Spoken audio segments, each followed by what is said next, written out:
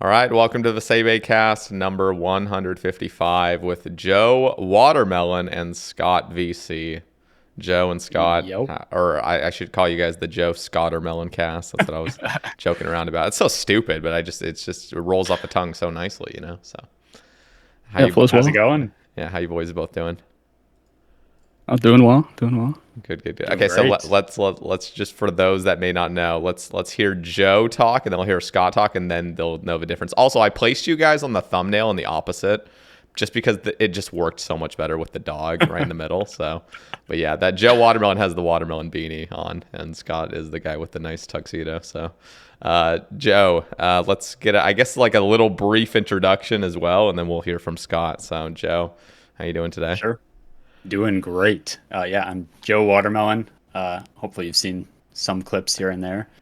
But yeah, just playing an endgame Ironman, and I have to come clean, Sae Bae. On the cast, you're gonna just immediately come clean. Oh god. Yeah, we're gonna get this out of the way. Okay, In your post, you said they're both endgame maxed irons. Oh no. I'm not maxed yet. Oh no, we're gonna have to end this one early, boys. I'm sorry. Are you really not max? What the hell? Dude, I'm not max. I have the most backwards iron. I'm pretty sure I had Zuckhelm before I ever completed Throne of Miscellanea. Like it's the most backwards account ever. Bro. Just had to come clean. We're gonna get called out for it. So yeah, okay. Well, I'll make sure to edit that in the description so it's accurate. Jeez, man, look at me. I'm just horrible at hosting this stuff. No, I appreciate that you assumed. You know. I mean, your account is insane. Okay, so for those that don't know, his account is JoeWatermelon, but no N because it didn't fit. Unfortunate. Just watermelon. So yeah, you guys can look him up on your. A lot of people play while they listen. Okay, Scott, who are you? We get a little brief. Yeah, I'm also endgame Ironman. I'm Scottvc. Been streaming for about 3 years now, I'd say. Started my Ironman around COVID. Got back in around COVID time. But yeah, no, I mean, I played when I was super young and got back in around that time. But it's been good. I mean, I maxed around the same time I got Zuckhelm. Those were kind of same time area accomplishments. But no, yeah, I've just kind of been upgrading gear throughout the time and always been going for gear upgrades and raids and whatnot. So hell yeah, fun. Hell yeah, yeah. You both of you have. So just I guess my history with Joe and Scott is I've been watching their streams for years at this point, and Scott, I believe, actually, okay. So Joe, I feel like well, I'm gonna have to get this history accurate because I'm probably gonna mess this one up too. But I believe you did used to stream at some point, and then I discovered you like your kind of second time around, I think. And so yeah, I started streaming, I guess, like 6 years ago now. But I started streaming like as Fortnite released, like season 0, and that's what I streamed. And at that point, I didn't know about old school RuneScape yet. So like, I guess I have like 5,000 followers right now, but I'd say half of those are just like Fortnite, like 12-year-olds that follow me. And then switched it up. 18-year-olds now, though. You're 18. You're right. Actually, it's so funny. We have people in my stream that like I knew since they were 11, and yeah, now they're 18 and actual adults. It's so weird. But yeah, so then kind of revamped the stream and just started doing RuneScape, which I much prefer. But yeah, actually around the same time as Scott, I didn't realize this, but we started our irons like at the same time, right? Yeah, around the same time, yeah. And you have literally identical gear. Pretty close to it, your yeah. arsenal's pretty identical. There's very few items that are different. It's kind of a meme at this point. At some point, we realized that so much of what we do in like Sae is similar, and it's actually it's harder to find differences with our accounts and like with the ways we talk than it is to besides find me being max and him not. But yeah, you gotta get max, man. We're already there again, huh?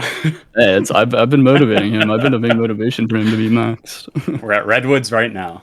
Yeah, that's good. And then Scott, I believe I feel like you were in Fuse's community, and then for a while, that's where I discovered. That's where I first kind of met you, and then I think with me streaming, you kind of started watching my streams. How did that happen? Did you just? I don't know. I mean, I watched Fuse for a while, and then saw you, and you played an endgame Ironman as well, and he played hardcore, and I started drifting towards playing Ironman myself. So I started watching endgame Ironmans and seeing how they played and learning stuff based on that game style and how you played, and I like doing clues as well, so I'm a clue enthusiast now, hunting bloodhound and stuff, and I don't know, it's just different gameplay, and found myself in your stream more than his, and I think you ended up PMing me, I think 8 months or so after I started watching you, and you're like, hey, do you want to be a mod? And I was like, I mean, sure, I watch you all the time, might as well.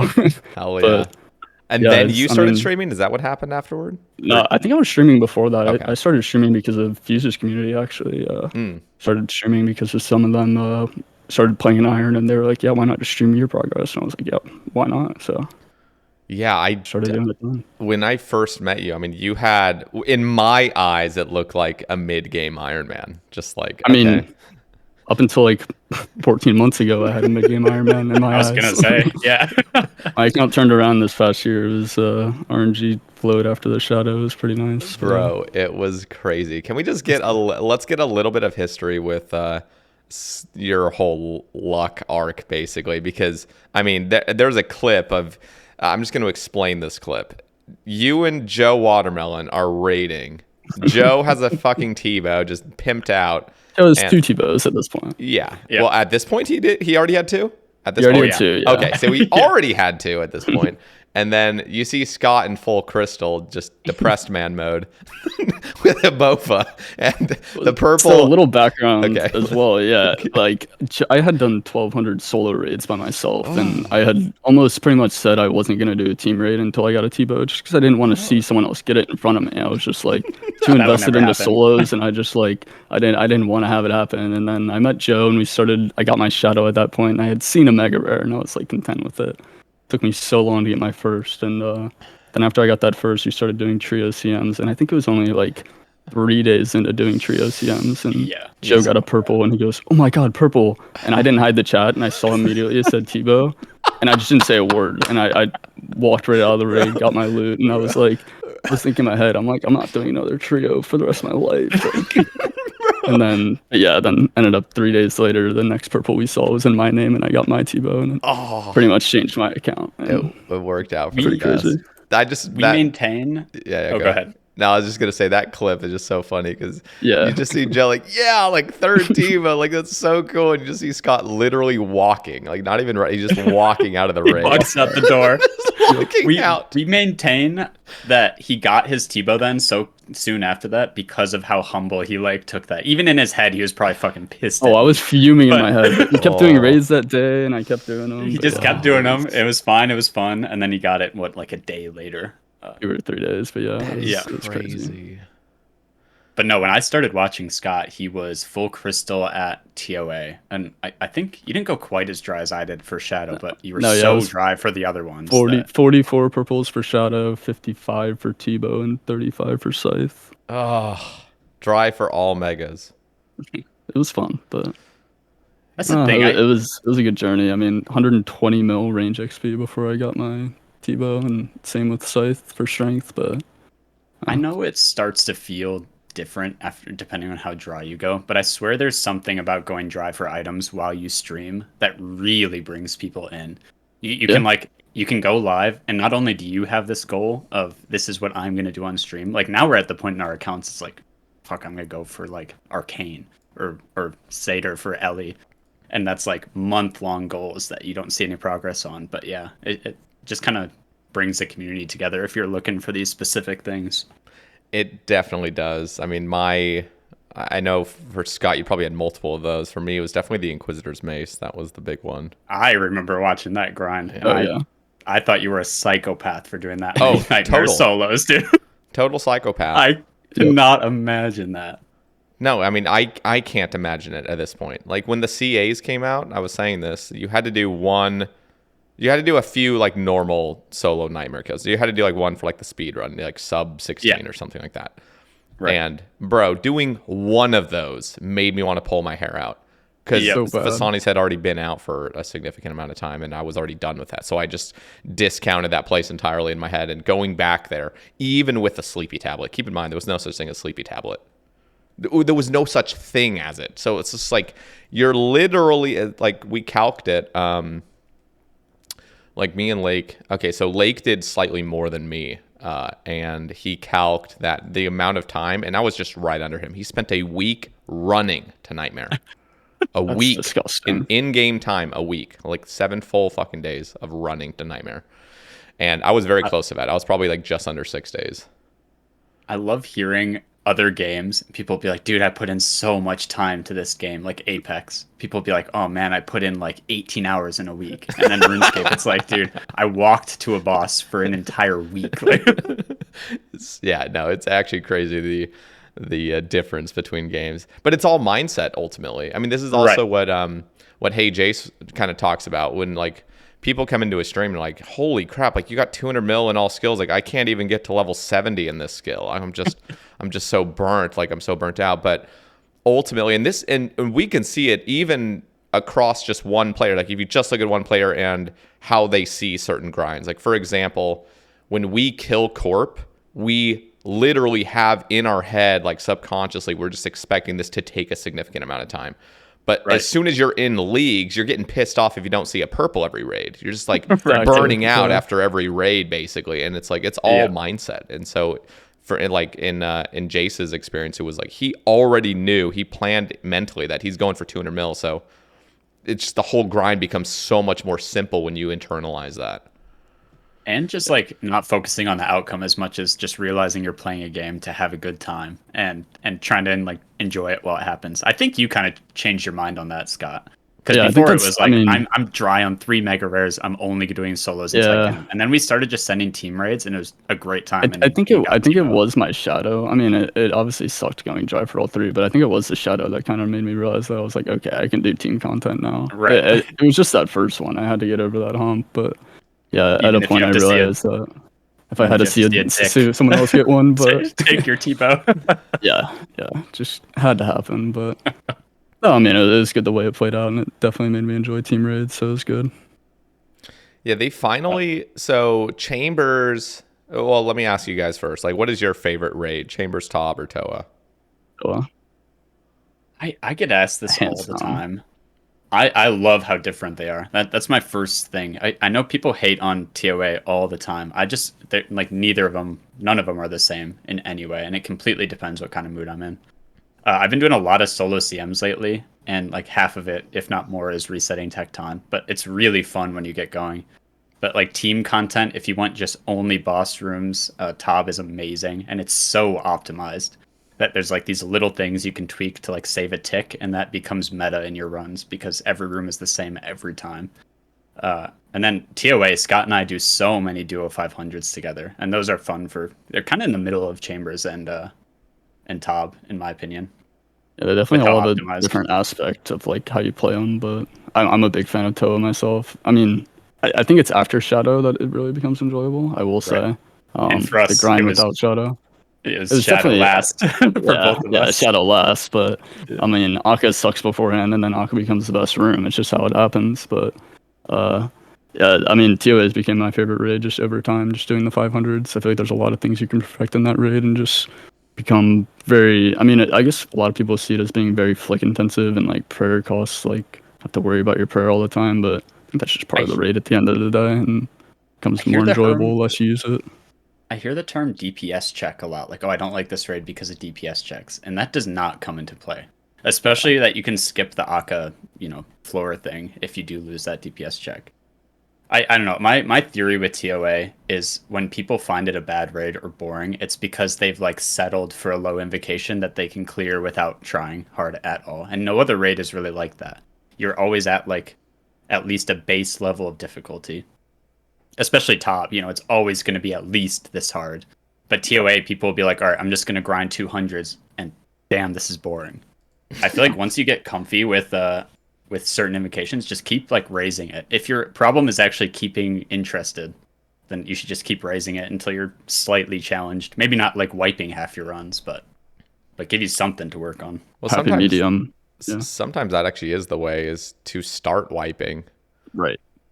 Yeah, absolutely. Which is try to push yourself. That's the tilting thing about it, is like, and there's also this idea, at least when it comes, like when I think of Toa, first of all, it released when I was the most maximum burnt I've ever been in this game. So I have this like tainted view of it where I'm just like, oh my God, like I just didn't want to even like log in for just to do anything. And then I had to do Toa. I'm like, oh my God, like this is so Here bad. goes Monkey Room. And yeah, and the first room I decide to do every single time is Monkey Room, right into Baba. Yep. So I'm already just pissed off just thinking about the raid. And whenever I die, like that is where I die. So I'm resetting Baba, like I'm resetting Monkey Room, just like, oh my God, I'm losing my mind. Yep. But the thing is, like, it actually is a good raid. I did the same thing or Scott was doing, where I kind of internalized that I want to solo everything. And I did this before the raid even released. I was like, I'm going to solo everything. That's so cool that they're allowing it to be soloable. And toward the end, like I did end up actually soloing all my items, which is kind of ironic. But like toward the end, I was actually really wanting to do team raids. Like Scott, you were reaching out to me and you're like, hey, like I'm down to do duos whenever. And like that made it literally so much more enjoyable. Like the success rate of actually finishing the raid is so much higher. And it's just like you can kind of just chill and have fun, rather than like everything, like you have so much pressure on yourself. That's definitely why I enjoy those duo 500s a lot more with Joe as opposed to the solos, because one of my long-term goals is getting 250 fan kits, and I think VidCon might be the only iron at the moment with 250. It's just like kind of a small goal I had, and I just enjoy 500s, like why not? But the duo ones are a lot more chill, just like you have room for error with a lot of things, and everything's not on you. So, I mean, I butterfly Akka, he does certain things where he like does more things in the raid, and it just makes it more comfy. Yeah. And once you have all the items too, like when we're going for fang kits and dragon darts and that's it, we can enjoy each other getting drops a lot more. It's not like something was stolen. Right, last night Scott got his 5th shadow. I'm still on 1 in 70 purples, I think, something like that. But it's just fine. We take an even split, and who cares if I don't have an extra shadow on this account? It's all just fun. That's really, that's a nice like feeling. As soon as you have everything, you can really chill out. Yep. Yeah, that feels like that is the main problem with Chambers. Chambers as well has really skewed drop rates. Like their drop rates in comparison to the other 2 raids are crazy in my opinion. I still don't have a Kodai, and I just kind of like accept. I accepted for the longest time I wouldn't have a T-Bow until I got mine. I thought I was gonna be a Bofa Andy forever. I maybe have a really bad view on this, but TOA kind of had me missing Chambers drop rates. Like TOA, you do TOA for a day and you're going to get 4 purples. And I think that's also my main issue with the invocation system. On paper, that system is so good for the game. I get why they added it. It's amazing. Everyone can get into TOA. But dude, the fact that people are getting shadows from 150s consistently is so bad. I don't know, maybe Chambers is too extreme with how rare stuff is, but it's kind of nice being really excited when you do get something. Tob is a good middle ground, but yeah, Tob is good. Very difficult, 1 in 9 base chance no matter the team size. So like the only benefit of getting a 5-man is that it goes faster. Right. Well, I feel like I have maybe a hot take that I've had, like I felt this way ever since, maybe like a month or 2 after Toa was released. But I don't want invocation systems from raids. Like, I actually think Toa did a good job introducing just a huge number of people into raiding, and so now they feel the confidence to go into the other raids. Very accessible, But the problem is like when you're talking end game, like gear, end game items, like it does feel a little wonky that you can kind of just walk in at any point in your account and just do the latest end game raid. And I agree. It's not even necessarily about that, because like what you're saying is like the invocation system is brilliant, but like that could be a system where like I know they're trying to release that new mid-level dungeon sort of thing. Like that would be an amazing place to introduce an invocation system, where you can really hone in on your skills, improve. But in my opinion, I think like Raids 4 should just be what they did with Tob, where you have the normal mode and the expert mode, and then you have the entry level mode as well. And they can all release at the same time. That doesn't really matter. But like, I just feel like the entry mode shouldn't have any drops. That's where you kind of learn it, and that's fine. I think it's totally fine to not like fully gatekeep people entirely. The entry mode's fine. Don't let it drop anything, and then you just have 2 more difficulties. And the expert mode should really be the expert, like, crazy mode. expert should be 300 is not expert. 400 at the minimum should be expert. Minimum, yeah. Did anyone else think it was weird? I remember when they were just releasing blogs on TOA, and they said, at this raid level, these things will drop. And it really sounded like as you went up in raid level, you would get access to one more item. But it's literally Should have been like that. At normal, you get Lightbearer and Fang, and everything above normal, you get everything else. I feel like they kind of wasted like those tiers of difficulty. Like if you could only get a shadow from a 450, it'd be a great system in my opinion. Yeah, no, I mean, I think in hindsight, it's just so hard to change things now because, like, in hindsight, there's no way. We've capped out at a 600 raid. So what would be so cool is if 200 was normal, 400 was expert. Like, 'cause that makes perfect sense for my OCD mind. Like, okay, we got 600 raid points, let's make it 200, 400, and then like you can only maybe get a shadow beyond 400, and the more. I would even think what would be kind of cool is keep the drop rate somewhat. Sort of so it's not like you're doing like a 550 and getting 3x the drop rate than a 400 or whatever it goes to, but instead you're like like the higher you go up from 400 to 600, you're rebalancing the actual drop chance. So like the light bearers and the fangs become less common. And like hard mode. Yeah, and the shadows become more common. But it's like every single 5 invocation level, it continually barely skews until when you're doing the 600, you're literally like you have a higher chance of getting a shadow. But the drop rates themselves are actually less. So you're not seeing as many purples, but the purples you do get in the higher invocations, you're getting shadows rather than light bearers continually. Yeah, I guess that's my big thing with that system. It seemed like they stopped short of what they could have done with it, like what you just explained. They could have been so intricate with how that worked. And instead, I remember on release, it was 150s were absolute meta. At least that's what everyone assumed. Everyone was doing 300s, and I kept hearing, no, go down to 150s. People are getting shadows. Like that's just how it is. And that hasn't changed too much. I mean, if you can do 400s and 500s efficiently, sure. But for most people, I'm guessing the way they do that raid, they're going to get better drops per hour doing 150s. And yeah, I actually agree with not doing an invocation system for the next raid. I didn't get to play Tob release. I don't think I was even doing PVM when Tob released. But going back and watching clips, that looked like such a fun release. And it was like 2 days before anyone completed it, or something like that. Yeah, it was crazy.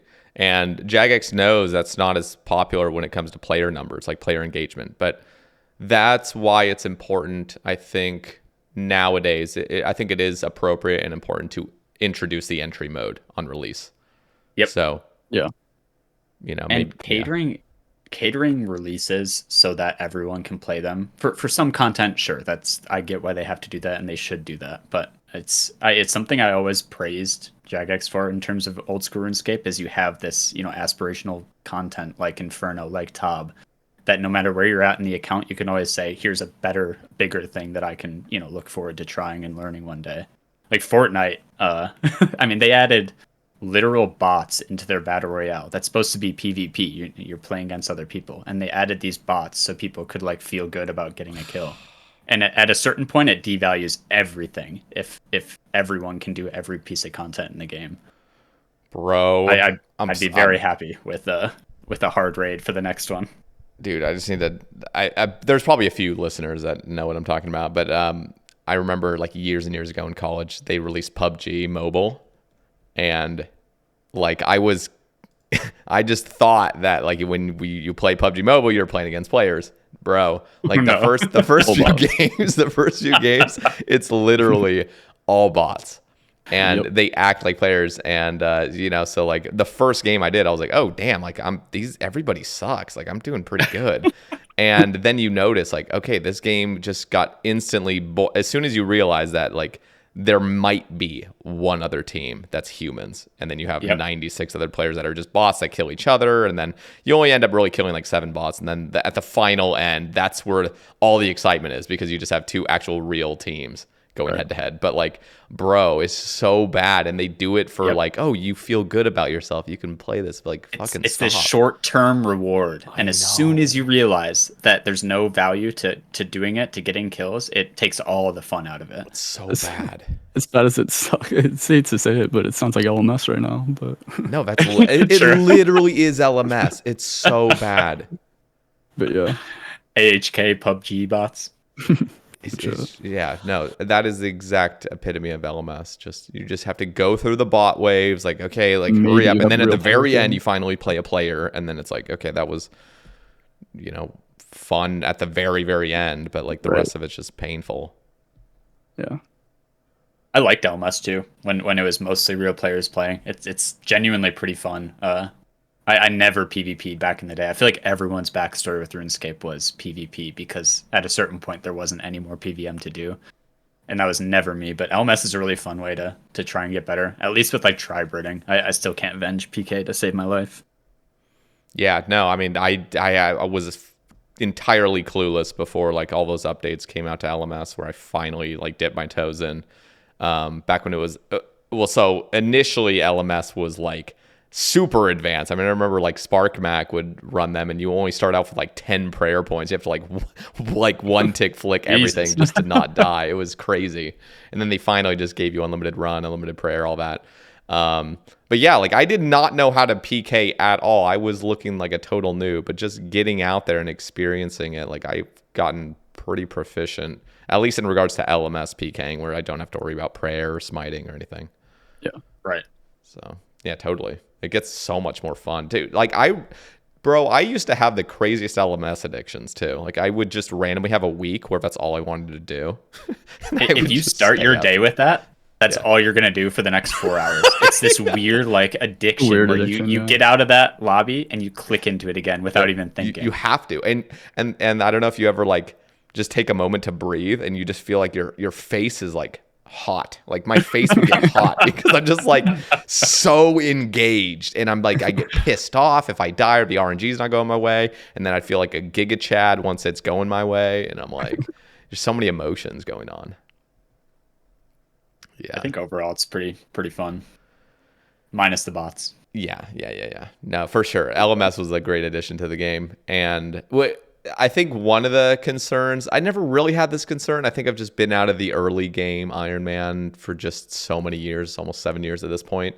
But that was a concern at some point briefly, was like, okay, you can literally just start an account and do LMS and just make a significant bank from just like selling rune arrows and stuff like that. Felt, I was going to say, was that just rune arrows? You just buy and then sell to the shop? You just buy and sell on main, and it's just a ton of money. But we've like gotten to the point where like that's just kind of how the game runs. It's just, I mean, we just have so many other ways to make money that I feel like just overlooked. Like if you do that, it's just like, okay, whatever. I think for me, and it was mainly other people that would talk about it, like they would say like this is broken, and I wasn't really in that scene, but I remember. I think it's just the nostalgia. It's like the nostalgia of like when I played Iron Man, it was 2016. And you kind of, it felt like Iron Man sort of had like the solved route, but everything was really difficult. Everything was like, I guess we had Wintertot at that point. So that was like the first steps into, entering like, okay, just pimp out your bank on like, in the first month of your account. But prior to that, it really was a sluggish grind getting out of the early game on an Iron Man. And that was cool though. Like that was like the beauty of it. Yeah. I think, whoever every single day because I did not have to make this account when BOFA existed. That seems so, I don't know, just nothing about the BOFA route appeals to me. Maybe it's more TOA route now before BOFA, I'm not even sure.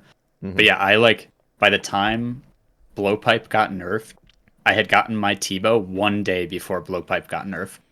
And then, I can't remember when BOFA even came out, but yeah, I still don't have a BOFA on this account. Just never had to go for it. Difference. That's a big difference. I was a BOFA Andy for so long, and you never used one. No, it was just ACB and Blowpipe because Blowpipe was insane for so long. And my younger brother actually just completed his Armor Seeds and BOFA yesterday. Wow. And now he feels like he can go and play the game and all that stuff. And before it was, ACB sucks, but what else are you going to use? And that was just kind of how you did it until you got T-Bow. I wonder what the Quiver's going to do to the meta. Obviously everything, like all range gear is going to get a buff, but blowpipe especially is going to really excel with the new quiver because you're getting a 2-tick speed with 20 additional accuracy. It's going to literally make the blowpipe back to where it was originally, it feels like. Yeah. Yep. I'm pretty excited. I haven't looked into max hits at all, but I know for a lot of things, people were saying you have to have Venator Ring and the new quiver, plus all the other max range to get a max hit. Is that with blowpipe too? Do you guys know? That probably is. I again, I'm kind of lost in this, but a lot of people said like the Venator Ring alone wasn't enough in most scenarios to be. It's not like a good upgrade until we get something else, and then it becomes a good upgrade. But you have to combine them, right? And like you said, the accuracy is going to be insane for blowpipe. That's where it struggles. Mm-hmm. Only place you use it is top when everything's 0 defense. Let's actually, you bring up the Venator Ring, and so again, thinking back to like Toa and the Lightbearer rings, like obviously if we could just kind of rebalance the TOA drop rate where rings aren't just being shat out every single time, it could have been a really valuable drop, because technically a Raids 3 ring should be a really, really, really powerful ring. That's the idea of Raids end game items coming out. But we don't see it that way because it does feel like, okay, everyone can just do this at any point in their account. It's TOA. It's just the accessible raid. But what do you think about like the DT2 rings coming out, and we have a Lightbearer where it generally dominates the meta? I think Joe and I are both kind of on the same page as this, and we don't like the Lightbearer meta. And correct me if I'm wrong, Joe, but yeah, it's just, I don't know, the Ultra ring, I like hitting big. And it just gives none of those rings a use if Lightbearer just is meta everywhere. I do love the special attack regen, don't get me wrong, but it just doesn't feel right, just not like excluding that ring slot just pretty much for a Lightbearer. Everywhere you go. I hate switching to it too, like having to keep an eye on your special attack bar. Oh my! And you equip it a tick early and you lose that entire bar. I know. Scott and I both, like, except for TOA 500s, we both kind of just agreed to not use Lightbearer anymore. I swear we just don't use it, even if it is better. It's I think the one thing I would take it out of the game. I'm super happy with is Fasani's. Even though I mean, like, I still need stuff from Fasani's, but Magus, I'm so happy that came out because I hated switching between E-Ring and Lightbearer, and then you miss 10% of your spec, and then you don't get a Void Waker, and then it was annoying. I like the Magus meta, but I do like how I don't like how they did the DT2 rings. I wish the way they did the Axe, if that was how the Lightbearer came out, I think it'd be a lot more valuable and have a purpose. But definitely would have kept the price higher. But yeah, I know the Axe wouldn't have came from TOA, so that'd be different. Yeah, I think go for it. If I could get my way, I would just take Lightbearer out of the game. I agree. or greatly change how it works. I even make it like, so what, it's double spec regen right now. Make it like 1.5 times spec regen. It just, I like you said, a Raids 3 ring sounds like it should be as good as Lightbearer is, and then you realize people are getting it every single raid in 150s. Yeah. I mean, it's just 2.5 mil? Like, it's so bad. Yeah. I dropped like 10 of them over to my main account, and it was like 20 mil. It's so bad.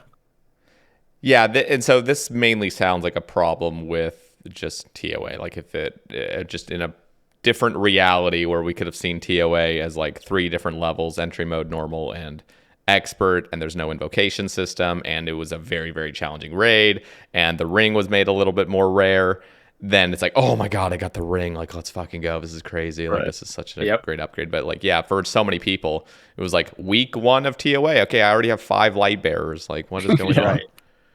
So it genuinely, how good it is right now, it could have been the same rarity as Shadow. I really think overall usefulness, it's up there with it's a mega rare. It should be. Yeah. No, I mean, you're totally right. If they had, like, let's just say they had entirely excluded the Lightbearer from Raids 3, so it's just not even an item you can get, and then they were to just come out with a standalone boss in the future where it just drops 3 pieces of a Lightbearer. Yep. That would be crazy, because that would be a super powerful ring where it's like, okay, I'm only doing this boss for this one ring, and it's just the one ring to rule them all. No, but honestly, so these are my thoughts. I think the Lightbearer is actually one of the most enjoyable rings to wear because specking is fun. So ultimately, I don't want it to be nerfed. I think one of the cool things, and again, sounds like it's kind of busted and it's power creep, but I wouldn't be against 2 ring slots, and we have the space for it in our equipment tab. I mean, 10. Let's just get realistic with it. Let's get 10 ring slots. 20, 21 for guys. The toe rings. But real talk, if we could have a secondary ring slot where you get 2 rings, but they must be different, I think that would be extremely exciting. And like that could be a Raids 4 reward, just an additional ring slot. So it's similar to like unlocking a prayer. Sure. I saw people talking about with Quiver, we're going to have the ammo slot open, unless you count Penny, which is borderline useless, and 2 prayer bonus. But it'd be cool if we could just put a ring in that slot eventually. Like you said, it's a special drop that's the only thing that can go in that slot kind of deal. Yeah, so that's my I just think that would be really cool to have 2 ring slots eventually. That would make it so in so many situations you can wear a Lightbearer, and they must be different rings. So you can't just have 2 Ultors or 2 Lightbearers or anything. 2 Lightbearers. That would be crazy. 2 Lightbearers, Jesus. Every hit is a Void Waker spec. Just if we end up getting like 4 ring slots, it's nonstop regenning. No, but 2 ring slots would be really. What do you guys think about that? Do you have a disagreement? I think it'd be interesting. I mean, I think a lot of metas would be Lightbearer and then another ring, or the 2 rings that you're switching between. Could be metas where you wear a Belter and an Ultor and just stack all the damage on top. So yeah, you could also. I guess technically you could wear an Ultor and a Berserker eye. Yeah. That'd be. Well, at that point, you would just wear a Belter. Yeah. Just get strength bonus. Oh yeah, that's true.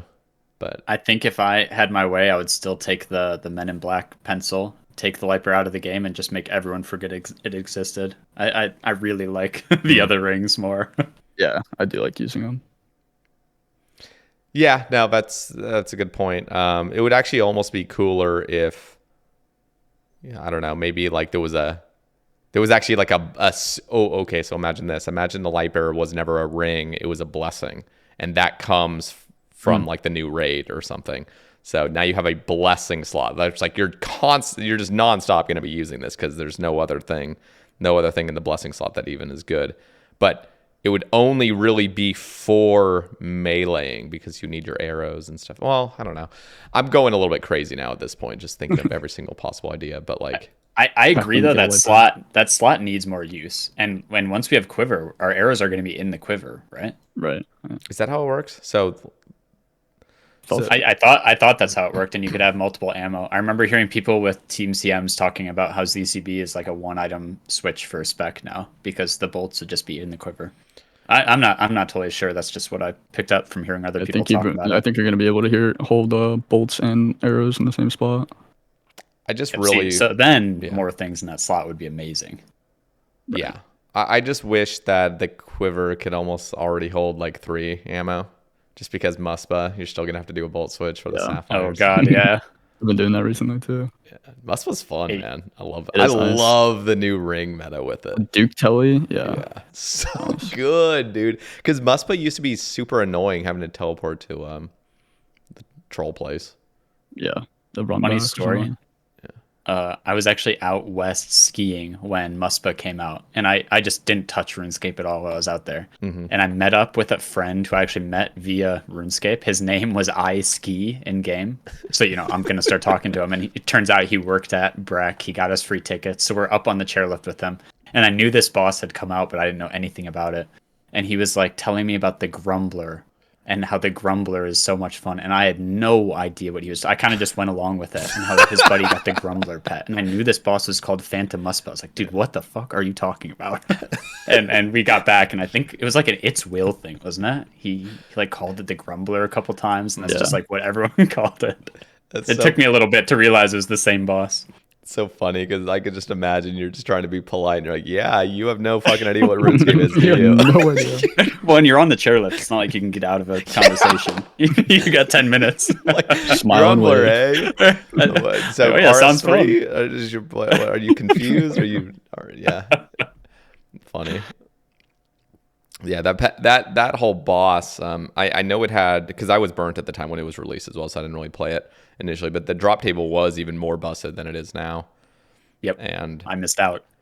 Yeah, no, it definitely. I mean, that's kind of, it's funny because, you know, I do have still that view on the game where I kind of wish drop tables were more modest and not just disgusting and 2 drop rolls and all this stuff. But ultimately, and this has come over years and years and years of playing, where like I really do just want a fun game. Fun is the main focus. Obviously, balance is still important, but I think fun overall is what we all want. And this game does continually progress. And I'm not gonna lie, like drop tables that just shit out stuff, it is fun. It's fun. But Hydra, man, just hitting every single hit and then getting insane drops. There's just something about it. It keeps you there. I hate Hydra though. It's so boring. Yeah. It's boring, but the shit out loot. You've been going for your pet, right? Yeah.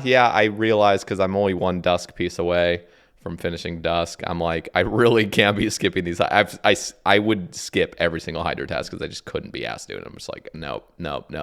And now I'm like, okay, I actually kind of need to get this pet out of the way. Like I could go 5 times rate. I got to get this, and this is the only Slayer Master that gives the task. So yeah, got to do them now.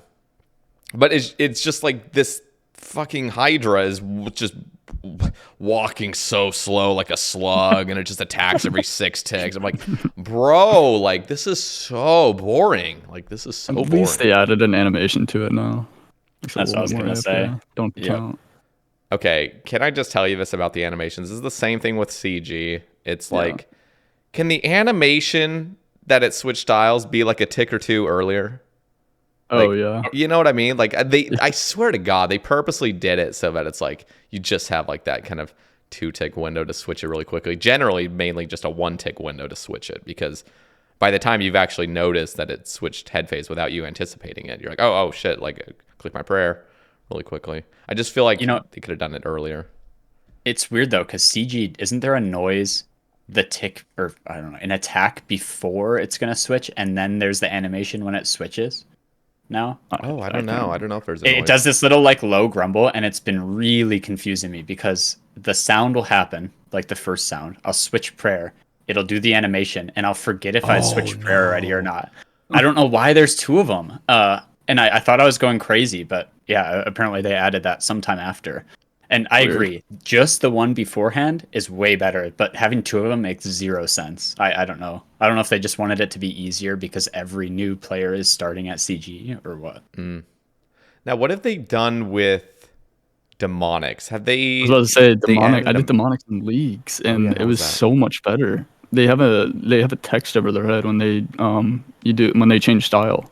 Like yell. That is what they should have done. That is what they should have done with Hydra. It made it so AFK. It was so nice. What does it say to you? Sit? It's just like roars or something. I don't know. I can't remember. See, that's what they should have done with Hydra. Because with Hydra, you can just animation cancel when you switch phases and stuff. And it's like, bruh, like where am I in the cycle? Yeah. It has like a text over its head that pops up, and that is brilliant. See, that is the way Jagex should go about. I would even say with CG as well, just add a little text animation set. I mean, I still like the little kickback. The kickback's cool as well, but see, if they added both, that would be cool. The animation and the text above, and make the text, just make it all earlier. Make it a couple ticks earlier, just so that like as soon as it's switching, you already know. Just make it a little bit easier for us, because I swear, it's just let us. Like, I don't know. It's just as well at this point. So many plugins and everything. I know. Right. It's hard to not add counting bosses to this game. I feel like it's easy to sit back and say as a player, like, oh, counting bosses, but we're on a tick system. I feel like as a dev, it would be so tough to make things unique. I actually don't think that. I disagree. I think the counting thing is like the first thing people think of. I feel like that's the easy way. That's like the, oh my God, like there's just not many, there's not much we can do. So let's just add a counting mechanic. That fun, count to 3. No, I actually don't. I think that's actually, who knows? Maybe I'm just not a dev, and so I'm just giving them too much. I was gonna say I'm so clueless with when it comes to that stuff. I usually end up just giving them the benefit of the doubt. I feel like, so when new stuff gets released, new bosses, new skilling stuff, there is a week or two with a lot of feedback that's given out. And I really wish that there was almost like, and this is kind of the same thing where, you know, the polling system, people question that. Well, first of all, everything passes nowadays, so it's not that big of a deal. But the sort of polling councils, like the player councils, where you have like the PvP council and the role-playing council and the skilling council and the PVM. And so you have like really experienced players that aren't, so the council would almost like be voted on by the player base to like get people that are reasonable and understand what's ultimately like healthy for the game, but also what's fun for the game, and they're not dogmatic about their purist and elitist views. So we have this very nice system where you have a community that really cares about the game, and then get feedback for updates. Because one of the most depressing things is seeing an update where it's very clear on the first couple weeks what improvements could be made, what improvements could be made to make this boss amazing, or just little annoyances, little things that are just irritating. And if you could just iron those out within the first couple of weeks, like, bro, like, I don't know. So would they like add it to the polling system ideally? I don't know. I think polling system's so flawed. Yeah, I think that the actual like system of having a council for these things is kind of like obnoxious and it's convoluted ultimately. So I'd be down to have RuneScape elections. You elect the people you think are best suited for it. Now, real talk. But I mean, I think even just the community, like consensus, like you can just see that people want something to be changed. Like the overwhelming consensus on Reddit, the overwhelming consensus on Twitter is like, you know, change this, fix this, like do this. And so that would ultimately be like kind of what the council is like. They're listening to the community as well, and then they bring real thought and real like experience to the table, and then, you know, they you know, with the community in hand as well, like they kind of just come to a conclusion like, hey, let's fix this, let's make this better, let's do this. And I don't know, it is nice, but a few months late. Yeah, I agree with that completely. Yeah, that was really cool. That was a complete player suggestion, and that makes that room so much more enjoyable and with a way higher skill ceiling. As it should have been from the beginning. It just like makes sense that the exploding monkeys destroy, especially with that room being the longest puzzle room and everyone just hating it. Mm-hmm. And everyone made that room better. I do think they just wanted it to be so like they wanted it to be different from Nilo's, when in essence it's the exact same minus the pillars. And I think just the change to the exploding monkeys would have been enough of a difference, where I hate that the spawns are random.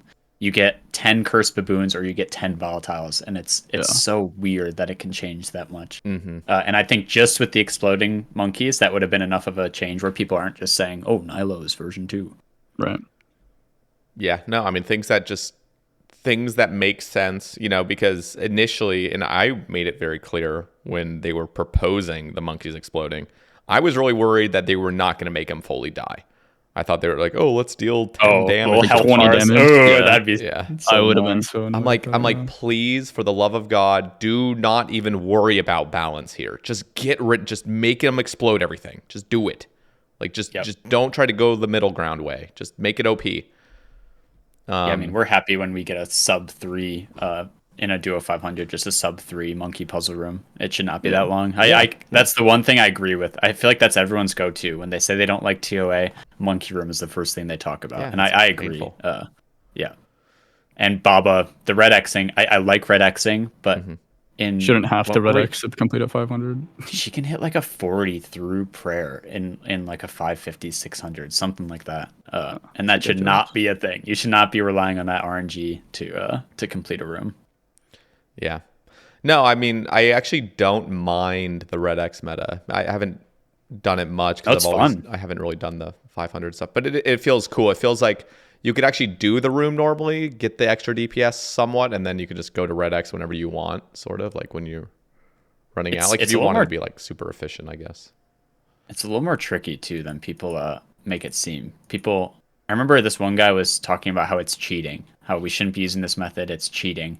And he made it sound like it was this easy button for, you know, doing the room. But I mean, as we can attest, dude, it's so easy to mess that up and just not get back into the cycle. She starts throwing stuff, the shadow attack under you, monkeys spawning. Persons. Yeah, switching people too. There's a really cool meta in trios too, because she targets she has to switch, tank when boulders come out. So even if you're lowest HP, which is usually how she picks a target, she will switch tank no matter what when boulder phases are rolling.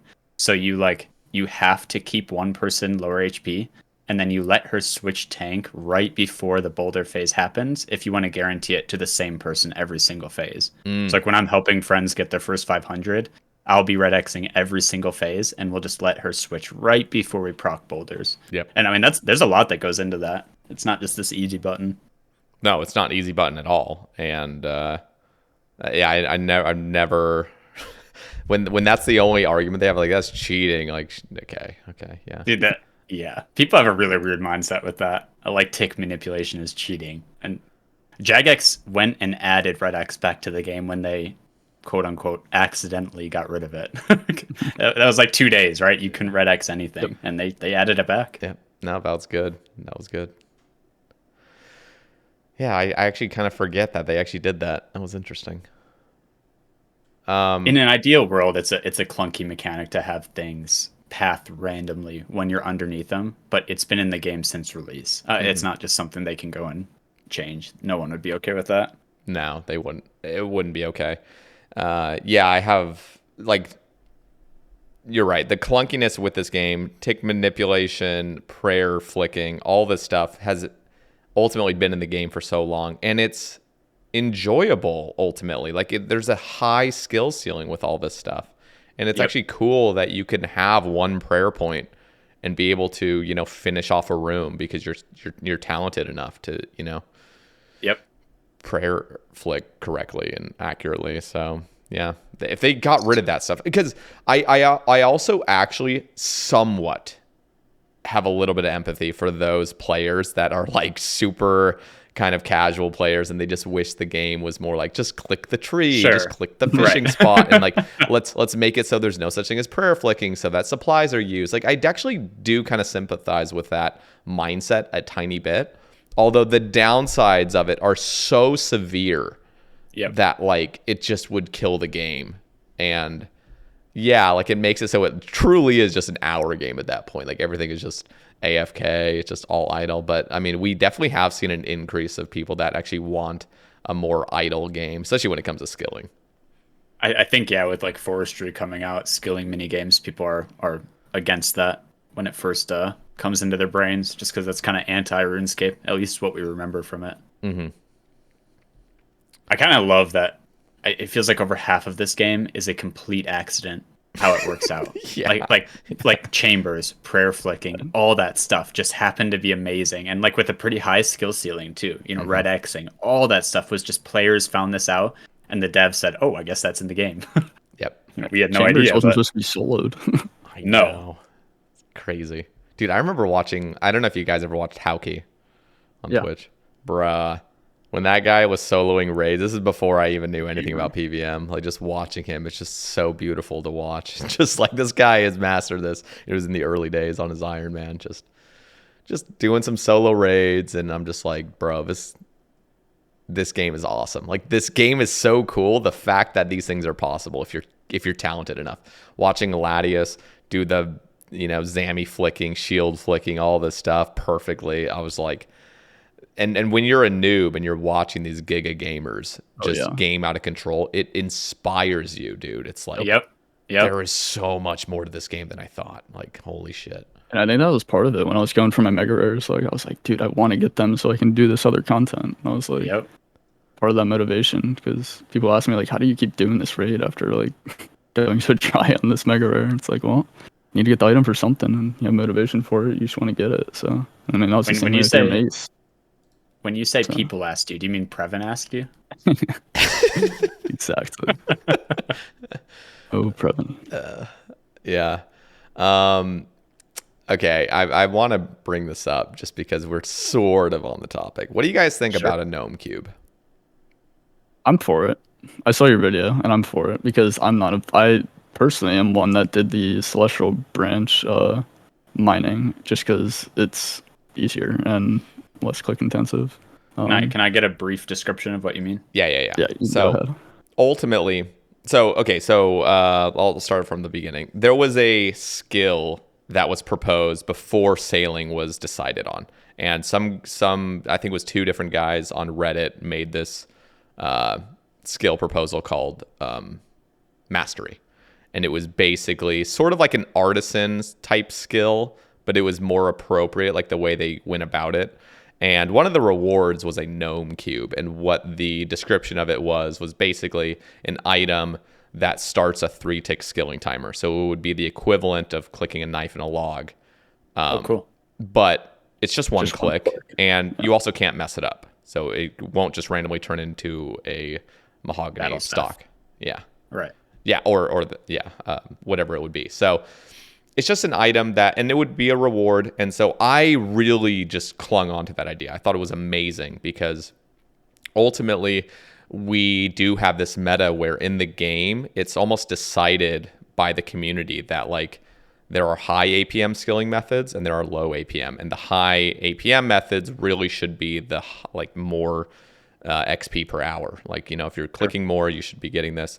But one of the problems with traditional tick manipulation is that there's just so much clicking going on. Like if you're trying to do 3-tick 4G or any of these like 3-tick mining methods, there's just a lot going on. And then there's also dropping. And so this would be an item that almost just brings tick manipulation into like a more, I don't know how to explain it. It makes it feel more like it's in the game now because we've already collectively decided that it is a thing in the game. We're not like still in that gray area of like this. Should this be bannable to like tick manipulate your skills? Like we've all decided. So this would be an introductory item to just make it so, okay, this is actually a skilling method where you can go 3-tick stuff and now it gets a little bit easier on the wrist. And for those beginners that want to get into this skilling, this high efficiency skilling, they can do it with ease and they don't have to worry about like making stocks and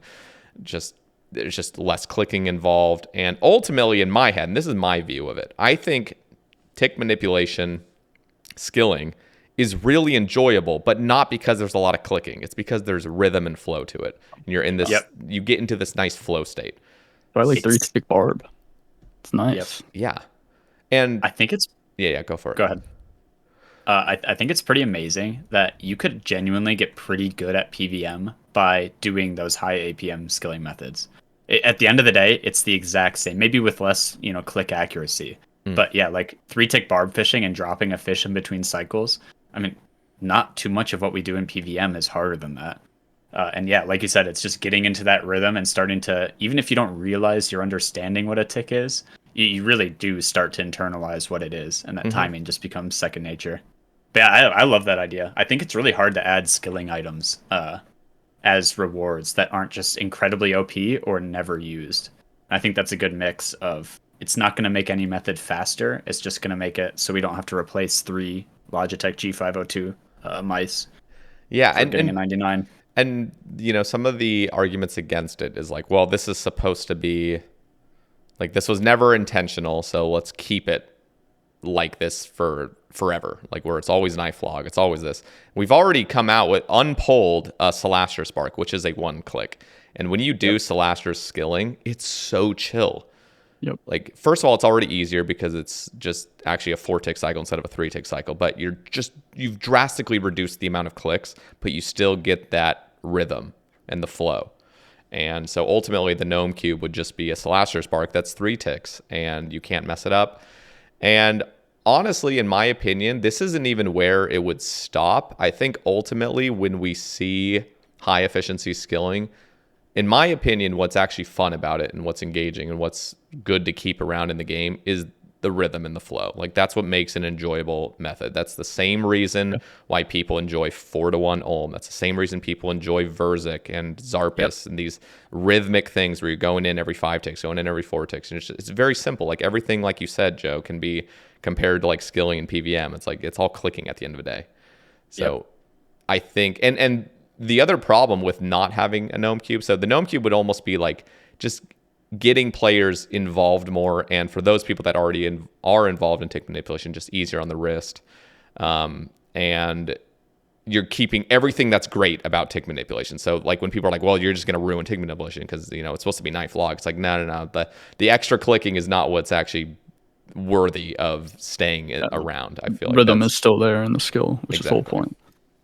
So I think it would be good. I also like that Elena and some others in one of those, what was it, like the OSRS game jams were talking about like new skills and really trying to focus on rhythm and trying to focus on like sort of like high efficiency skilling that's enjoyable and not necessarily a mini game, but something that they're really trying to focus on the rhythm of it. So I look forward to the future, and ultimately, like, there doesn't even need to be a Gnome Cube attached to any of this. I think when we see, and I brought up this example, when we see P2 Verzik, where you're clicking in every 4 ticks, you know, and then clicking out, clicking in, clicking out. And there's, you know, even in hard modes where there's acid, like that's enough to keep you engaged. You don't need a knife and a log at Verzik P2 to feel like this is all of a sudden like way more enjoyable and way more like high tech and like, oh my God, yeah, don't devalue my knife log every time I click Verzik. Like we don't need that. That's not where the enjoyment's coming from. Yeah. My head just went to my friends that bring in darts to Fletch and Tob. I guess not recently, but dude, I cannot imagine. See, and so for those super giga nerds, there still is that option. So people are like, I like the amount of clicking. Don't get rid of it. I like having to click more. Like you still can. You can bring out a bunch of feathers and dart tips and do whatever you want whenever.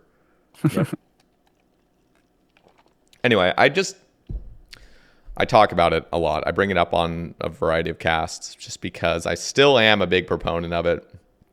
I think it's one of those things where, I like it, like I said, just because I feel like it's very hard to add useful skilling items that aren't incredibly broken. And I don't know, there's been so much focus to PVM. There does need to be a little more focus to skilling. I in general, like forestry. It is so like inaccessible to first get into it. I had Scott in a Discord call. Like I opened up that shop.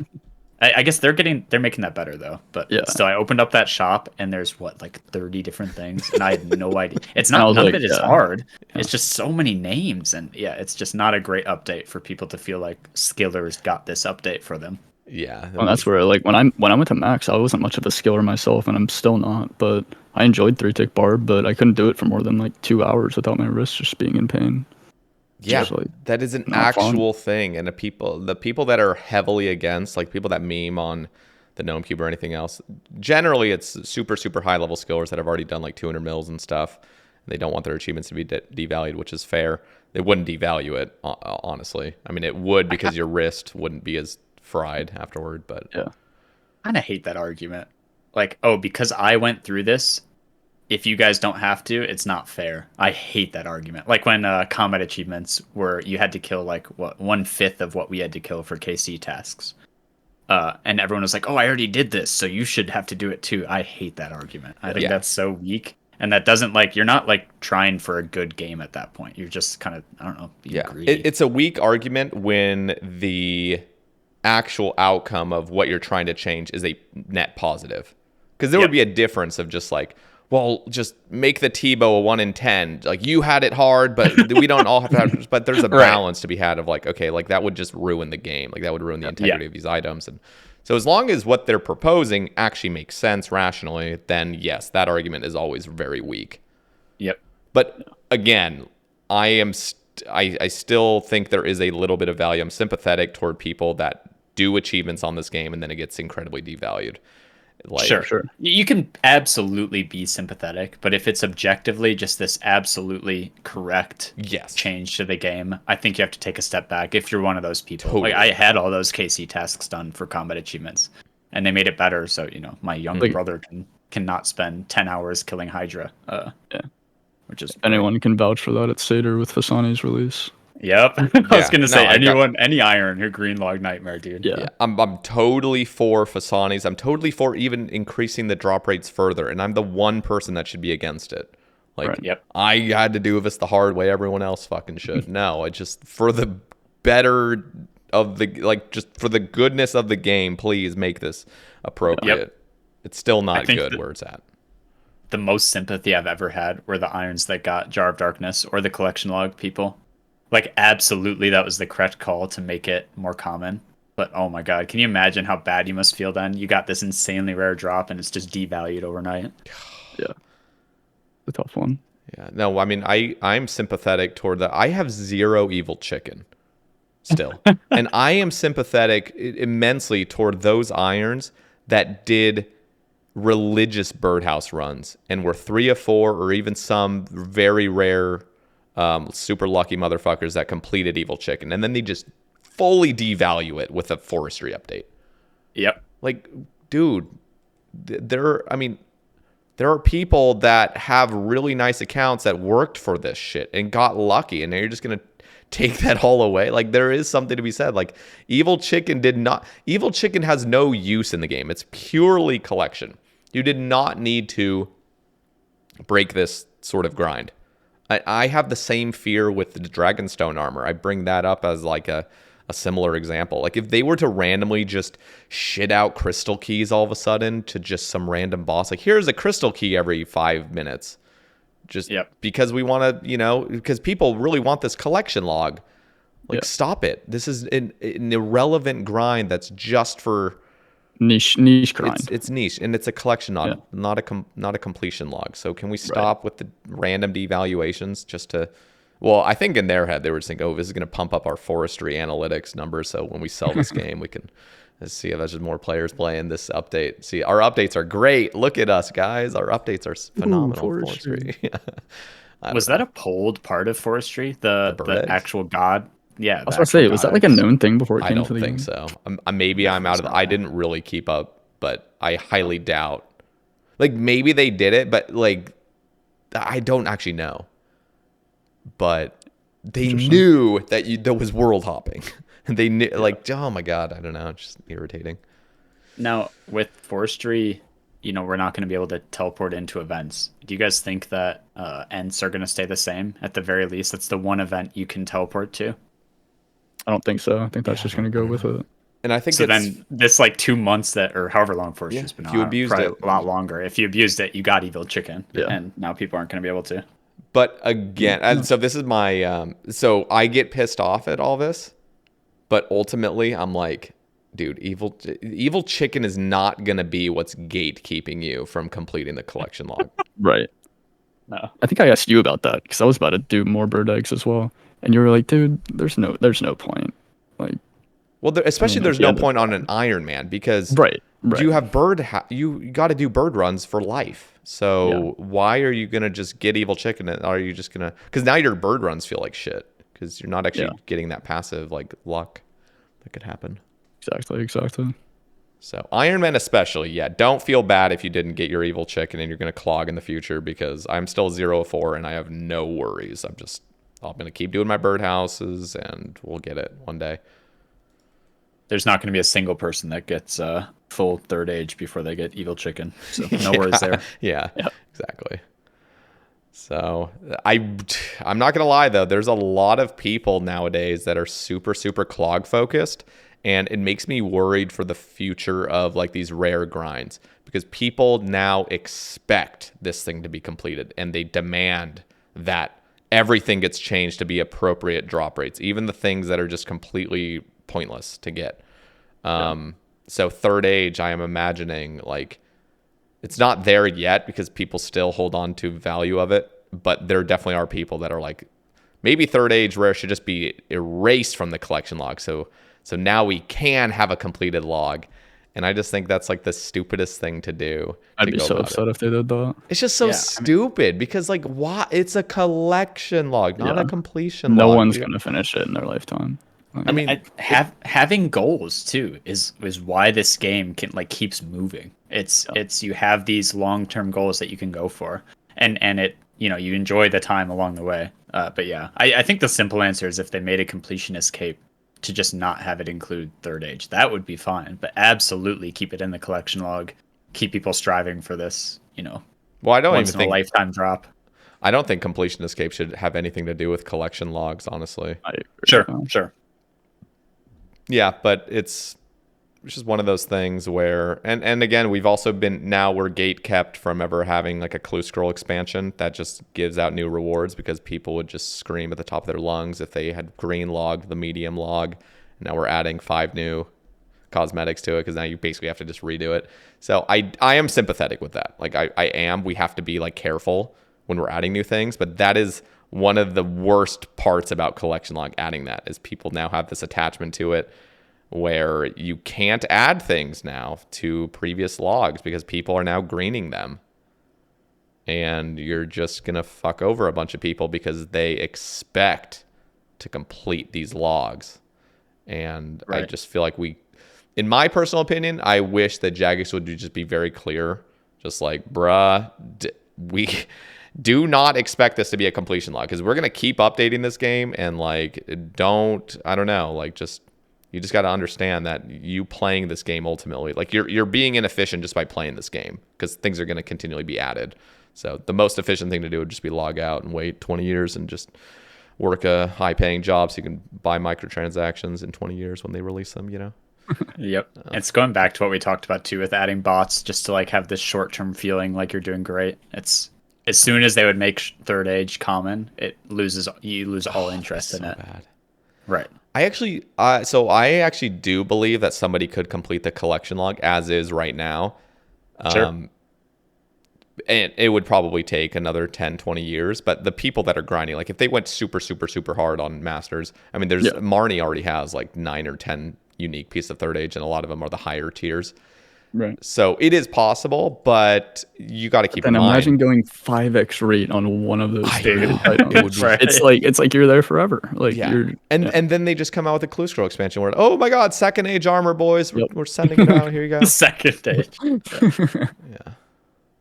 Yeah, it's definitely there's going to be that person that goes super lucky too. I forget which cast it was, but we're talking about this iron back in the day that had like 4 pieces of Third Age. Yeah. And there's going to be those people. And the thing is too, if you don't care about the collection log at all, but you get lucky on 5 pieces of Third Age, just time-wise, you're ahead of so many collection loggers that go insanely hard just because of the time put into Third Age is insane. Yeah, but then it's like everything sort of balances out somewhat. Right. Because you're going for a unique piece. Exactly. Because there is 24 pieces of Third Age. So it's like. Right.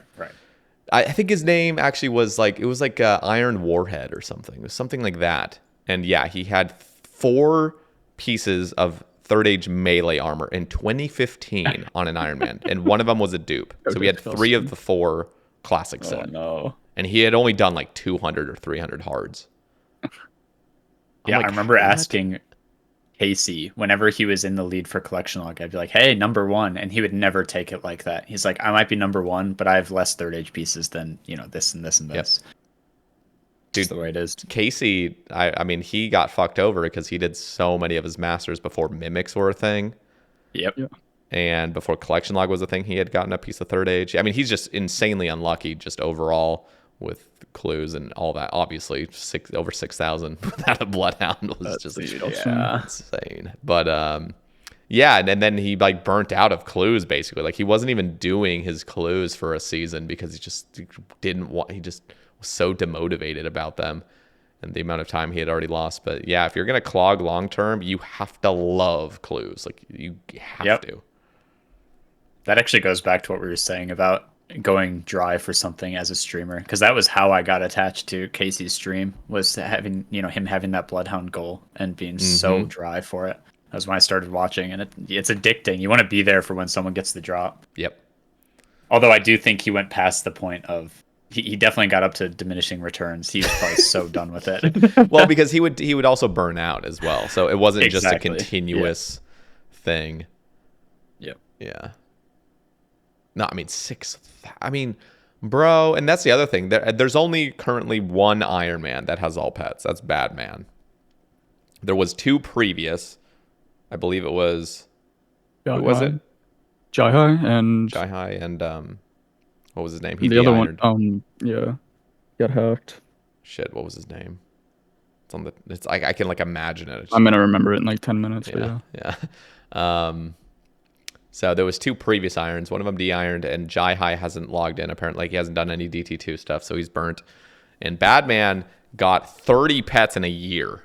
Yeah, that was disgusting. His last 30 pets in a year. So not even the easy one, like just the last 30 he needed in a fucking year. It's unreal.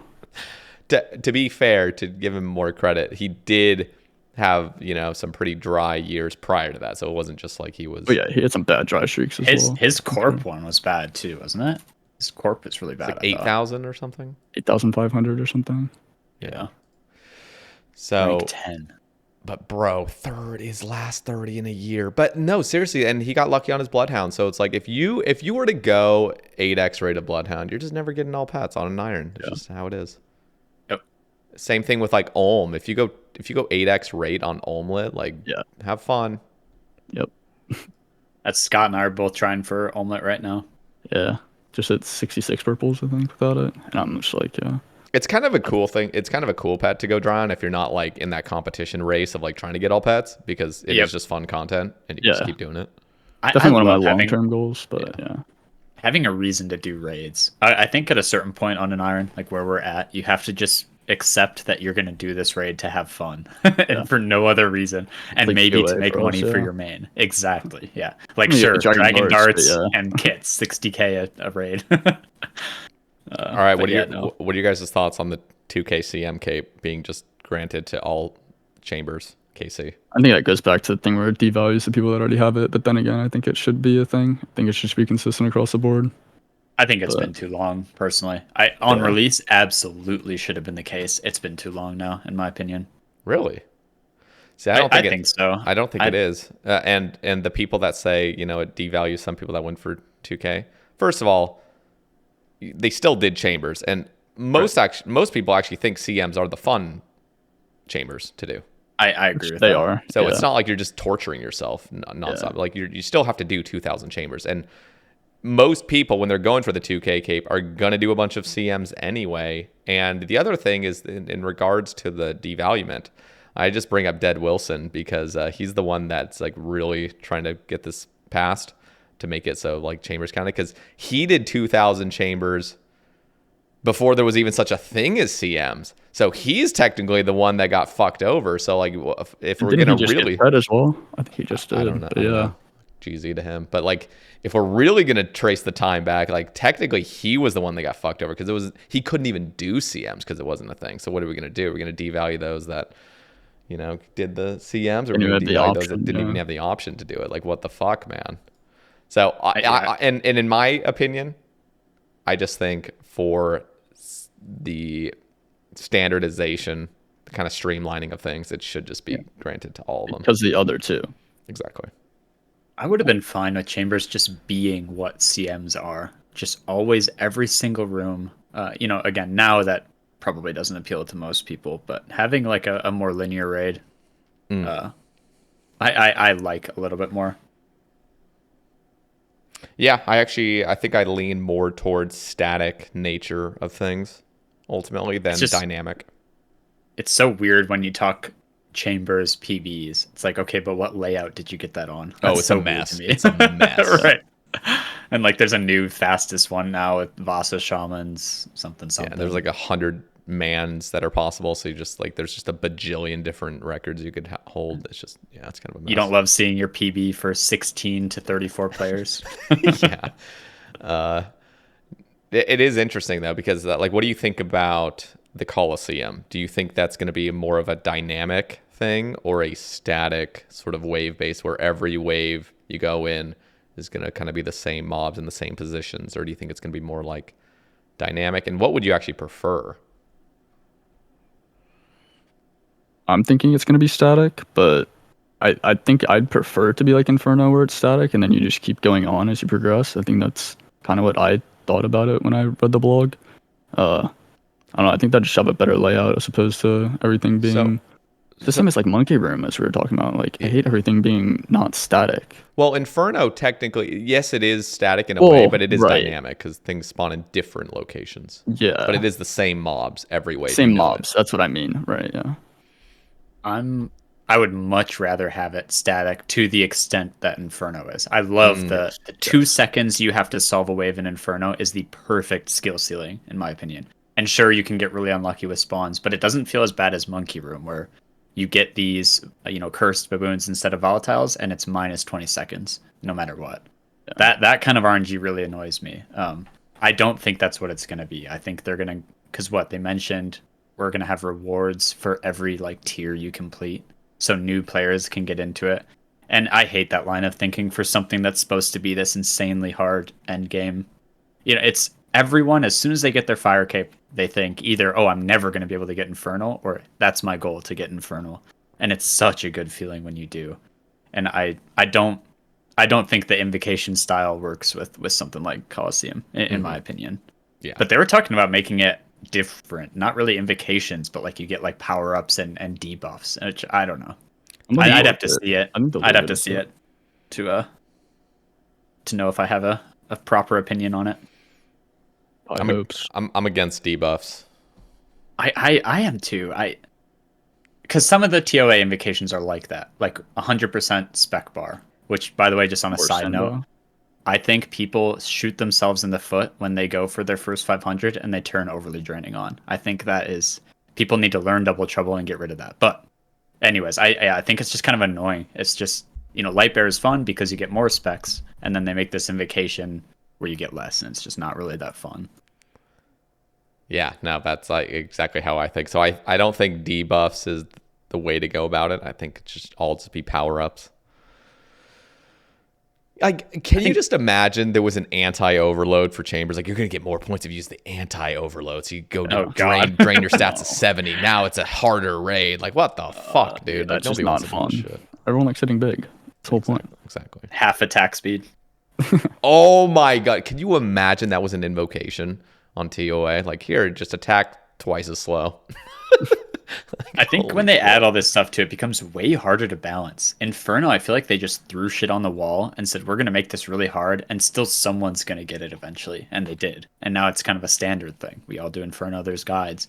And I feel like that gets really hard to balance when they start adding all these intricacies. Because notoriously, this game is not... The devs don't really know where it's going to land in terms of what players can complete it. Mm-hmm. I think TOA was a really good example. They had this expert mode, and I did it with my friends. I was at a wedding on day of release. Mm-hmm. I came back, they had some experience, and we did an expert on the first day.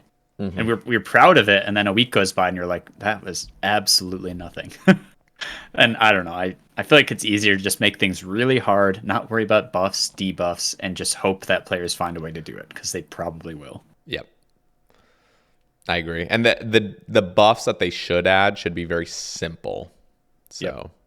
Just maybe like like something like an adrenaline pot would be really fun. I've never gotten to try out the one tick blowpipe from that leagues. See, I actually would be against that kind of style of buff. That was a joke. That was a joke. That thing looked so clunky. The one tick blowpipe was like every other animation is just being like not even shown. You can't move. Lose DPS by moving. I know. Yeah. It's awesome. But that was cool because you would just do a big Tebow whenever you move or something. Yeah. If you have one. You know what? I mean, real talk though. All we have right now are 4-tick weapons for melee, except for the ham joint and swift blade, which are 3-tick. And I guess the event RPG. But I want to see a meta where melee becomes like, where, even like Raids 4 comes out with a 3-tick giga weapon. I would even be okay with a 2-tick melee weapon. I'm all for that. It wasn't mega rare status, but I was looking forward to the first. What was the first before Tunic and Shadow? Heka, dude. I wanted the 2-tick wand, man. Literally, I was just picturing Nyla Room, and I don't even care if that's the only niche it had. That just sounded fun. To like have to pick when you had this big hit and when you had these small fast hits. It just sounded.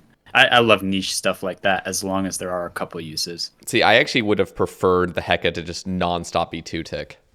That too, absolutely. Yeah. There's a high skill ceiling with weapons like that, like blowpipe to not lose ticks, depending, like at Zuck, for instance, totally. Not losing ticks with healers. That's fun and pretty high skill ceiling. Yeah, the weapons get more. The only problem is this game has armor strength bonuses, so like there will eventually come a problem. Like right now with melee gear, I mean, bro, you can punch 30s like with it. You just have enough gear on, which is so stupid.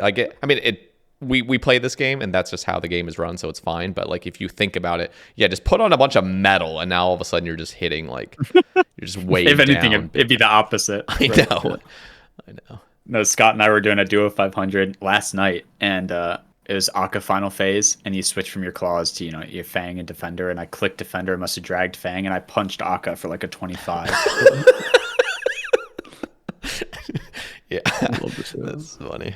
No, I mean, I brought up I think I had a ramble video where it's like I just went into my paint program and put, remember the Hulk gloves as kids? We just wear the Hulk gloves and punch people. Do you know what I'm talking about, Joe? Oh yeah. Yeah. They had the little sound effects too. Yeah. Hulk smash. Yeah.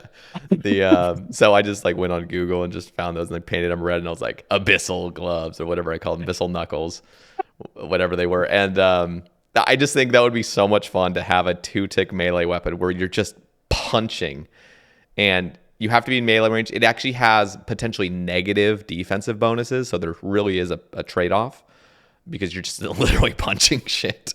But and then I think one of the coolest things would be a similar to a claw spec. These gloves that have a spec where you 1-tick for like, it would even be like a 20% spec, so you can actually just rapidly in like rapid succession just do like 5 punches, like 1-ticking. You hit him with the uppercut. Yeah. No, I mean, real talk, though, it'd be really fun. It'd be fun to balance it so that they're useful, but it would be one of those weapons where, like, because I'm just imagining, somewhere like Nex where it is appropriate to bring a 2-way switch. So you have like or not a 2-way switch, but like your style switch. So you have a range style and a melee style, because the faster your weapon is, ultimately, the more difficult it is to upkeep that DPS. So in theory, yeah, it's great DPS, but in practice, are you actually going to be not losing any ticks doing an 8-way switch over to your range? So there's like trade-offs, but I think it'd be fun. It'd also be really fun in Slayer. Just doing Slayer attacks, just punching shit just every 2 ticks. That would have to be a mega rare, though. Some crazy shit. Raids 4? I mean, I was going to say, isn't there like a mini raid coming from sailing? I remember seeing something about that. Level 90 sailing, you get access to Raids 4 on a new island. Dude, I'm down. I'm still pretty optimistic about sailing. And you release a raid on the release of sailing, and no one can access it for a few weeks because you're just like level 90. Yeah, that'd be sick. So cool. And it's imagine the hype for the first people to get there. Yeah, the first stream, see Bodhi get to the island. He's 20,000 viewers. And it's called Theater in the Sea. So you say let's grind tits together, boys. Let's trio some tits. Please no more of the fucking 3-letter acronyms for raids. You don't like the cocks? You don't want to grind cocks or tits? Okay. Well. I don't know why they made it TOA and TOB. I hate it. Oh, really? One little typo, and you're talking about a different raid. Yeah, I know. Yeah. Well, we gotta have TOS so we can like have the Twitch viewers constantly saying like TOS or TOS. Yeah. TOS? There's WC, wrong chat, and woodcutting. You gotta guess. Yep. Or good fight, girlfriend. Yep. Nah, we never get that one. Yeah. I was gonna say wait, that one's never confused. They would never confuse that. Okay. Yeah, sailing. What do you guys say? You say you're still optimistic, Joe? I don't know. I feel like it's really easy to be a naysayer. Totally. With everything, and I get kind of tired of it. I don't know. If it sucks, we can talk about it when it sucks. What's the point of like theorizing that it's going to be this terrible thing coming into the game? You're just suffering twice. There's so much they can do with it. I don't think it's going to be perfect on release, but they've been really good about listening to what people want, and it seems way more cohesive. When I first heard sailing, I was pretty against it. Didn't seem like a skill. I understood that argument. But man, just adventuring and all the stuff you can do, like incorporating raids, all these new skilling places, methods, things to fight. I think that could be an amazing update given some time. And that our systems have gotten a lot more powerful. Like they're able to, it looks like they're about to maybe even propose some randomly generated items or islands and stuff, which would be amazing. Dude. The Desert Treasure 2 bosses got me so optimistic about future releases. Oh, yeah. How they look, the areas, the mechanics. The whisper animations were... Dude, oh my god. Ones in the game. Absolutely agree. Those and TOA, honestly. Like the ground effects from TOA. There's some cool ones there, too. Yeah, no, they definitely have what it takes. My concern is with... as well, one of my concerns is like kind of... You know how they just pushed out Forestry, especially Forestry Part 2, where it's just a bunch of random shit comes out. We're like, bro, this shit's just gotten way too convoluted. I really hope that they've learned a little bit from that and realized, okay, when they come out with sailing, don't convolute it unnecessarily. Don't just add a bunch of random new items that we've never heard of with weird ass names, and we're just like, what the fuck is going on? So be very gentle with. I honestly rather them release less stuff at the beginning and then like come out with more stuff and like make sure it's all working properly and fine and going through like tests and make sure it's all running smooth first. Like and just make sure that the items you're coming out really feel essential. You're not just pushing out a bunch of garbage so it makes it look like this update is full of life, even though deep down we're like, okay, none of this shit's gonna be used. Yep. Like, remember that forestry update? I made those for the armor pieces like out of the tail feathers, and I just dropped them right away. You have no use for them. yeah, like don't do that stuff. Yeah, I think the system they have for leagues actually, where it gives you this task, could maybe not to an extreme degree, but that could be really useful for giving like channeling players into content for a big new update like that. There was some dopamine involved. You complete a task, you'd see the points, and you'd get the pop up. Yeah, and I think something like that, especially for something as big as a new skill, could keep people really interested. Almost like a sailor's notepad or something, where like you can make it thematic. Yeah, exactly. Absolutely. Yeah, I'm excited. I hope that it's simple. They don't go too crazy with it. It's simple. It's fun. There's not much shit that's going on, at least initially. You can slowly add things in over time. And I just hope the core of it is really engaging. And and at the end of the day, and also it's fast too. Like I know at the end of the day it's gonna be a skilling method, but I really hope it's enjoyable to train at least for like some part of it. Mm-hmm. Like give us some sailing XP for completing the raid. That's what I'm saying. Yeah, Kraken 2.0 chambers. Yeah, and awakened Kraken. Yeah, awakened Kraken. And its mouth is not just made in paint. 2 more tentacles. Yeah. I actually love. What is your favorite pet? What favorite pet looks wise? Not try to discard all biases of like, oh, this pet takes a long time to get. It's like just looks wise. I love the Kraken personally. That's my favorite, and it's always festive. Honestly, KBD. It's such an OG one, and I have it on my main and on my alt account now. But yeah, it's such an OG KBD pet. Big fan of it. I think either Zami, I'm not going to try and say that name, or Calfight Queen. I know Calfight Queen's kind of the go-to answer. But yeah, both the OG styles. Just really like. Man, I wish we could get the old Calfight Queen model, though. I think it was the RuneScape historian. I was watching a video. I had no idea this was the thing, but the first Calfight Queen was like this little green beetle. Dude, I would love to have that. Sater, I know I linked you it the other day, the Zora pet. I know, the little snake. Oh yeah, it's just a little snake. Good. Yeah. It's so good. I want it. Bro, I used to have a stuffed animal snake when I was a kid, and I used to call it Snakey. Like real talk, this is not like just straight up. I love it. I had a stuffed animal phase when I was a kid. I loved. So did I. I think we all did. Yeah. And like you, I think we just put Y at the end of their names. Yeah, Snakey. That's just what they were. Right. It's a classic. If you say Snakey now, you're like, it's weird looks. You're like, oh, Snakey. Huh? That was definitely cool. You know what I really like? I like the pets that aren't the exact variants. So like Hell Puppy. Hell Puppy's awesome. It's weird because people have the exact opposite opinion. I never heard this, but people like hate the Hell Puppy. I was watching I forget whose, but someone's tier list, and they put Hell Puppy like all the way down because it wasn't a 1-to-1 replica of the boss. Oh, I see. I'm a big so much like dude, the Duke pet. Oh, it's so good. Love Baron. Yep. Yeah.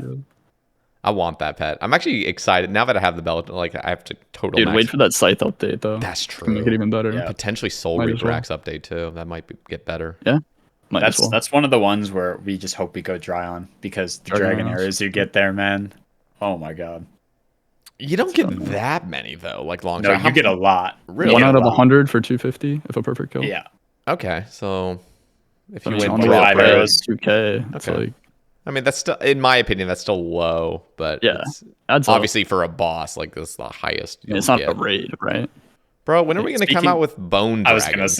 I was gonna say. I tweeted Madash so long ago. Yeah. Oh. I forget whose idea, but turning one dragon bone into one dragon dart tip or arrow tip. That's what I suggested. That would be genuinely useful for all of us late game irons. Yeah, use for dragon bones. 100%. I'm as much as I'm usually against these kind of things, as I've been very vocal about Scar Essence and stuff. I guess this technically isn't Scar Essence stuff, but I guess, okay, well, it all stems from, and I'm going to tell you what the problem is like lesser ammo being shot out. So for example, bosses still giving rune arrows and rune dart tips and rune javelins, rune bolts and rune javelins. Like, okay, like I understand this, you're just throwing out a drop table, like that's great and all, but ultimately what we all want now, because it's 2024, is we just all want the best ammo. So at least with these end game bosses, can we just like kind of update shit so we're getting maybe less of the better stuff always though? And so this is where my weird ass idea comes in, like a new spell that converts rune to dragon at a 10-to-1 rate. So you can now, and it would be a hefty cost spell. Maybe it's on the lunar spell book or something, but you just have a stack of rune arrows or something. You cast the spell. It's got a cost to it. And then that turns 10 of your, or maybe it would be, I don't know, 100 at a time and it turns into 10, something like that. But it's a 10-to-1 ratio and it would work with all rune ammo. Definitely interesting. I've never thought about that. So it's as a side effect. Yeah, go for it. It could kind of be a solution to what we were talking about before, where maybe you wouldn't want to sell your rune arrows just to get GP. You'd end up wanting to keep them. Yeah, so it would just be a way where, and it would be like a high level spell. So obviously you can't just do it immediately, I guess. Not like that's really the problem. This is really, it's an Ironman update for sure. I'm not definitely advocating that this needs to come in, but an idea like that would be genuinely a very useful thing. Like, just having a convert spell. Or it doesn't even need, it wouldn't even need to be a spell. It could even be like more thematic and have like some wizard dude, you go to his place and you just put it into something like the enriching thing on a dig site. What about you defeat a boss and you get access to a room that allows you to do like 50 arrows every time you defeat the boss? I want unlimited. But yeah, no, you're right. It could be introduced thematically, like something like that. I just I guess let's get ahead of the comments that are people saying you chose to limit yourself. Ammo is such a stupid thing to worry about. no, it definitely is that. I think so it clearly is an Ironman update, so anyone that's not an Ironman, I'm already hearing the the complaints and everything. It's just what really depresses me is seeing my bank have like 200,000 runite bolts that I'm continually getting more and more and more of that I will never use. And I think so. It's not ultimate. It's really, this idea stems from having things be useful. It's the same thing with like empty light orbs. This is like there was the crafting meta for so long. Just blow a bunch of glass into these light orbs that are completely useless. That's why I want Dorgishcon to be updated so that there's a new actual useful mini game where you go around the place fixing light orbs or fixing the lamps. So just things that have no use right now get a use. And so all these just massive stacks of ammo have some sort of use. They're not just going to sit and rust in your bank for the end of time. So I'd be very down. It's just, I don't know. I had a video. I just showed a playthrough of Perfect Hob. And at one point I shadow Maiden instead of using my T-bow. And I had to explain to people. I was like, I wasn't going to use dragon arrows for this boss. Sorry. That's just not what I'm going to do. And I mean, honestly, I actually use my dragon ammo quite consistently because I am optimistic that Jagex will eventually just come out with an update where all of a sudden, just similar to the Farming Guild update where seeds were extremely valuable, and then one update just like, okay, all your seeds are useless. I mean, not useless, but all your seeds are now just in unlimited supply. You're talking about TOA? Yeah, I was about to say. Yeah, TOA use so many. It's sort of like TOA. I mean, that's just how I see the game eventually going, where we're just going to have a new boss that's even more OP than Duke that gives us dragon arrows. So I'm always in very short supply of my dragon ammo, but for good reason. I don't want to be that guy that stacks up to like 70,000, and then all of a sudden there's an update where well, that was completely useless because now we just have unlimited. Yeah. At the end of the day, it's there to be used. I mean, you can pick and choose what you use it for, but if you're never using it, well, why do you care? No point in having them. Yep. Okay, I'm gonna go to these Twitter topics.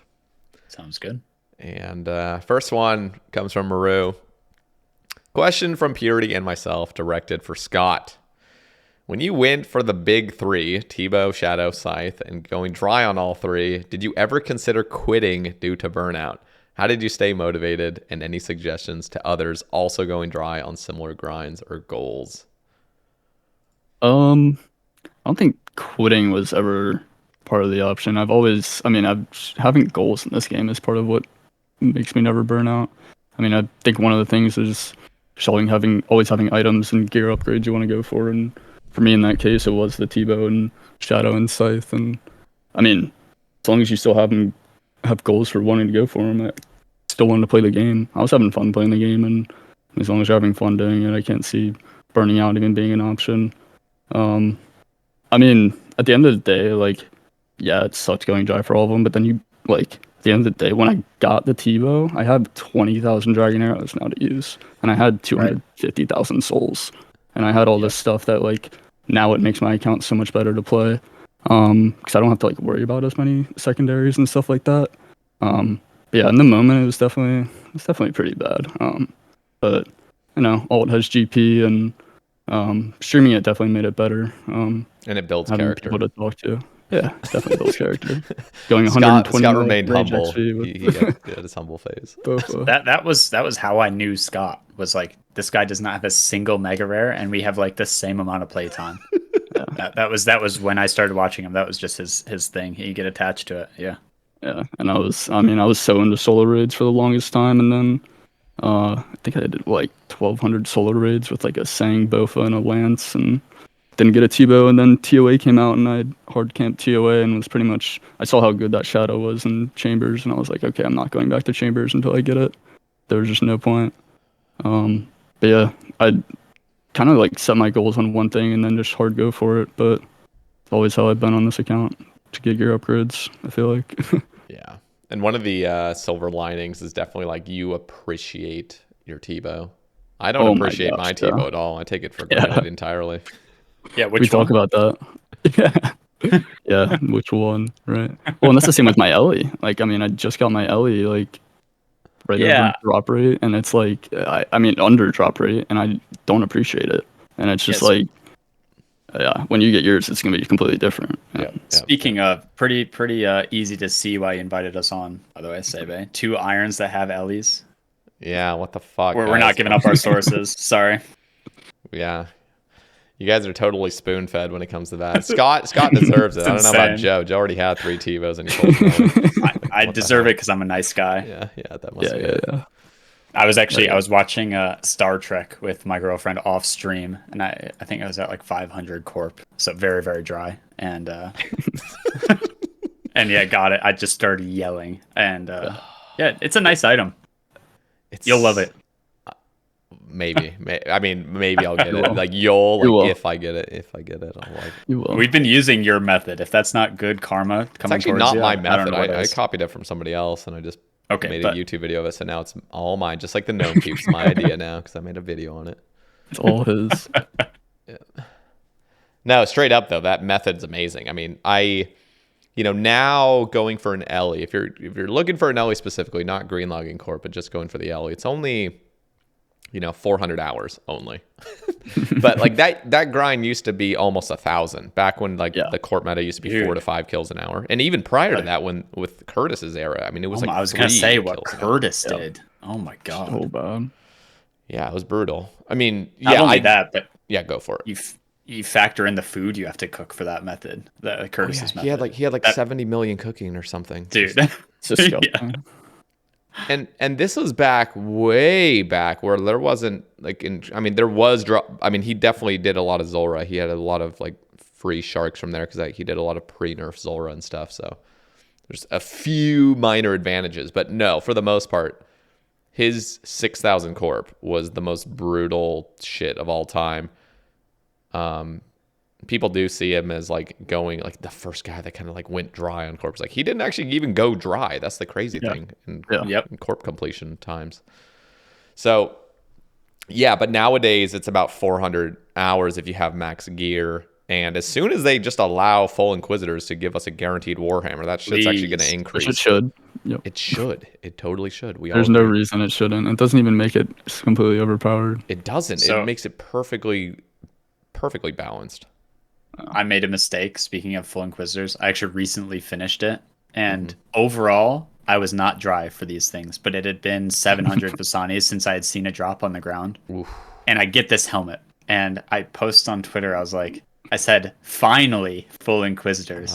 Dude, can you imagine what happened? Oh, just the flame fast. Oh my god, people just like I attacked them personally. They were so upset I used the word finally. Yep. It's only in RuneScape that you can say something like Corp and an Ellie. Oh, it's only 400 hours. Like that's an only RuneScape thing. The time I put into Fasanis, I'm gonna say finally. I don't care how dry or spooned it was, dude. Sorry, I'm gonna say finally. That was a lot of my life.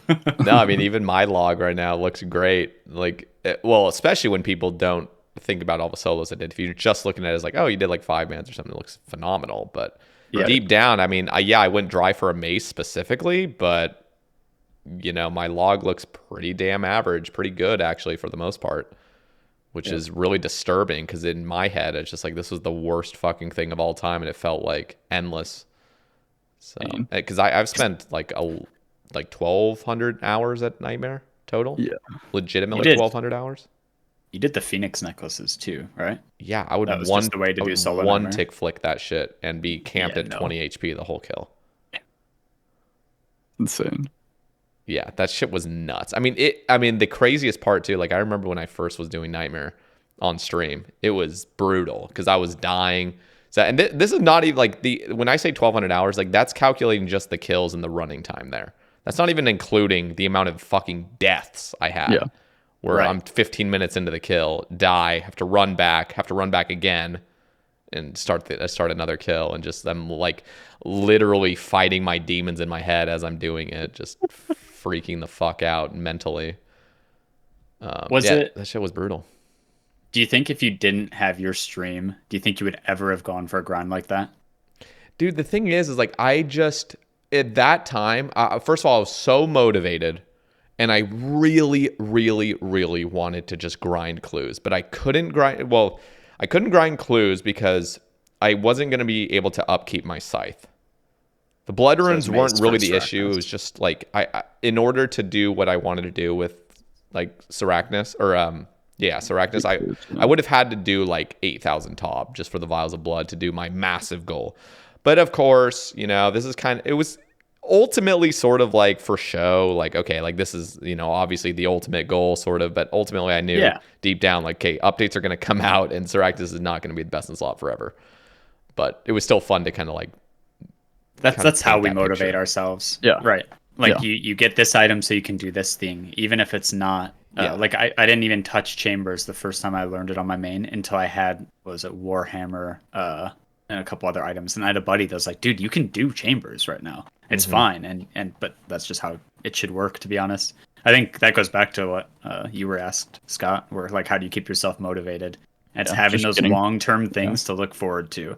And in like a progression order is so important. Well, and it's more of like you get an item because you look forward to using that item at another boss. Like, and it's the whole thing. Like I got my T-bow and I immediately started using it, and it's like so nice to see it hit big, and it's just like that feeling. Like, I mean, it's just all part of using it. Yeah. If you ever logically think about RuneScape, where you get this item to do this boss, to get this item to do this boss, that doesn't make any sense and it doesn't sound fun.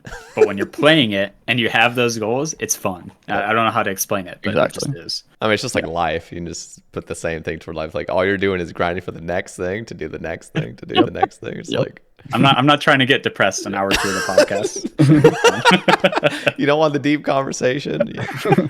Later. Yeah. No, but that ultimately is what's like fun. It's just endless goals, pushing the boulder up the mountain endlessly. That's all you do. Yep.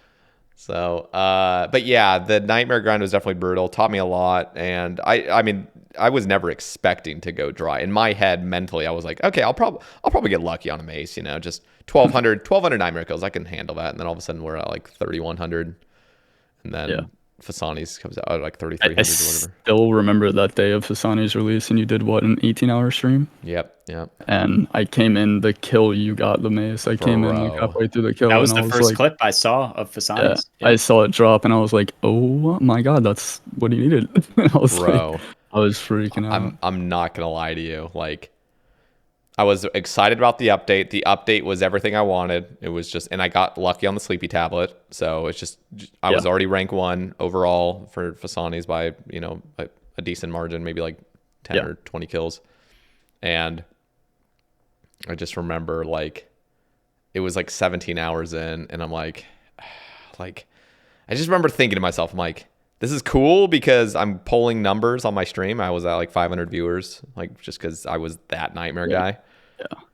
And I was like, I'm going to have to do this for a few months, I think. Like, I just remember thinking about that. I'm like, fuck, like, this day's almost over, and I'm realizing, like, this is my life now for the next several months, probably.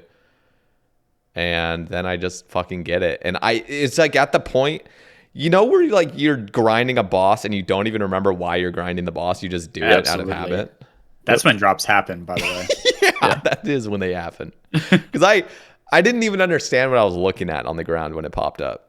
Yeah, your mace reaction was like my T-Bow reaction. I just like couldn't believe it was real. Like, like it actually happened. Like, just like that surreal effect. I don't know. It's the best feeling you can get in a video game, where you're literally like, you lose your breath. You're like, what the shit? Like, it's so nerdy to even say out loud. There's some people listening, like, these turn off like, oh my god. podcast at this Listen, point. They're listening to a RuneScape podcast. They know what like, a nerd is.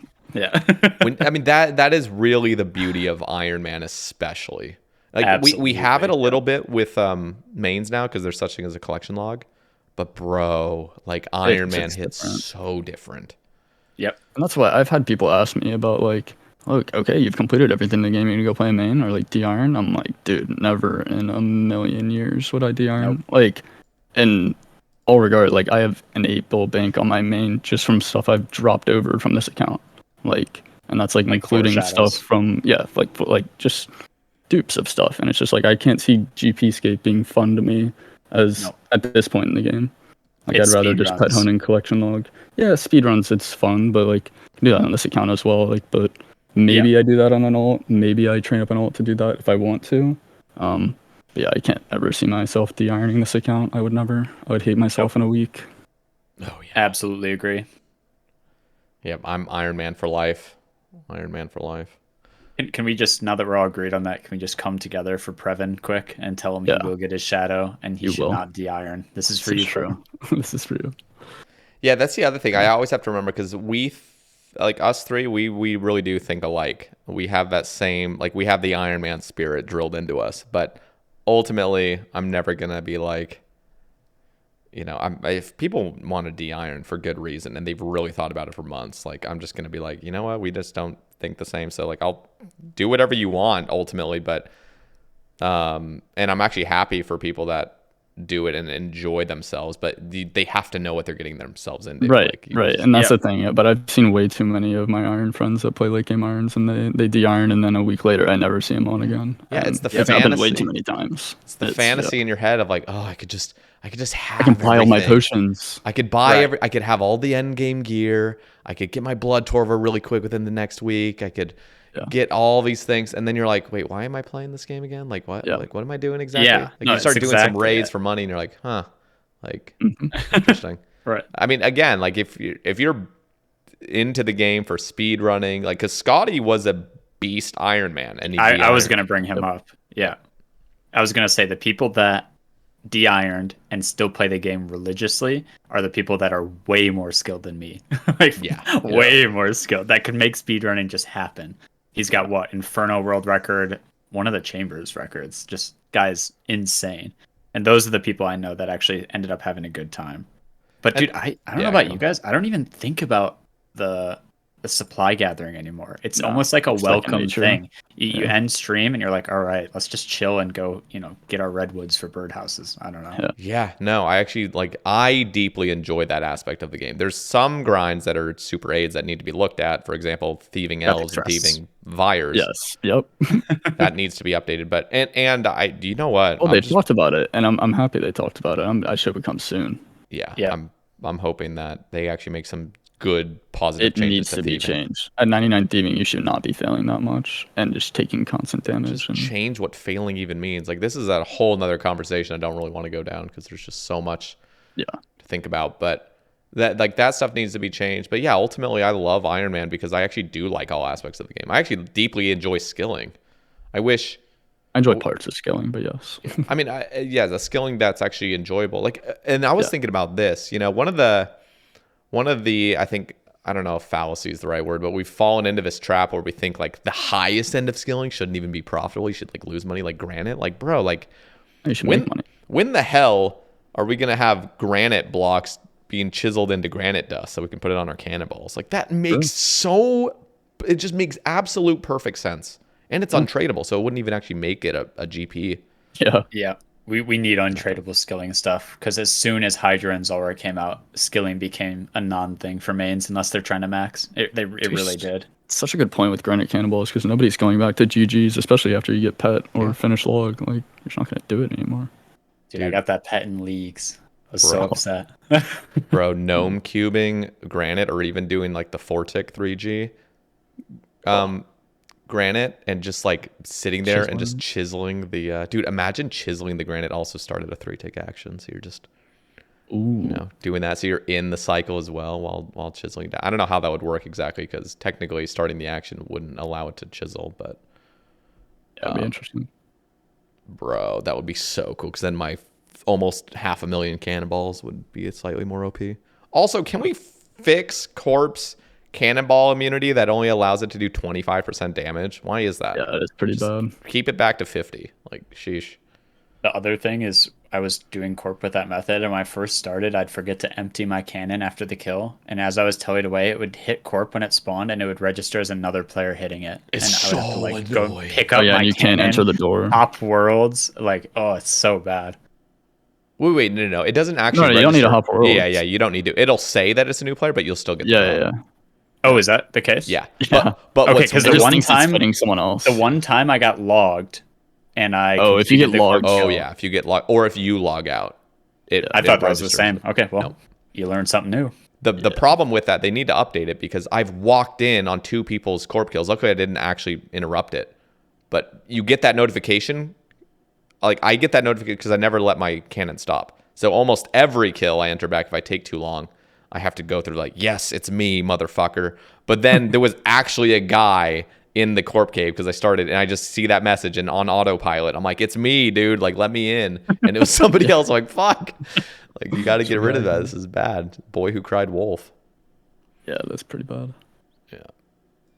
But yeah. Okay, let's cover this next topic from Mutz. Shout out Mutz. Can we give Mutz a little bit of a shout out? he is Guy a is legend. insane. He's so good at the game. So humble about it too. Very. Really is. Such a nice conversation with him. He's just really, really nice to talk to. It's a great podcast. He says, if somehow your current Iron Man accounts turn into a hardcore Iron Man, what would you expect yourself to die to or not? Also, would you have any interest in playing a hardcore Iron Man in the future, being the gamers you are? Yeah, you can go first on this one. Man, I cannot think of anything I'd be worse at than hardcore. Even just like doing combat achievements, not even skilled ones, but just kind of, like any Inferno ones. I get to the end of that Inferno run if I've done everything correct, and I'm like shaking. It's a game, but I do everything so poorly. And hardcore, dude, I couldn't like move my hands well when I was watching Mutz get his Blood Torva. Like, I'm watching someone else do it. Sorry, I'm never gonna play that game mode, and I'm never gonna be good at it. Not even close. Let me pull up my death stats from this last year. Oh, God. 2,600 hours played, 624 deaths. That's it? Like, nope, that's my answer. It's not happening. Were you one of the... well, I'm assuming you played as a kid, right, Joe?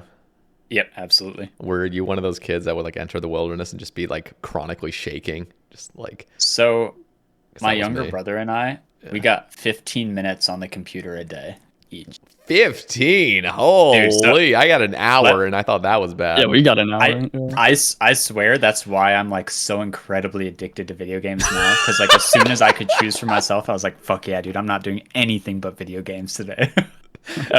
So no, when I got to like a Granite Mall stats, and I could finally have one, that had been like a year. So I really didn't do much with the wilderness or anything like that. The game was much more of like this idea than me actually having fun with it. Bro, 15 minutes. Yeah, Fuck would you do? There were the occasional days Yeah, of that, course. You have to like somehow find like squeeze in a little bit more time or ask. What we did though was we'd play 15 minutes and then we'd go do whatever else, and we'd end up just like talking about RuneScape for like 2 hours. It was amazing. Dude, I used to make. Yeah, go. Yeah. I was just gonna say you'd be like skiing and you'd be talking, like thinking about your fucking Granite Mall in RuneScape. Bruh, I was that guy. Like I was like I had a really creative sort of. I don't know. Like I was more creative as a kid. I feel like because I would make journals of RuneScape. I would draw. Like I was actually decent at like drawing characters. So I would like draw characters and I would make world maps. Like I would fucking like sit there for hours on end when I couldn't play RuneScape. Just be in my room. I'd be like drawing new maps of like the areas I wanted. I still have these journals, by the way. I'd love to actually show them on stream at some point. Well, that's amazing. Be awesome, Make it like a Patreon thing. Yeah, I would have. Yeah, a fucking paywall this shit. You guys aren't gonna see it unless you pay. That's a great idea, Joe. Great job. And I would also have these pages where like I was making my own RuneScape basically. Like I'd have different armors, and it was kind of correlated with RuneScape, but it would go beyond Runite, Rune armor, but there was like some other stuff, and then I'd have like new spells and stuff that I thought were cool. Like I was so into this shit.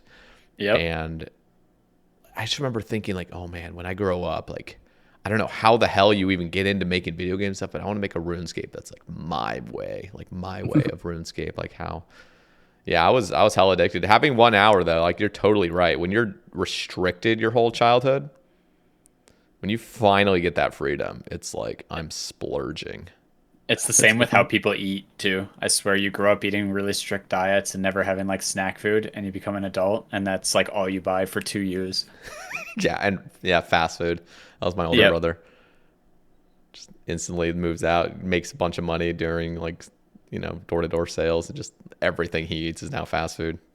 I had no idea like the health consequences. Just now this is fun to eat. Yep. Yep. Scott, before you answer Moat's question, I'm just gonna vouch for him. He'd be a much better hardcore than I would. Scott would. We're pretty similar game level, but he just like is a lot more careful with stuff and like thought out.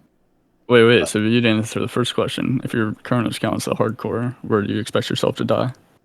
I'm assuming if you're like play like a hardcore. That's the thing. That doesn't sound that fun to me. Because I know if I actually needed to take out the chance of me dying, I would have to not do content. I'm not nuts. So that just doesn't sound fun. But realistically, I'd die to whatever first PVM thing I did on the account. Yeah. I've been helping friends with Tob combat achievements a lot lately, and yeah, one maze and I'd be done. All right, Scott. My turn. For hardcore, I definitely have had thoughts of it. I actually, Really? will say, had thoughts? I have had thoughts. Okay. I had a hardcore at one point. It was 1100 total, and I forgot the password to it. So that account is no longer. I don't even know the name to it, honestly, anymore. I forgot. That's a crazy way to lose a hardcore. But yeah, that was the only hardcore I've ever made. And then that I don't know. The last time I logged into that was probably 6 months ago. But it was like 1100 total, not much done. But I don't know. I've really just always been on the whole like one account style forever. I've always wanted all my progress on one account, and I'm kind of the same way. I do play a little safe, but I feel like if I were to play a hardcore, I'd just die to something stupid, and it would just I just wouldn't be able to live it down, and I wouldn't want to become one to remake. I just don't enjoy early game that much, and I can't put myself through that again. Yeah, it's just not for me. I did it once, so I won't do it again. You have to play hardcore for years and years to really get that intuition that Mutz has gained. Yeah, Right. it's just different. He doesn't Dude, even see RuneScape the same way we do. It's like everything. No. He has to just be prepared for everything. Well, and his that's like teleports. yeah. I was about to say his teleports are just insane. His instincts, even when he plays on his main, he just has that hardcore mindset, and it's just like I just can't do it. I don't know how he does it. It's built over a long time of playing hardcores, and I get it, but yeah, no, not for me. I tried it, but yeah, I probably will stick to my iron, pet hunting and clogging here and there. Maybe we'll make a group hardcore sometime. Maybe. Yeah, group. But, I mean, even group hardcores. It's like, because I've even thought like, oh, that would be a fun way to play. Because people have asked me like, what would you do? Like, would you do a content creator group hardcore? Like, it sounds great and all, and then all of a sudden you've lost all your lives. And I'm like, okay, well, I'm burnt. Quitting. Exactly. And it's like all you've done for the past several months is just early game bullshit, and just like okay. Well, and like I honestly hate to say it, but Mutt said it in his cast, and everything has been done on a hardcore. Everything. There, like he did it. Kind of ended with him. Yeah. Yeah. I mean, he is, in my opinion, the greatest hardcore that has existed. And he's just so humble about it. It's just like I don't think anything else can top what he's done, and I just don't. I think I'll leave hardcore to him and the other gamers, and I'll stay playing my Ironman mode and dying. I think Snowflake accounts kind of took over the hardcore hype, because there was the time when every streamer was a remake Andy, and every streamer was making hardcores, and that was all that people watched. I felt inferior having a regular Ironman. And dude, I didn't even start this account as a hardcore. I knew the second that it died, I would feel like it was less of an account, so I just started as a regular Iron. But no, and then Snowflake's accounts happened, and everyone stopped, except for a couple people like Praisefoot and Mutts, and you guys could probably name a lot more. Well, I will say the time when I made that hardcore that I don't even remember the info to, it was before I had any of my 3 megas. I made it, so that was the only time that I was debating playing another account, because I just thought my account was cursed at that point. Not having a mega rare after 2,700 raids. I was just like, all right, I'm just gonna restart, but no, it ended up turning around. So you restart and your next account's even more cursed. Yeah, right. Yeah. But no, that was pretty close after I got the TiVo or Shoutout, and then didn't play it that much after. I definitely this account started as a hardcore, but I started Ironman mode in general as a hardcore. That was my first hardcore that got unbanned a few years back. Still a hardcore. I could still play it, but I'm like you, Scott and Joe, where just one account progress feels so much better, more rewarding.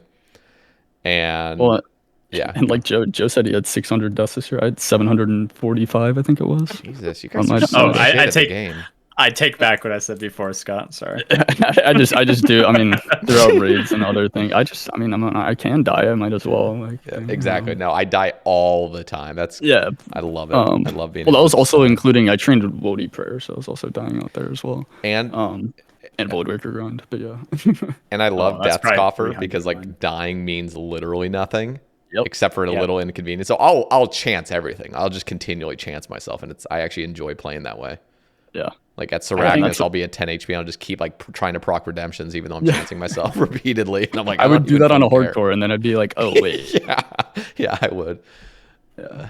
I think one thing that does interest me would be like a hardcore, but it's if you die, you lose all of your items no matter what. I could see myself playing something like that. It's like never-ending goals, and you don't have to remake an account necessarily. And I also think that if Chambers and Inferno were made dangerous for normal hardcores now, they'd have to make it kind of a different mode, or else it's like, well, Mutts, could have died at Chambers. I don't know if he did or not, but I think that would kind of revitalize it too. It's so weird that those things are safe deaths to me. Yeah. It's just odd. I mean, because even Mutts and I were talking about that. Like, you really can't do it at this point, because then it just kind of taints the normal hardcore mode, and then like, oh, you're just a normal hardcore, little pussy. Like, what the hell? Right. It's like the green helmets now. Yeah.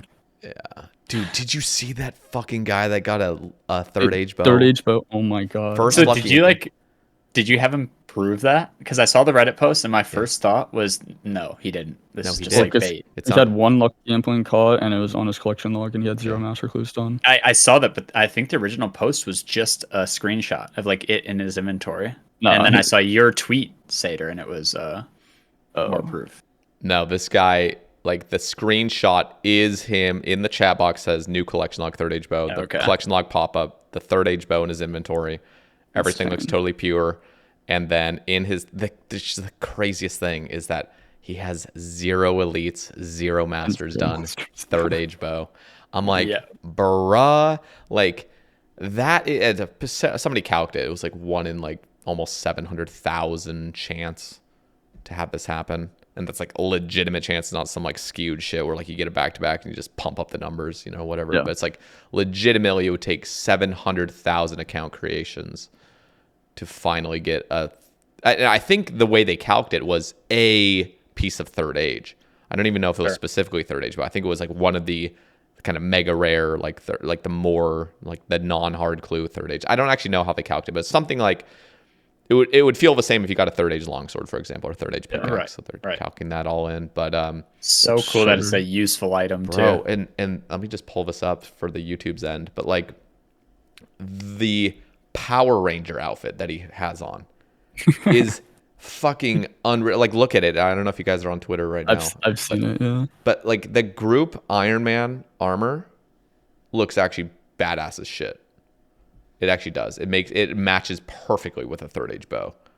And I'm like, bro, I'm sorry. Like that account, like it would be different. I mean, I don't really care that much about like group Ironman or like unofficial. He's unofficial. Is that what the green is? I don't fucking know what this stuff is. Like, I actually have no idea how that works, but yeah, I think green is unofficial. Green is like basically they can trade with other players, but they're not a man. I mean, this is just insane. Yeah. And he can't do any clues. No, he cannot. I know. And he already hasn't, so it's not like it doesn't look like I mean, he's done some hards, but yeah, it is the most pure thing I've ever seen. 1 lucky total, 0 clues completed, third age bow. I'm like, actually, dude, absurd. This guy's immediately applying for Barbarian Assault carry teams. I like how that's always something that's like said in the comments and everything. Just like Barbarian Assault, it's like the first thing anybody thinks of with third age bow. Is it better than Craws for like fight cave speeds? I think Webweaver passed it, didn't it? Or did it not? Did they like make some? I feel like Webweaver. I see everyone using Webweaver, so I'd imagine you're right. But I used to assume it's like, oh, this guy just didn't want to buy a third age item for like 1 hit. Yeah, the third age bow was better than a crossbow, but I think the Webweaver came out and it's better because it has the spec as well, or something like that. Or I don't really know. I don't do Barbarian Assault. I've been using Webweaver in my fight caves for like if you just want to hit something far. It's very nice for that. 3-tick weapon, yeah. Dude, I'm just... So, third age bow is my favorite standalone third age piece. Yeah, I would have to agree. Like, if I were to see that in a clue pop up, like, I mean, I've opened like 50 or so lucky Implings throughout my account as well. So, like, if I were to just see that, bro, I would pass out from just like, what the fuck? Yeah, like that the ginger beardy. Yeah, I mean, that's like Ellie on steroids. I mean, that's just like something that I've already just decided I'm never having on my account. It's just too rare to get or to go for, and you know, so. Oh my god, dude! Like you know, I've seen people show their third age bows that they pull just like on their main accounts, and some people have it on their irons. Like every time I see a tweet where somebody pulls a third age bow, I'm always just so fucking envious. I'm like, bro, like you don't even know how much I want that so bad. I felt so bad when Mero pulled one in leagues. See, that is another reason why I would just never do leagues, because I would want to do. Yeah, I got a third age play body in leagues. Just you get it, dude. Did you see Maz? I don't need to pull up Maz's. Yeah, that was disgusting. His log, bro. Dude, Oh, he got partnered. Suffered. Fuck yeah, he just got partnered an hour ago. That's it. Oh, nice. Hell yeah, congrats. Have you seen the Partner Plus program, by the way? Yeah, it's Rune. Yeah. I had no idea that existed. Yeah. Where you get in 70-30 split? Is that what you're talking about?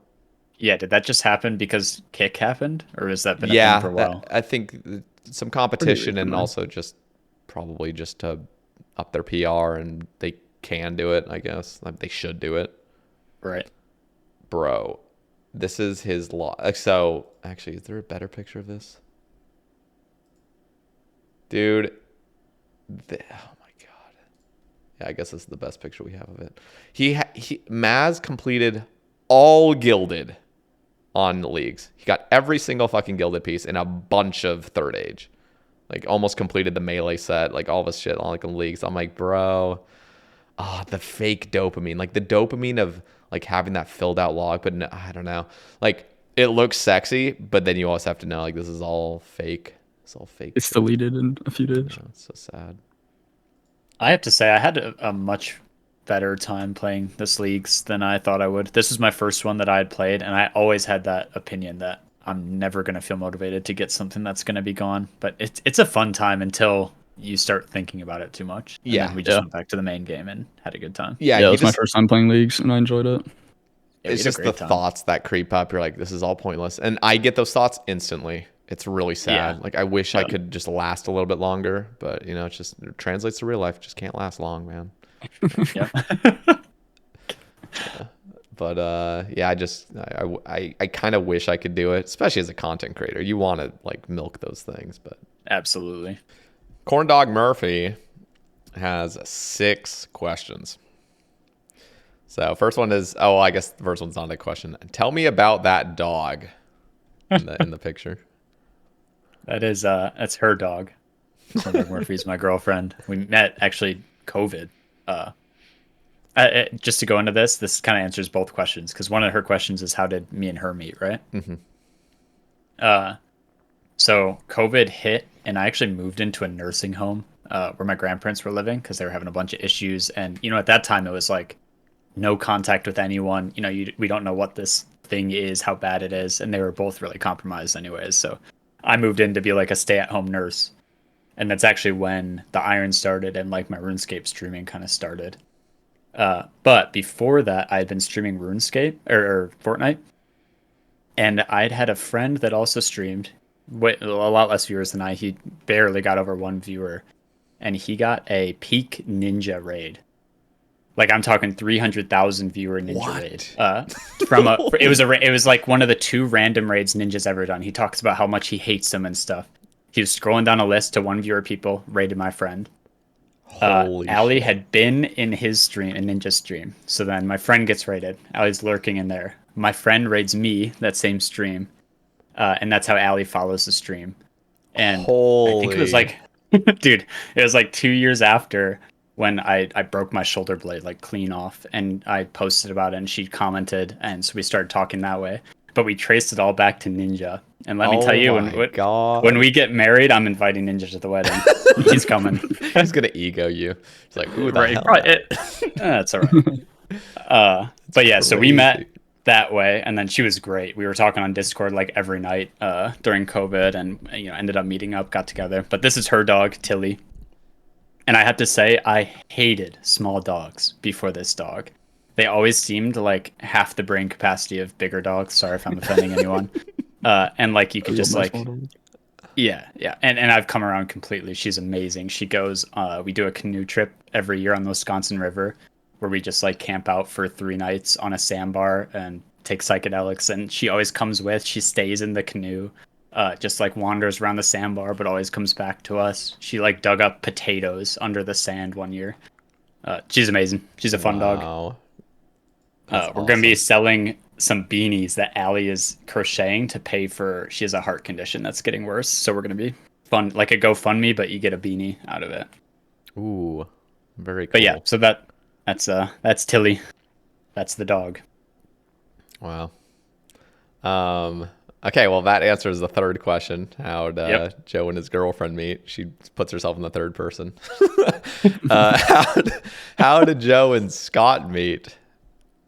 Do you want to take this on, Scott? If I do, it kind of sums up our whole relationship. This is gonna sum up everything. When I think I was killing Pisani's, attempting to kill Pisani's, and I died, and I was running back to Pisani's, and I see Joe. And I just type in the chat, you saw nothing. And I think maybe on the same tick, if not one after. It was same tick. Joe types, I saw nothing. and it was just like running meme of like the Scott effect.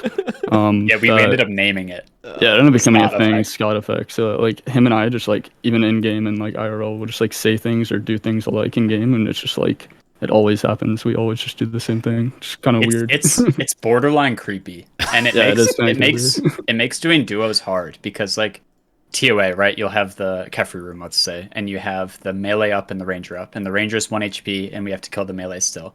We'll both think, like, ideally, one of you wants to do one of those things, and the other does the other. And like sometimes we'll both stay on a bit, or we'll both get off. Dude, So, like, and we'll think like 3 never steps one in ahead. one. Like, no, he's gonna do this, so I should do this. But because we're both thinking it, we just. I swear, we could take like a minute off of every single duo we've done if the Scott effect didn't exist. Yeah, we just like it's pretty fun. Dude, you know what's one of the things I really enjoyed about normal Nightmare, the one thing probably, there's not much that was great about it, but was watching Puggin and Lake do duos. Yep. Oh yeah. Because they just, and the same thing with them doing chambers and stuff. But like, I feel like you two, like, it would have been so cool if Fasani's was able to be like potentially 4-man or something, like up to 4 or something. Cool. Yeah. Yep. Because having that kind of rhythm and having that sort of, it's almost like you're like figure skating together, like doing, I don't know. I would like, absolutely figure skate with Scott. Yeah. Yeah. That'd be really cool. There's the correct rotation for the last set of skulls in TOA. You do like this crisscross, and actually I think figure skating might be like the closest comparison to it. It's so funny. You're like synchronized, like crossing over each other. I mean, when I think about, this is kind of going back to like how are they supposed to design new content with a rhythm based game and stuff, like without it being counting or stuff, right? Like, right. Bro, it would be so cool if they were to come out with some sort of like sepulcher-ish thing. I have a lot of ideas for sepulcher. One of them is like the Cave of Wonders, which I'll not go into on this cast, but like another thing would be like, imagine a duo sepulcher where like you have to be coordinated with a teammate. Yep. And like there's certain things where like you have to hit this tile, then the next guy has to hit this tile, and you're just in this really beautiful pattern where like as long as you guys are both perfectly in tune with each other, you guys will just be super efficient. Like that would be so fun. It adds at this insane skill ceiling too. Like I have a lot of people that hit me up for helping them with the 500, and I don't do carries. Like they'll do the entire raid with me, and I always tell them if they have a shadow, it's way easier for them to just do a solo than a duo, because having 2 people that can make mistakes just increases the difficulty by a ton for almost everything. I loved the idea for duo Inferno. Maybe not in a practical sense, like what would be the reward just for fun is fine. But that sounds so much fun. I love team content in this game, which as an Iron, I guess people would think is weird. No, it is fun. I actually really like that. I don't know. I think the Wildy bosses are cool too, that they allowed Irons to do it. So much Dude, fun. yeah, that Callisto session was fun. Dude, I want to do more of those now. Like I'm actually kind of upset that I completed the Wilderness already, because like getting to do those 3 bosses in masses it would have taken forever, but it would have still been cool. Did you still get elite clips from it? So yeah, that's true. Elites. Did you see my Vedion KC? No. I went 7 times drop rate for the Voidwaker blade.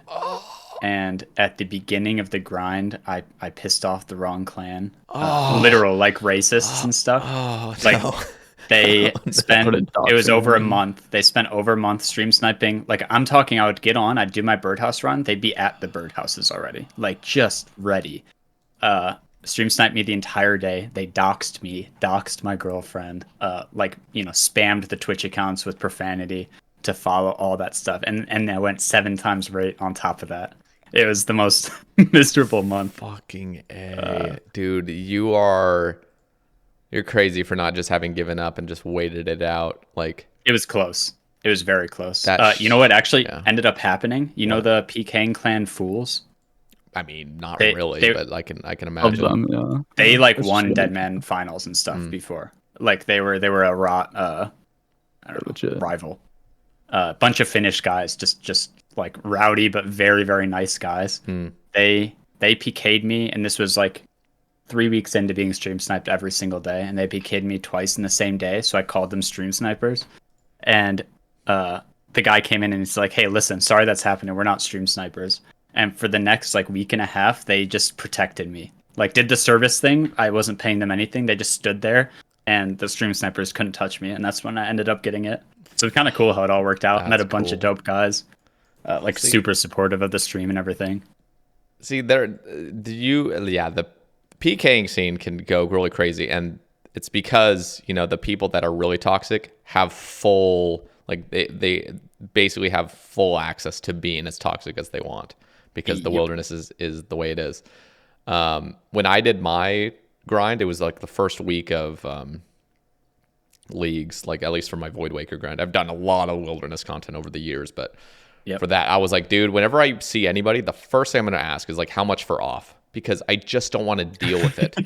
Because it's just annoying getting interrupted. And so one of the nicest things about that is like you will get a team or something. That's and this is for the multivariants. The singles, it doesn't matter, but for the multi, I was like, I need to do the multi. This is taking too long. And as soon as you just ask for off and they're actually down, like they want to protect you ultimately afterwards, because they're like, they just instantly kind of just like, okay, like this guy's cool. So yeah, like I met up with like 4 people that were just always on the 2.2k worlds, and I was like, I died once because I couldn't even type fast enough, and then I was like, how much for off? And they're like 20 mil.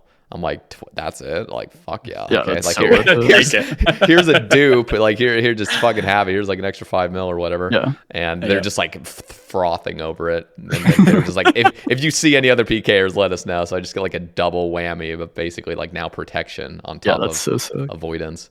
But no, I didn't even offer these guys anything. It was just like they didn't want me to think they were stream snipers, and they wanted to, you know, have fun in the wilderness, and they let me finish that grind. It was pretty cool. Legends. That's nice. Yeah, that's the wilderness is definitely something else. Though I've definitely had very, very, very toxic experiences where it's just like, I hate this. Like I hate this so fucking much. Yeah, you know, your wilderness guide and your 2-tick dark crab video were the first 2 videos I ever watched. I think that's actually how I came to know who you were. Yeah, the 2-tick dark crabs, man, saved me from necks. That it was getting so bad, and I just wanted hard food for necks. That was amazing. It's such a cool. I wish like that method actually is just really nice. I wish ultimately like you could kind of like, I want to be able to tilt my camera a little bit further so the click distance isn't as much, just for that clicking the golem over and over. But yeah, that was a nice method. Plus the clues are really good for a skilling method. So okay, 4th question is why OSRS versus other games?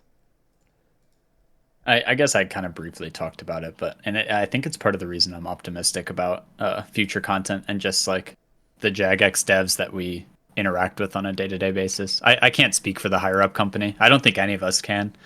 Like at the end of the day, they're going to be motivated by money, and that's that. But coming from Fortnite, the age difference is huge for streaming. Like the donations I get, I'm not kidding you, I'd say 1 in 3. And back then it wasn't bits, it was PayPal donations. And I'd get messages like, hey, this is so-and-so's mom. They used my credit card. Can I get it back? Because it was like 11-year-olds. Like they don't have money, but they want to support a stream. So they take it. Jesus Christ. And even on a more basic level of being able to relate better to people like that all played this game as a kid, you know, we've all at least got some stuff together. And just being able to like be really good friends with people has been amazing. And then the updates. I mean, I could go on the entire rest of the podcast about where Fortnite neglected to do anything that related to making the game better. FOV slider is the big thing. My girlfriend gets really nauseous when she plays really tight FOV games because when you move, it looks a lot more dramatic, and so you get motion sick. They didn't allow this. We used to compete, and we would play on stretched resolution, which got you like maybe 3 degrees FOV more, and you had to play on this ugly screen, and they banned it. And still to this day have not added just a slider for FOV. And Jagex is not like that. They love the game that they play and work on. I feel like every dev plays the game, and you can tell. I mean, even if every update's not perfect, you can tell they like what they're doing. Yep. Now we really do have it good. And like, what other game has been around for 20 plus years basically, and is still like, and we just hit our peak player count. Yeah. Despite half being bots, but yeah. definitely still a healthy player base, which is nice to see. And I guess just streaming the game too is really, it's a really easy game to stream. You know, it's not like Fortnite where if you're in a fight, you can't get to a message for 10 minutes or whatever. I'm just clicking and reading chat and connecting with people. Yeah, and there's so much you can do. It's not just a shooter. I mean, you can do LMS on stream, you can do PVM, you can do skilling, you can do so many things. Yep. So. Yeah, definitely love the variety of old school. It's totally one of the niche things about it. Did you ever play or stream different games, Scott? I mean, we played a little bit of Apex and we were both kind of burnt. Yeah, a little bit of Apex, but I never really like actually streamed other games. I've never really been into it. Before RuneScape, I played like Call of Duty and Fortnite a little bit, but never got into streaming with them. But yeah. It's just a perfect game. It really is. It really is, dude. And the best part is, like, I already love all the aspects of it being an MMO and, creating your own path. And then on top of it, it's a rhythm game. Like, the whole game is rhythm based. And bro, like, I played Donkey Konga as a kid, that fucking bongo game on the GameCube. I played Guitar Hero religiously. Like, I'm talking for years. Just, I would grind that shit. I'd be on practice mode. Like, I love rhythm games so much. I even played Guitar Hero on my iPhone. I actually was like world record holder for like 3 different songs online on the Guitar Hero app. That was an amazing. It was like the new and improved Tap Tap, because like I guess Tap Tap was like the 3 buttons. This had 4, and there was also like hammer-ons and other things, like little like sliding things. But bro, I've always been super addicted to rhythm games, and as soon and the thing is, like like when I played RuneScape as a kid, I didn't see it that way. Yeah. But in adulthood, I instantly started seeing that. And so learning one tick flicking, learning like tick manipulation, just feeling like the feeling of this game where you've learned a boss fully perfectly and it's just pure rhythm. It's so good, dude. That's how I feel about 500s. And like people are like, how do you enjoy TOA? I bring 5 restores into a 500 and I usually have 1 left over. Like, I'm not pack hacking supplies. It's like, it's enjoyable to get better and bring less stuff, bring more switches, and improve at the game like that. Not just like going through the motions kind of thing. It's funny because I think a lot of people feel like once you get your Inferno Cape, you're into the end game. You understand PVM. I swear it's when you realize what people mean when they say rhythm game is when you get good at PVM. Because for the longest time, that sounded like such nonsense to me. Like people talking about ticks and rhythm, and I'm like, I'm just clicking. I didn't understand that at all. And as soon as you do, you can make those improvements and get so much better. Yep. As soon as you understand when people are like 2 ticks after that, do that, or like 3 ticks, 4 ticks, and trust me, I remember when I was like, "What the fuck are you talking about?" Luckily, I was in that era where like everybody was kind of like, "What the fuck are you talking about?" And I kind of learned with the majority of people. Sure. But bro, once you understand what it means, what a tick really means, and you've internalized it, bro, everything's just so much more fun. How I've been explaining it when I help teach content to people, if they really aren't getting the tick thing and it just goes in one ear and out the other, I ask them if they ever just click to walk when they're bank standing. Because 9 times out of 10, they already know what a tick is, because every time they click to walk in a bank, they're clicking every tick. You're just like randomly pathing because you don't have anything else to do. Yep. And I swear that clicks with people quite a bit. Yeah, it's really not more complicated than that. It's just walking and clicking. One of the worst things that I see that's actually just makes me depressed is seeing people that don't understand what ping is. And so they'll just log into any odd world. They're just like, let me just go to this fucking Aussie world with 1800 play. That never happens, but like some high pop Aussie world on peak hours. And they think, oh my God, this game is so laggy. Like this is unbearable. And then on top of that, I see these people on those shitty worlds doing chambers where it's like unscuffed ohm. So crystals are hitting you earlier. It's like the whole game's just unbearable, basically. Just like, this is the fucking worst. So as soon as people start understanding, like there's certain worlds that are optimized and you have to be on those worlds to really experience like nice flow. I mean, I even see people on the game that like are on 2200 worlds like nonstop with those fucking random intermittent spikes where it's like you can't do anything for 4 seconds. Those worlds are so bad. It's just like unbearable. Like when you really get that rhythm down, you need a stable world to have fun. Yeah. So Yeah, 100%. that's the worst thing is when you're trying to teach somebody like what a tick is, and they're on this like painful world where like their cannon is just out of control, like just whacking out basically, like stalling for 5 seconds and then like just jittering. Yeah, it's horrible. So it is really, really hard to teach people that though. It just really is just a matter of playing and playing and playing and playing. It just clicks eventually. Yeah. Okay. I guess we've already kind of heard this, but how did you guys both get into streaming? I mean, mine was just wanting to have people to talk to, honestly, when I was playing the game. I didn't really have any motivation per se. It was just like I was at college and had free time, and I was like, I'll throw on a stream to see if people want to watch, and Send it. ended up improving by it. You to talk to people, and people much better than me coming to my chat and give me tips and pointers, and it was really nice. So just kind of stuck with it after that. For me, my first stream was actually playing Destiny 1. And you remember you could just go live from your PlayStation? Like it was the most rudimentary thing ever.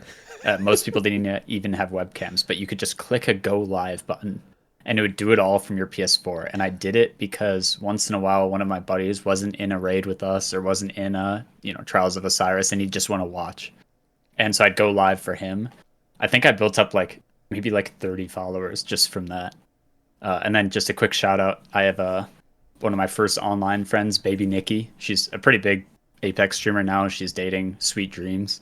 But I used to play Destiny 1 with her all the time.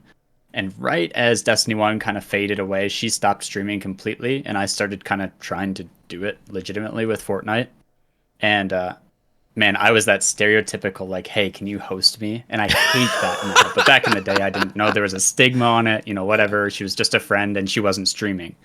And so I said, hey, can you just put me on your auto host list? And she was more than happy to do it. And it just boosted my stream. It got me past those 1 viewer numbers way quicker than I should have been able to.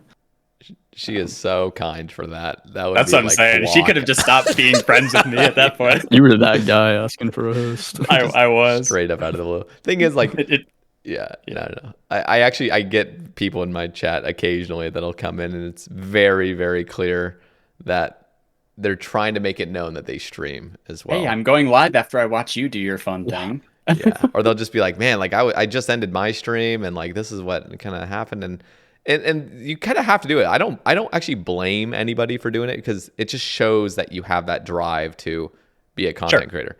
It's cringe as hell. Yeah. But ultimately some of the time it works, and you gotta in the art, dude, I remember doing that a little bit.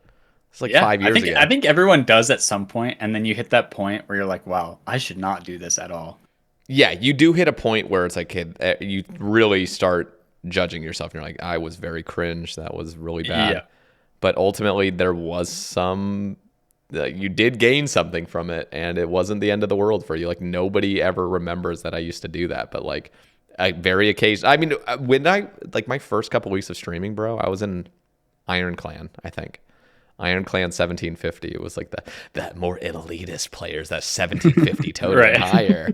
And and I would just, every time I'd go live, be like, hey boys, live on Twitch in the clan chat, nobody would fucking say a word. And I'm like, oh God, it's just gotta do it though. Occasionally I get one person that pops in for 5 minutes, and I'm like, I just have to do it. I have to. And then I'd go and I'd raid people and just exactly. I was gonna say, I think if people want to do it in a non-cringe way today, find someone near your stream size. Don't think too big. Don't go and host Bodhi with 3 viewers.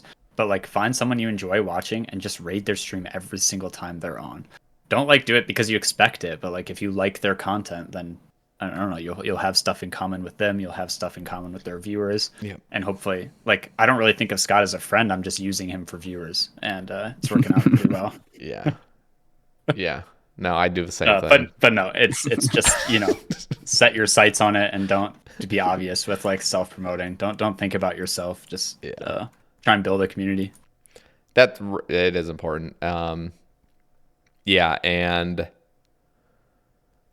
you got to go through that painful phase of just but this was early days on Twitch too. I'm gonna Yeah, early days. You know what I love about Twitch recently is they've actually added some nice features for creators. So like when I go to my like homepage creator dashboard thing, like as soon as I click on the creator dashboard, it goes to this thing and you scroll down a little bit and it'll show viewers that are in your stream that also stream. Yep. And I've actually found like 5 or 6 new streamers just in the past like 2 weeks that like I'm looking down there and they're live right then. Like they actually push those people forward. So I didn't know that. It's pretty cool. So some people are even too humble with self. Like there's a mix of like letting people know that you stream in a not obvious way. Like I was getting hosts from this guy, Agile Tom, who's my size Twitch stream, but he's got this pretty big YouTube and has great videos. And I think he hosted me like 6 times before I even found out that he did YouTube. I was like, dude, you could have told me. That's all right at a certain point. He was actually one of those creators that I saw on my dashboard, and I followed him just in the past 2 weeks. Almost too humble. No, straight up. But I mean, that there is something to be said about that. Like it almost gives you like more respect. It almost makes you want to help them out more because they didn't. So as soon as you find them, that's a huge element of luck. Because I remember like I had to be like 3 to 4 months of just pure like 0 to 5 viewers for my first 4 months stream. I totally understand. Dude, and I'm still empathetic toward those people that are streaming. So I really try to do my part, even after 5 years of just, I'll even go on my phone in the late night hours and I'll just go to the 0 viewers and higher on the old school section, just find new people because I just remember being that. And I would have, and I wished in those first 3 months that somebody would come and see my stream. Yeah. It's so nice. I love popping into streams with like 0 or 1 viewers and saying hey and talking to people. Totally. Nice. It's so hard. It's such like a chicken and egg situation because it's so hard to make content when you don't have people that are providing it for you. Like bigger streamer, you're always talking to people. They're giving you topics, even if they're not super interesting. You have this constant stream of like, I can just talk about this. You have 0 viewers and you're trying to attract more. Who I think this is also in your cast actually, that someone like went into a different stream when they started streaming and responded to not their own chat messages. T-Papa doing the It's Will. Dude, and that seems really weird to me at first, but man, would that help you just know what to say and not be like, all right, and now I'm attacking Olm. Oh, and I just attacked the other Olm. Like, No, it's straight up like, and the thing is think about It's Will, He's a genuinely amazing entertainer. Yep. But bro, if he went live and there was 2 viewers in a stream, it would not be that entertaining of a stream. Yeah, absolutely. It would just be like, okay, where's the energy? Like, what's going on here? It would just that's the painful fact of like starting off streaming. You could be more entertaining than It's Will, but you have 2 or 3 viewers or 0. Good luck trying to build up some energy and have a great time and just show that you're funny and show that you're having a good time. Not like getting your head about it too. The second you start thinking, man, this sucks, I don't have anyone to talk to, there's no way the rest of that stream is entertaining. Yep. It's so brutal. Well, that's for the one thing I also see some people like when they type in my chat a lot and they'll like be typing like line after line after line and we're having like conversation. I'm like, it's a good conversation. Like now if it's like backseating stuff, it's a little annoying, but and then they'll apologize for typing sorry too much. For and spam. I'm like, sorry for spam. And I'm like, no, that's the whole point of me streaming. Like I want to talk to people. But like, I don't get when people like apologize for stuff like that when absolutely genuine conversation. I swear it's a stigma from texting. Like, oh, you're cringe if you text 4 lines in a row. No, I completely agree. If you want to like help anyone that you like as a streamer, just like chat with them. Yeah, it's definitely honestly the best thing. Just a sort of pushback slightly on that, and sure. I feel like there's different sort of categories that you fall into as a streamer. And so, like, for example, if somebody were if like It's Will, for example, had a chatter, just nonstop messaging, like like that clearly wouldn't fly. Like, it just wouldn't work. Right. First of all, he wouldn't even read any of that because there's too much going on. But because I remember, like, I wanted, like, when I hit like 10 viewers and stuff, I just wanted to have a conversation with people. Like, that's how it ends up being. And then you get to more people, and then the people, because I do have people where I'm glad people acknowledge that they're spamming in a sense, because you do get people that are just like, okay, now, like, I guess in my head, I just think, okay, I'm a quote unquote content creator, so I have to like give time for everybody at this point. It's not just conversation in between. It's definitely harder when you get more viewers and as you go on. I think Self-awareness is good. Yeah, self-awareness comes into play. Totally, like totally. you have to like where you're being aggravating to a streamer, where it's just like, yeah. Dude, have you casual had conversation. a viewer that, or like somebody that you know IRL pop into your stream and just start doxing you? Yes. Absolutely. You know what? I texted him so fast. So bad. Yeah, I was gonna say you can go first, Scott. Yeah, I actually had a buddy who lives pretty close to me. He watches my Twitch regularly and he tuned in. He saw me on like Behemoth, I think, and he was like, "Dude, I didn't know you still played this game." And I was like, "Yeah, like we used to play like a long time ago." We just hadn't talked to him. We actually caught up, but he came into my stream and he was like, "Hey," and like typed like, "Hey Scott," like whatever, and like started talking about some other stuff. And I was like, "Whoa, like hold up!" Like he started talking about some like IRL stuff that I was just like, "Hold on." Starts talking about like, hey, how's your sister so and so doing? Like, Yeah, it was it was just like family stuff, and I was like, we'll just catch up later, you know. Yeah, And so I just like that's texted him. But it was cool. It was like cool meeting someone that way. It was definitely like, I've met a few, I think 2 or 3 people that have played RuneScape from IRL that have like tuned into my stream and like, yo, I didn't know you still played this game. So it was pretty cool. What about you, Joe? Did you have a bad experience? For me, my uncle, he lives on Washington. I'm in Wisconsin, but he taught middle school science. And dude, it's really cool. Like I feel like it's really rare to get family members that are like proud of the streaming thing. So this is not on him at all. He was like talking me up to I think probably trying to relate to younger kids too, like oh, like Ninja, my nephew streams, and so naturally they're like, oh, what's his username and stuff. And so he shows the entire class, who all know his last name and therefore my last name, and where I live and everything, shows in my profile. And I got 3 kids that day that come in here, call me by my last name, talk about my uncle's full name, and obviously my first name is easy. It's Joe. So if you know my last name, you're good. And you have to ban him for a second or like time him out and have to explain it. Like, sorry, dude, that you just can't. Especially getting doxxed and all that stuff lately. Like, nope, not taking chances. Just like in your Vedion arc, can you imagine? Just like oh my god, they found out way more than I thought was possible. So I'm sure it's not that hard to find that stuff. But yeah. It is cool though when people take an interest. Like I've started finally getting over my like, oh, I'm a nerd, people don't want to hear about this. I've started like posting some RuneScape stuff on my normal Instagram.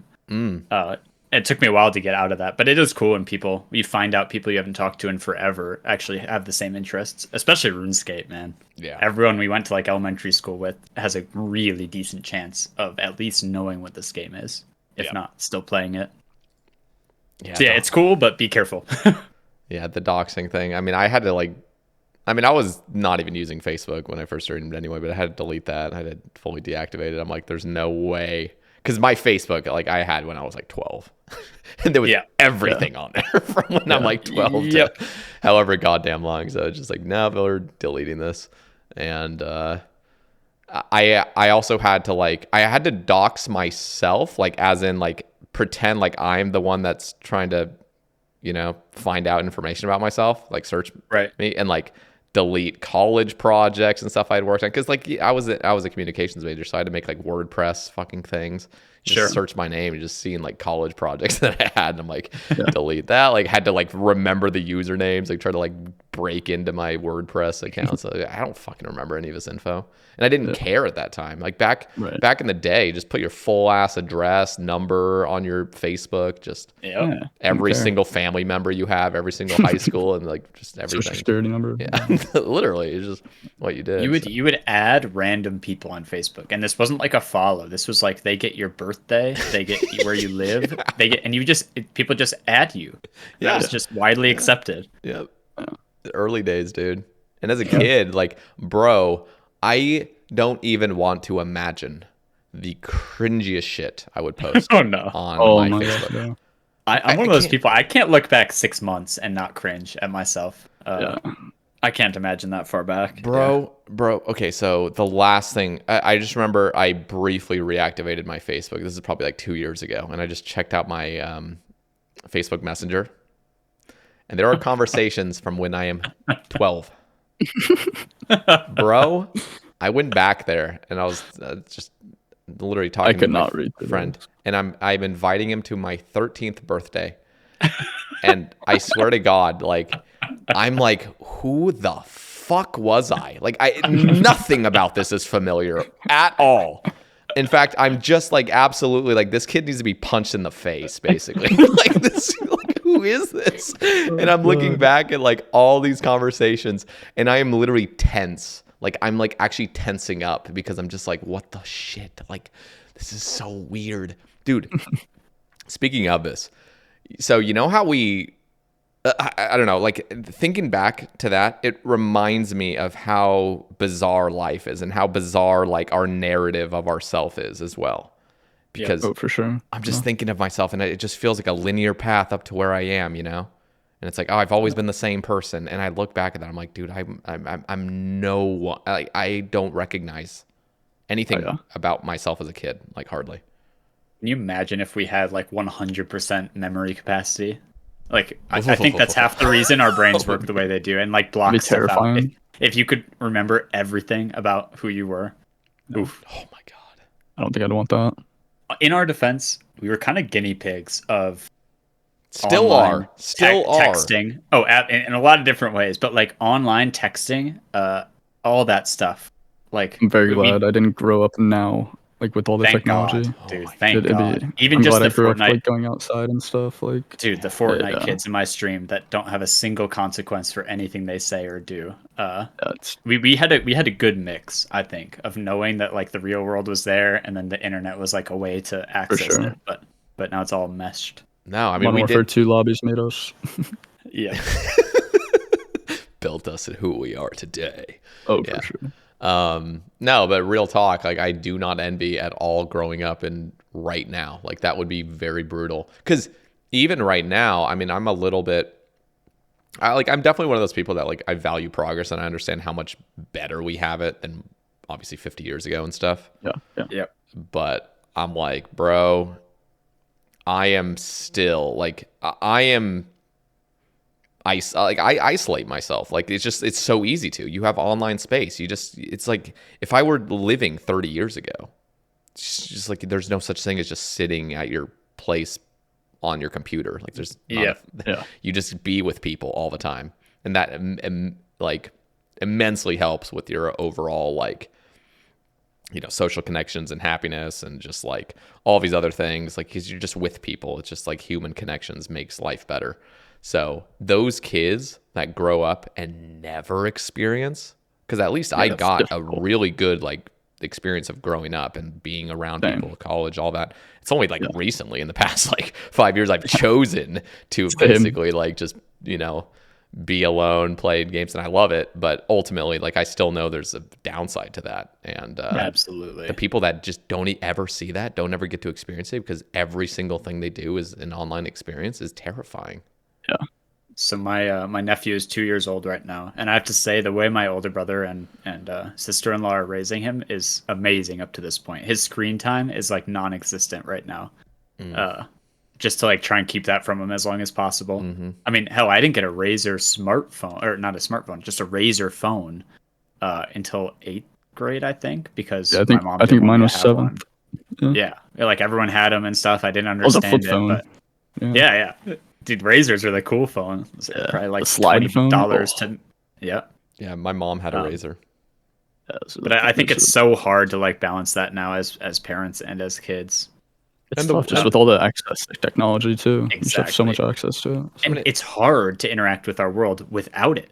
That's everything is built around it now. You're almost doing yourself a disservice by eliminating it. Like you need to have a healthy, like you need to know, because like my sister and brother-in-law have a child, and like she just turned 6, and it's like she has an iPad like that she uses for games and learning programs and stuff like that, and she's amazing at it. Like she knows everything about an iPad, like just more than I know. Like at this point, she just knows how to get everywhere, knows everything, and that's a really valuable skill as a child. But ultimately, like you still have to have the balance of like you can't be on this thing all day and do real life things. It's so tough though, because if you isolate your kid from technology, then when they get into the real world, like bro, we're living in a world that's all technological. Like you need to know this shit. Like I get to just feel like a god when I change HDMI inputs for my grandma. Yeah, no, old people, bro. old people. Like my grandpa on my mom's side, like both of my mom's grandparents have died, or my mom's parents have died, and Right. my mom's dad, my mom remembers him being the most tech savvy person of all time. Like when she grew up, he knew everything about, fixing things and the latest technology and gadgets back in the fucking like 80s and 90s and stuff, just that old stuff. And he's dead now, but like he did not know about technology. As like the older he got, he just became unaware, and it would just surprise my mom. It's like, wow, like my dad knows nothing like about any of this stuff. He's clueless. And it's gonna happen to us. I know. It's already happening. We're gonna be talking about our click rhythm game. It's gonna be like, you're not playing on holograms? Like, what are you doing? Yeah. No, I like the more mechanical stuff. I don't like the whole like eye movement. I like clicking stuff. That's my generation. I will say, buttons. as a counterpoint, I still absolutely agree. Kids are not getting the right balance between online stuff and real world interactions. But I think we're inherently like guilty when we stay inside, even if we're talking in a Discord call with 10 of our friends playing RuneScape all day. There's that guilty feeling because we grew up thinking outside interaction is the only interaction. And I feel like if people can get past that a little bit, obviously find your balance, but it's really nice. I mean, I talk to, 20 different friends every single day. And if I didn't feel like a little bit guilty, it'd be so much more enjoyable to just like have all these connections and genuine friends, even if you don't see them in person for your first 3 years of knowing each other. I really do wonder, because we definitely adapt as humans. I just think there's something like with language in general, like there's like all we're getting right now is just audio. Like we're talking to each other and we're just getting audio cues basically. And that's enough for the vast majority of language and stuff. But like when you're in person with somebody, you're picking up so many signals and so much energy from the person, and it just makes the communication and just being with each other so much more vibrant and just like, bro, different, like just here, like we're literally here in the same place, and you just pick up on so many more things. So definitely really in person. Yeah. Making eye contact with people. So online is perfect. Same. Dude, I don't know why. I just like, it's that Midwest thing. You're passing someone in a hallway and you like look at your feet. I don't know what it is. Yeah. I had to serve I had to serve a 2-year mission for my church, so I had to just literally be I had to meet strangers for 2 years straight, and like that really helped me. Like, yeah, I'm sure. Get out of my I was already pretty much like a class clown, so I was already kind of like had that energy. But yeah, over the past several years, I've definitely like I feel like I've lost my social skills I built up, but they're still there, again, technically. You think that, but you spend your entire day interacting with hundreds of different people, and like even if it's not in-person signals, you're picking up on like who they are over time. And doing these podcasts, I mean, we're episode 155. Yeah. So even if it feels weird to be in person, I don't think we're necessarily losing it. It's just a new world, and we're kind of that bridge between those two worlds right now. Yeah, when we grew up, it's fascinating. It's terrifying and like exciting in the same way. But I still think there's something that you really can't match a physical connection with somebody that's like in person. Like that's just never. Oh, yeah. You definitely need both. Yeah. Absolutely. Okay. Or else my girlfriend and I would still be long distance. Oh, dude, I can't. So I've just had a couple experiences with that. Just, man, it's so hard because nowadays, like at least in regards to dating and like relationships, it's like I want somebody that understands me. Like I want somebody that like I don't have to pretend to be somebody else. Yep. And that always kind of felt like that. Like it literally has always felt like I can't truly be myself, because my true self, like who is that attracting? I want to play RuneScape. Like that clearly, like nobody's into that. I have to be a Giga Chad alpha and like just shoot guns, drive trucks and shit. Let me just recommend meeting through Ninja. You meet through Ninja. You don't have to hide any bit of your nerdiness. It's all right on the table. It's honestly amazing though, because that's how we met on Twitch. You know, she likes watching video games. She likes playing video games. I don't have to hide any of that, and now we live together. So I mean, there's been I won't name names, but there's been a couple girls that I've have met me through my stream, and we talked. You know, and it's like, this is so nice. Because they already know who I am. Like, they already, literally know who I am. I don't have to fucking hide shit. I don't have to be like, oh, crap, when am I going to tell them I play RuneScape on stream? Like, shit. Right. Yep. Yeah, that's part of the struggle, too. But, No, so... you get a ninja raid, But long-term stuff, like, not being able to be in person with somebody is brutal. Yep. It's brutal. It was tough because when we started, it was COVID, so you had to really work hard to set up a safe meetup. At least in my situation, when I didn't want to get my grandparents sick. But it worked out. Yeah, that's really nice. Okay, the last question from corndogmurphy: any advice for new or returning RuneScape players?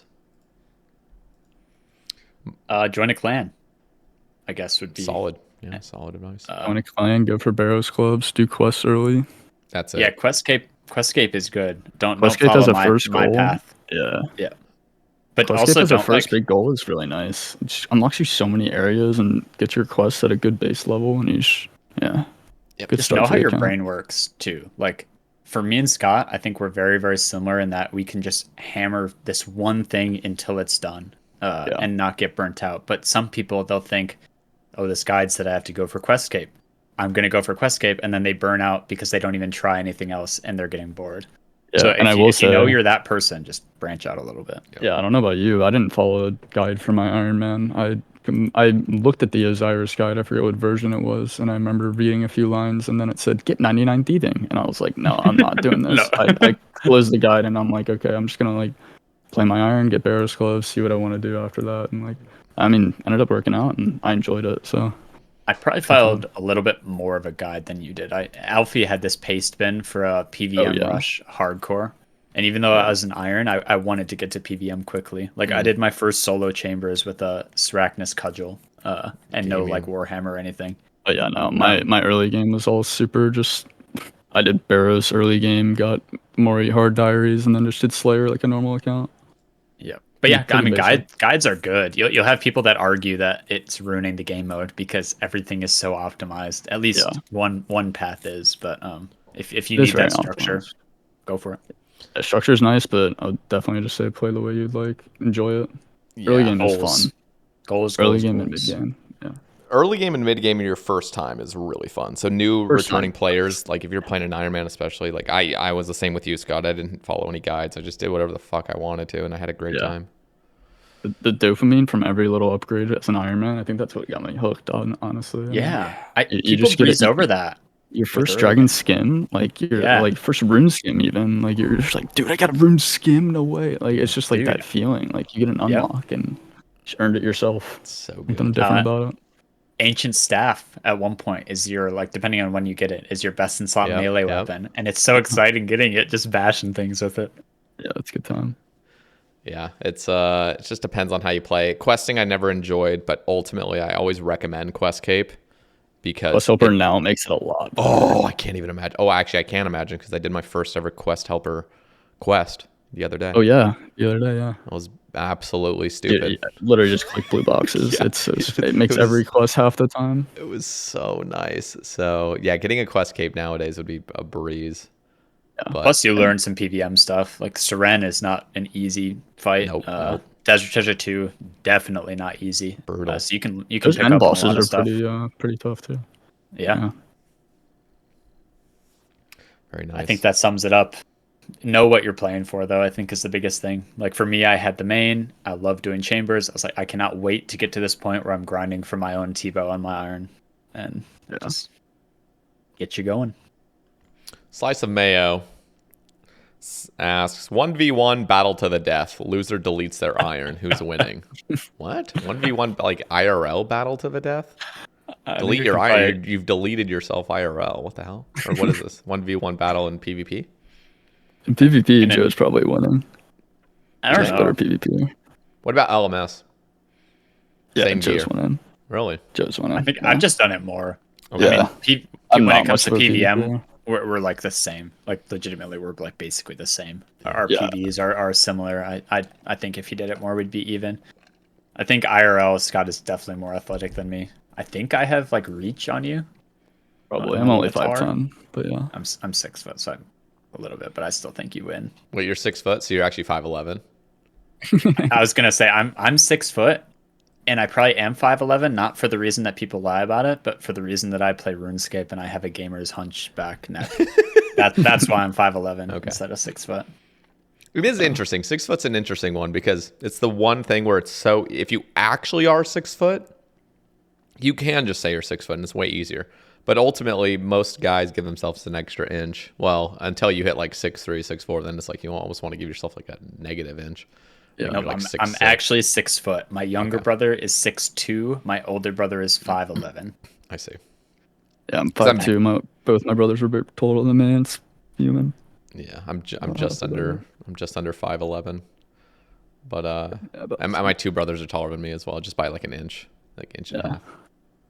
So I guess Scott's deleting his iron if we PvP in game, and I'm deleting my iron IRL. yeah. Scott would show up with a baseball bat too. All I've got is skis. Yeah, he's an actual baseball player. The guy could fucking smash shit. That's what I'm saying. I'd be done. Unless you We have love a gun. Mayo, by the way. Yeah. That guy's a legend.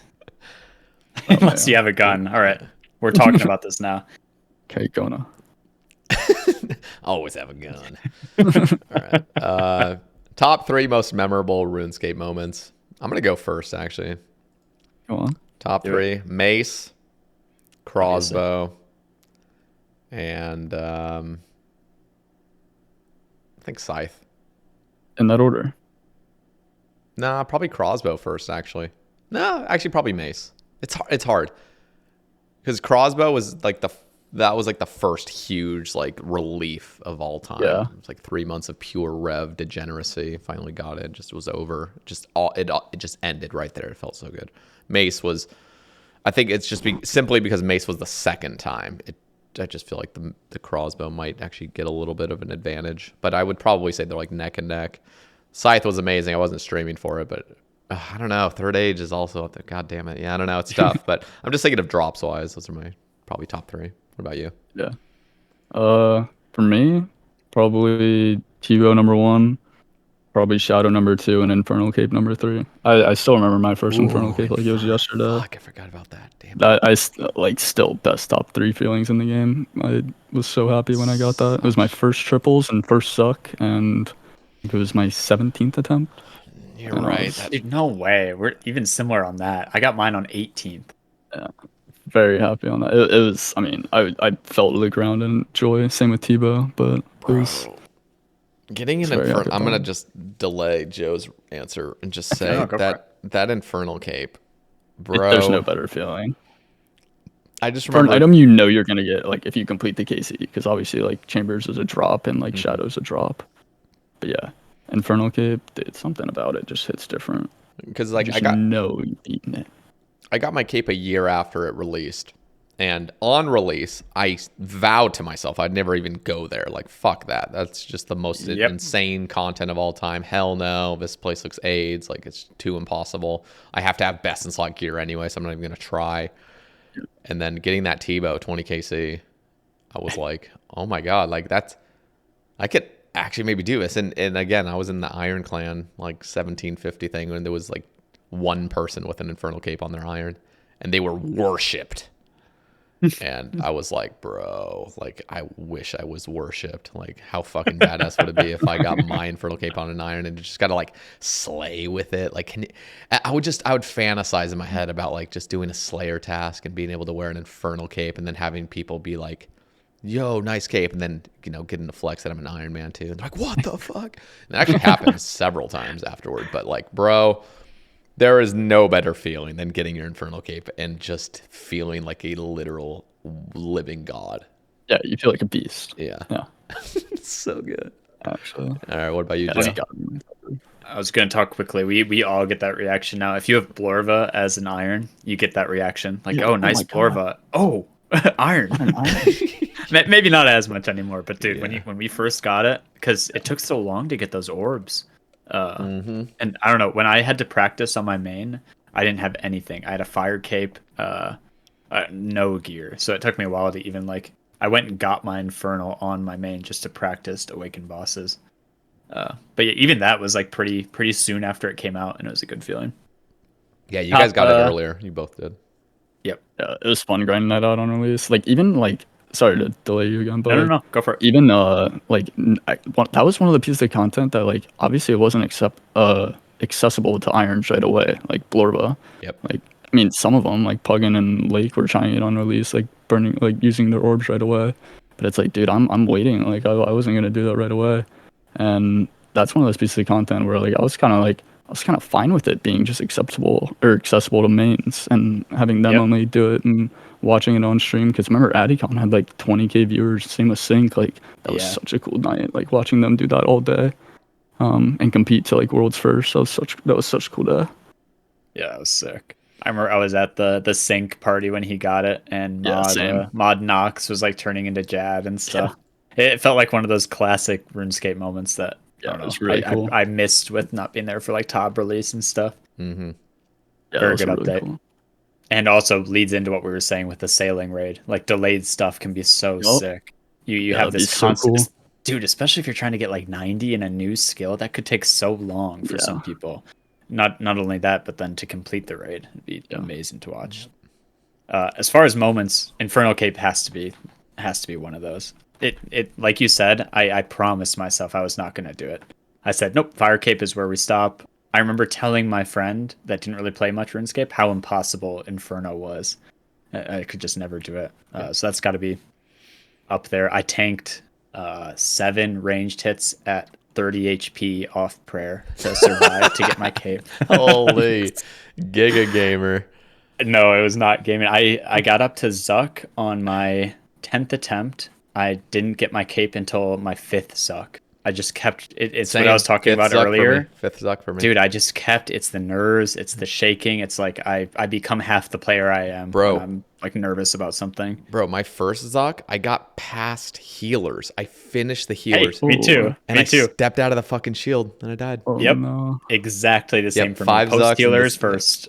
Yep. And that was devastating for me. Yeah. Yep. Devastating. I will say that there, and I just was like, because I could feel the cape, like I could feel it, like I was like, I'm gonna get this, like, and this was only like a few days in. I got to Zuck, like this was like maybe 4 or 5 days in. I got there, and it took me another like 7 days to finally get my cape. But like, bro, when you feel it, like I think Zuck was like 150 HP left. Just fucking died, and I just sat there in disbelief, and I just felt sick. I wanted to puke. I was like, oh my god. I can't imagine that early too. Like we have so many resources that you did not have to get up to that point. I will say I'm really trying to break the stigma of, once I get my cape, I'm never going back. I feel like so many people view it as this terrible chore, and it's such a perfect piece of content that becomes so much fun. Like the 2 seconds you have to solve a wave plus mechanics. And the longevity of it is so much fun. My younger brother is going for his right now, and he still hates it. And I'm hoping he gets to that point where he can start enjoying it even before you get your first cape. It can be so much fun. It's hard to enjoy it before your first cape. I was about to say it's funny you say that, because even after my first cape, I wasn't enjoying it. Then when I went for CAs, that's when I started enjoying Inferno. Oh yeah. I hated it. I hated it going for the 50 HP task, but it taught me so much about Inferno and how to do it, and it was actually enjoyable. It is hard to like wrap your brain around getting ready for a day of Inferno. You're like, I'm gonna go gear up after getting a task, and it's gonna take like the next 3 hours. I guess for Zuck comes, it's gonna take a long time. It's kind of like clue scrolls are for me. I'm not as motivated as you guys. I get a clue, and I think I have to gear up for this. I have to hope I have the items for it because I'm still missing a couple things, and it just seems like this chore to like get started for it. So I don't do them very much, and I'm sure that's how people feel about Inferno too, just like this big chore. But dude, it's such a good piece of content. It is. So Inferno Cape, definitely big one. Voidwaker Blade, absolutely up there. That was like the biggest X rate. Was that all Calvarion? Nope. Vedion, solo Vedion. All Vedion. It was clans. You want to hear something funny? I got so tired of stream sniping that I added. If you go back and look at the clip ever, I added a fake health bar in the spot where the normal health bar is, and I changed it to Calvarion instead of Vedion. So when people would glance at my stream, it would look like I was killing Calvarion. Oh my god, that is fucking funny.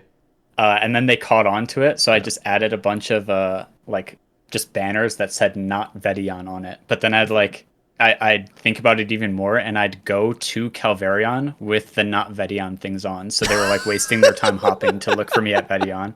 But anyways, when I finally got that, it was like an IRL relief. I was just, I'm not going to have to deal with these guys. Yeah. Allie was like, I actually called my local police station and said, hey, if you get like a swatting thing, like I'm not abducting anyone. Everyone recommended to do that if you're getting doxxed and like they know your address, which they did. That is terrifying. My older brother is a SWAT medic and a flight medic. He actually on YouTube, if you ever search Prep Medic, that's my older brother. He's got like 500,000 subs, 600,000. But yeah, he said absolutely call your local police department because I don't know how many people have died from swatting nowadays. But Jesus, it's a funny call to make though, because you're like, hey, I'm not going to do any of this really bad stuff, so don't worry about it if you get a call. Like it sounds super. And that's probably the most suspicious thing ever, but they knew what it was. Yeah, that's probably not even the most rare thing now because there's such thing as content creation. Yep. Yeah, holy shit. So it was not just a relief in game, but I was just so happy to not have to deal with them. They lost interest very, very fast. Yeah. And we got a couple of them banned. The ones that had like blatant like N-words in their name. Got them banned and stuff. So that was number 2. And I don't know, number 3. It might be weird, but Scott getting his T-bow in that raid, I was so relieved because I still felt so bad for getting the one in front of him, dude. And I just knew like, okay, now we can all just like play the game and relax about it. That might be up there. I still think that's one of my most viewed clips, Scott, is your T-bow in my stream. Damn. I think that's probably the 3. I'm sure I'll think of something else that was big, but 7. I just keep thinking of it as a 7x rate hilt because, like, I went 3.5x, and that was bad. Yep. So it was it was 2,500 Vedion. I think like 150 of that was before the rework for combat achievements, and then how many was pets? 0. What? And then it's that much Vedion, and then Calvarion was 1240 Calvarion. Wow, no pet, rip. No pet. Just to go over the log. Probably got a bunch of rings though. Dude, the Sam fuse. Oh, you probably have like 2,000 plus now, right? Yeah, I had over 2,000. I've used so many of them, and because I just didn't even think about using them. So I'm down to like 1,000 now, but I used them in Inferno, in our 500s. But 7 Ring of the Gods, 14 Dragon 2Hs, 14 Skulls of Edion, and then 1 blade. Yeah, mine is crap, where is it? I had 9 Skulls of Vedion. Those were pissing me off. They're so annoying. They're not even loot beamed, depending on what your settings are. They're just this little ugly item on the ground. I just remember because I already had a ring in I already had 2 rings, but only 1 was in my log. And so, because I already got the pet before the collection log was ever a thing. So right. I got dude, getting that second pet was so tilting. It was like 3x rate of blade, and I got the pet. I'm like, I'm gonna throw something. Like, this is out of control. I should note, by the way, I didn't have chain mace for any of this. This was all bludgeon. Dude, I ended up bringing 2 Inquisitor's pieces in when I had fools protecting me. I brought like Inquisitor. I was risking a bunch of shit. Damn, savage. And still, bludgeon is like, it's so much worse than chain mace. It's like twice the kill time as chain mace is. Painful. Yeah, oh my god. Oh, see, I would have. I don't know. I'm just thinking if I had a bludgeon, maybe I would do Calvarion just to like. But then again, it's like 3x. You have to do so many more kills there, and it feels almost like the exact same. There's just very little difference between the two. Funny enough, I used Scythe with Calvarion with 2 Inquisitor's pieces. Oh wow, how was that? That's interesting. When I calced it, it was still a lot worse than chain mace, but a lot better than bludgeon there. I think Eldermaul is technically better than Bludgeon at Calvarion because you can do so much damage in one hit. And you know when he's just immune because he hasn't gotten to his attack cycle after killing his dogs? Like, you're not wasting time with Eldermaul, hardly ever. Those are ticks you already would have had to lose. That's a good point. But yeah, Scythe was fun. At least it like was something new to try. Bludgeon is like the worst item in the game. It's so ugly and like the sound is bad. And what? I actually love the Bludgeon. I love what I love like how you get it. I love the look of it. I miss when that was the best in slot crush weapon. I loved the look of it on release, and maybe it's just because I like went so long using it there that I got tired of it. Oh, I guess you have more reason to complain how dry you went on that mace, so your opinion probably goes further. No, I actually, like, deep down, I kind of wish they would make almost like an upgrade to the Bludgeon or something like that. Make it useful again. Yeah, I just love the Bludgeon. Like, I was even saying, like, how cool would it be if like the Bludgeon got like some special attack or something? Like, they would have to do so much to it. And then the other problem is, well, then what happens to the mace? What happens to the Eldermaul? What happens to everything else? But I really do miss the Bludgeon being good. Just changing its sound to what the sound that the Inquisitor mace and the Sarachnis cudgel makes would make that weapon better in my eyes. I hate the Bludgeon sound. Like, I love the mace sound. That's funny. Actually, let's talk quick about crush weapons and how dumb it is that the Executioner's Axe is not a 5-tick crush weapon. Like, primarily. I know it has a crush option. Why did they make this thing compete with Scythe? When Crush was wide open, there are no good 5-tick Crush weapons. Yeah, besides the leaf-bladed battle axe, but that's not really good. It's just right. Yeah, no, interesting. Yeah. They wanted it to be like this direct comparison, and especially with Scythe getting buffed, there is zero reason to ever go for that axe. I don't know what the time to get it is compared to Scythe, but it can't be that much better with the 4 pieces you have to get. Thing is, like, I don't actually mind it being slash, actually. I just think it's harder to fit it into a place where it'll definitely be used. It's definitely hard to fit anything in because people have these attachments to certain weapons. Like, they never want it makes it for good reason. Currently, the scythe shouldn't be devalued, but like they don't want certain things to be devalued, and it's just so hard to fit things into the meta. So I think, and I don't even think they were trying to compare it to the scythe. I think they were just trying to, because the whole idea behind the Soulreaper Axe was just this idea from Reddit, and they just took it, and it's just the most convoluted weapon to use, and it's actually really aids using. It's not fun. There's like the one place it's all right using is Vardorvis. Right. That's simply because you're already focused. But if you're trying to use that, because the axe in theory is really good at Slayer, you know, if you want to do some melee Slayer tasks, like if you just camped at 5. But the problem is like it's actually just unbearable using, because most tasks you're not just fully focused, and so you're just nonstop losing HP as soon as you don't attack for 8 ticks. Yeah. And just stacks going away is such a weird thing. Stupid. That whole thing needs to be fully reworked.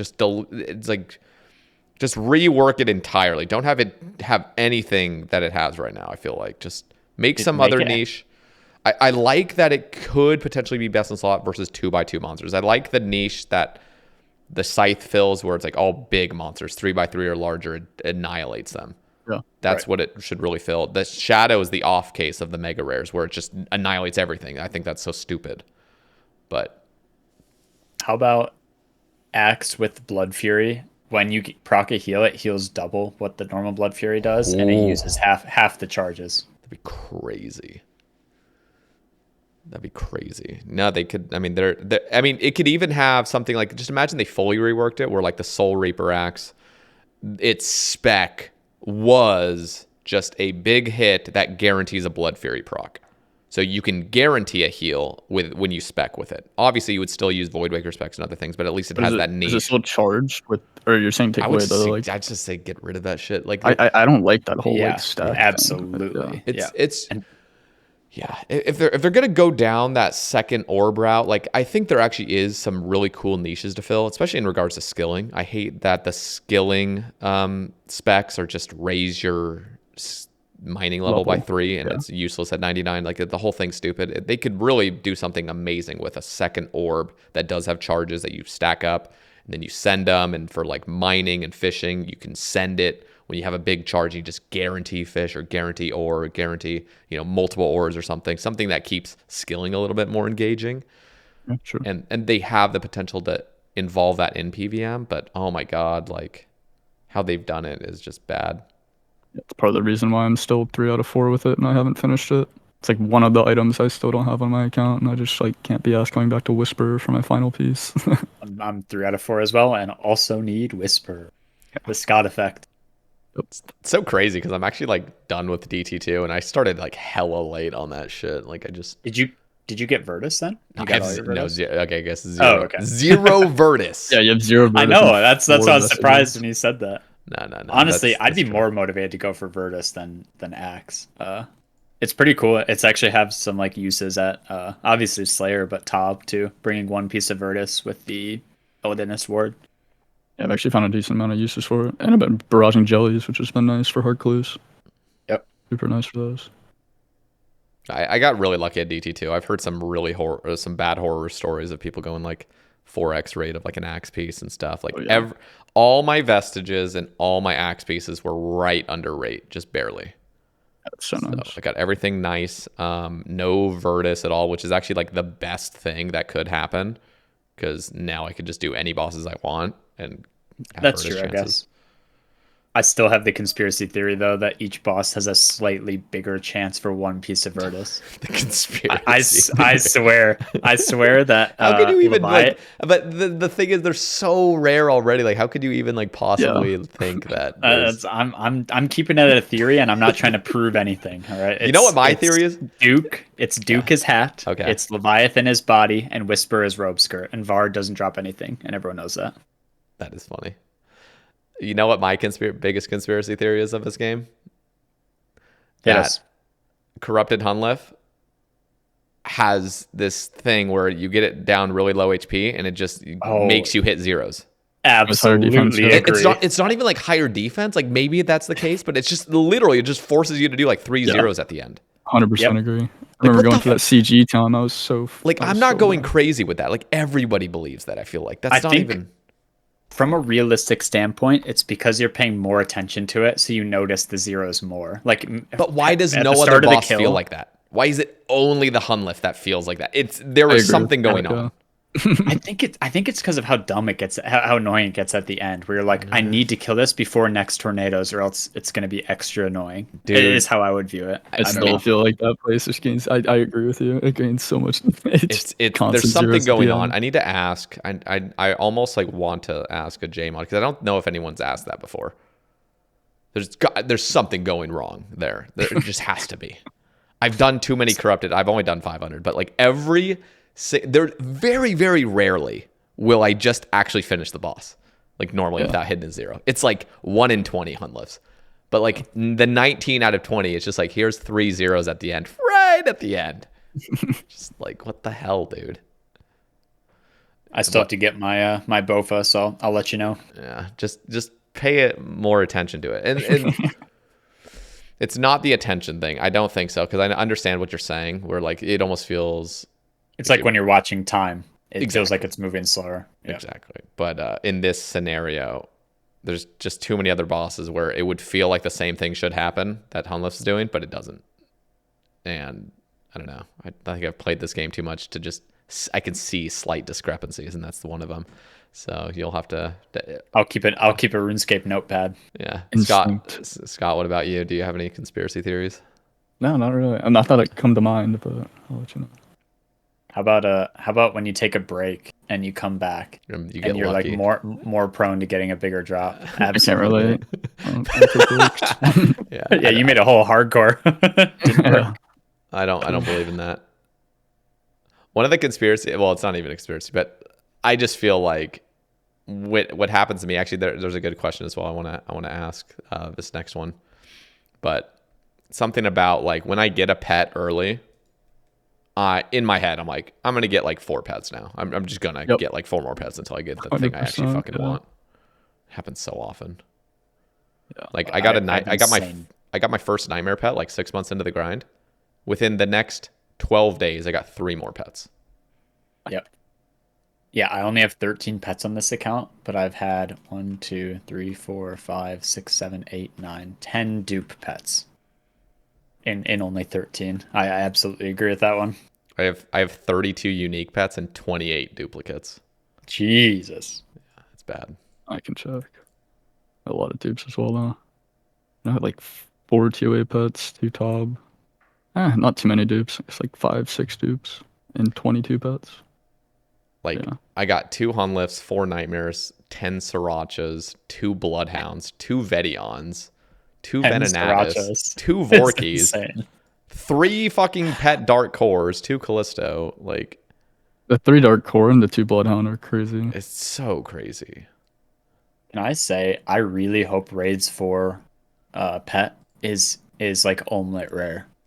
I know people will hate me for saying that. I hate how easy it feels to get Tob and TOA pets. Maybe it's that I just agree me. with, but It doesn't have to be the same mechanic like roll a purple, and that's the only way you can I get was a about pet. to say, But if it's a purple version, I'm not a fan of that because I think that's just so demotivating. I don't know a single iron that completed TOA without pet. Like they got their last purple they Badman. needed, and they didn't have pet. Oh, did he? Badman went 2,000 for his pet. All right, well that's because he's. And that's really rare, but you never see that. Most people. Yeah. do. Talking about Tob, right? Yeah. Wait. Oh, sorry. Were you saying TOA? Yeah. I was saying TOA. My bad. I think I thought Tob you is meant like in Tob. between, right? Isn't it? Yeah, Tob's in between, I feel like. Yeah. Dude, No, my you're younger right though. brother had- That is Go ahead. appropriate. Any cosmetics or any like pets, like those pets ultimately should be the rarest thing should, on a yeah. drop table. That's the stuff you Skip- go for, like the completionist style. Give us a reason to keep doing fun content. Yeah. You know My, what the my worst? younger brother got Oh, the sorry. Tob pet Yeah. and the dust and scythe within. I think he had done 10 hard modes and like 50 normal tops. Jesus Christ. He's got a dusted pet with scythe on his iron. Dude, you know what the worst Absolutely thing insane. is DK's pets. Yes. Yep. 1 in 5K, and there's 3 of them. Like, bro. Oh god, dude. Okay, I'm not gonna lie. Like, I understand there's already like 2 caves, and you can do some like abuse with that sort of. It's But still shit. can we just fucking increase? Like, we just have a 3rd cave or something where they spawn in every 30 seconds instead of. I say, you just need to decrease the 90. despawn timers. I know, just make it It's 30 so long. seconds because everyone nowadays has this crazy gear, and you just sit. If you want to do it traditionally, where you're just sitting there waiting for the next one, like you're literally waiting a full minute sometimes. Yeah. And you can't hop because there's a bunch of fucking whatever they're called. Spinalips or whatever. Yes, spinalips. It's the worst. It's the most free combat achievement reward too, just to make a teleport to the Dagonoth Kings. That would help so much. the And I people can't are- believe they haven't done it. People are so into their like never change DKs, like never. It's so like weird. This is iconic. Like I understand it's iconic to fucking run a marathon, literally to get. It's there. arguably a worse run than Nightmare, but you don't have to Oh do it as yeah, much. it is worse. It is worse. Something to be thankful for though, that our Dagonoth Kings don't look like RS3 Dagonoth Kings. Oh, let me. If Look. you don't know what they look like, They're so bad. catch a look really quick. I'll look. They're so bad. It's maybe the worst looking. Like it looks like it being like a Marvel mobile game. For Oh like, my god, what the fuck did they do to these? Why is the wiki white? It's just bright as hell. We're in light mode right now. Dude, they look like half-assed dinosaurs. They look Bro, so bad. this is the shit where you're like this Thank is God we play OSRS. yeah, like these when I see these, this just reminds me of like new mobile game Monster Hunter. Exactly. Like, get your free or get your, like buy your bag of gems to unlock this new monster. Like, oh my god, cringing out of control. Those IRL like Raid Shadow Legends ads were exactly that. Dude, do you remember when those ads got really crazy and they started like adding like these basically like half naked like chick avatars that would like Yes, yeah. it's like what the like dude like what I are you saw- doing right now? It's I getting out of saw some- control. Yeah. Theory that whole thing is a money laundering scheme, and they put every single dollar they earn from the game itself into advertisements, and they don't like touch the game.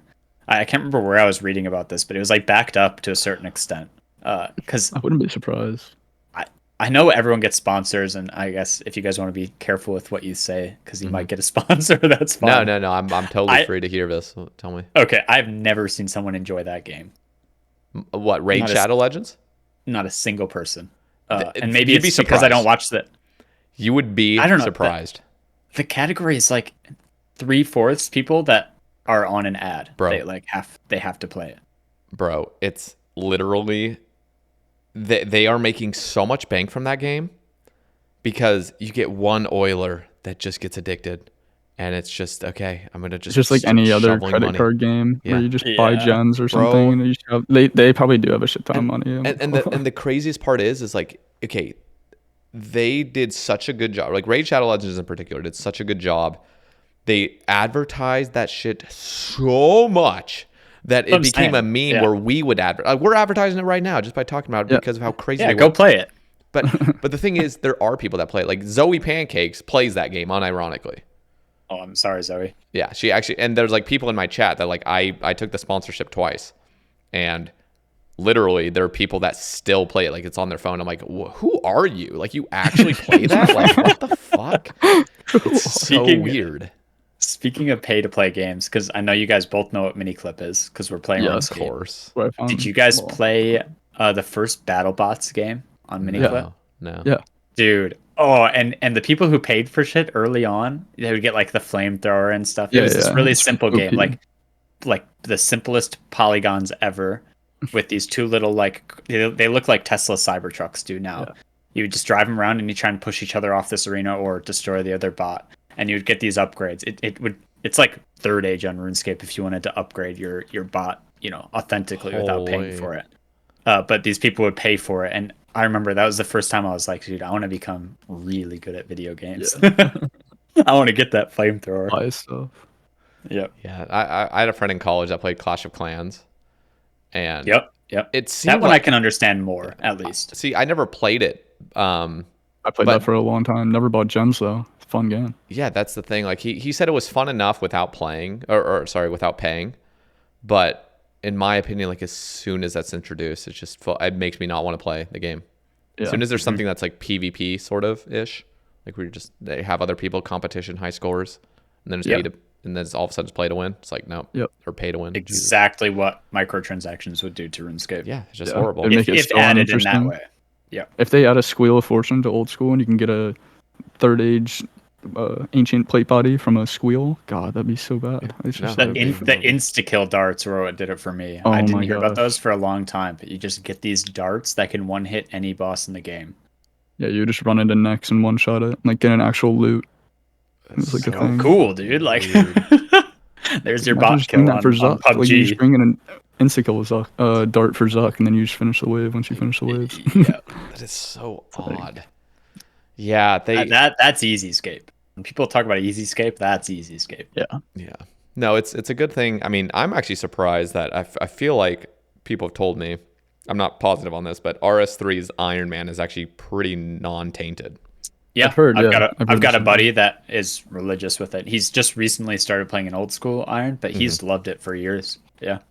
That's surprising. And that makes me, like, the fact that they haven't tainted the RS3 version means, like, OSRS Ironman. Like, no way ever will this game mode be tainted in any way. So that's another reason, like Ironman hits even differently, even more different than, like, we had already kind of said, like, just in comparison to the main man mode, because mains, technically there is a way to microtransaction. It's just not something that anybody's going to viably do, and it's not like you're getting straight up XP or anything. But right, for sure.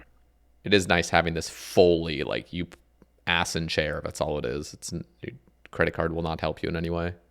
Yeah. Sometimes I can't believe we haven't gotten microtransactions though. It's crazy. Dude, like Overwatch, they gave up like their entire second game just to add a battle pass because they saw all of these other games making incredible money from it, and everyone hated it. But like at a certain point, it's not up to these devs that we see and love. Like it cannot be up to them, and I'm amazed that they've been able to like influence people so much to say like, hey, your game is gonna die if you do this. Yep. No, it's actually insane because OSRS would still be alive. It would still be fine. They'll lose a lot of players for sure, and lose a lot of the community respect because they're so technically it all is money at the end of the day. Like they know they would end up losing money in the long term. Sure. By destroying this because the community would just trash on the game endlessly. Yeah. It would turn into RS3, what RS3 was like, where everybody would just dance game RS3. Like that was just the meme, just like fuck that game. I mean, that literally stopped people from playing it. If people still had a positive reception toward the game, I probably would have played. I've never logged into RS3. I've never wanted to. And probably the biggest part of that is because of people's just like the way I've seen the community react to the game. It's just like, this game's dog shit. And that was the case for so many years. There's just sort of been a revival lately over the past couple of years where people are like, oh, RS3 is not that bad. But for years, it was tainted. Kuna asks, favorite update since you made your Iron Man? Start with Scott. Honestly, I mean, cliche, but TOA. Yeah. I think it unlocked a lot, and I learned so much from that raid. I think it was just, it definitely has had its ups and downs, and definitely still has places it could improve. But I think overall it was my favorite update. I learned so much from doing that content.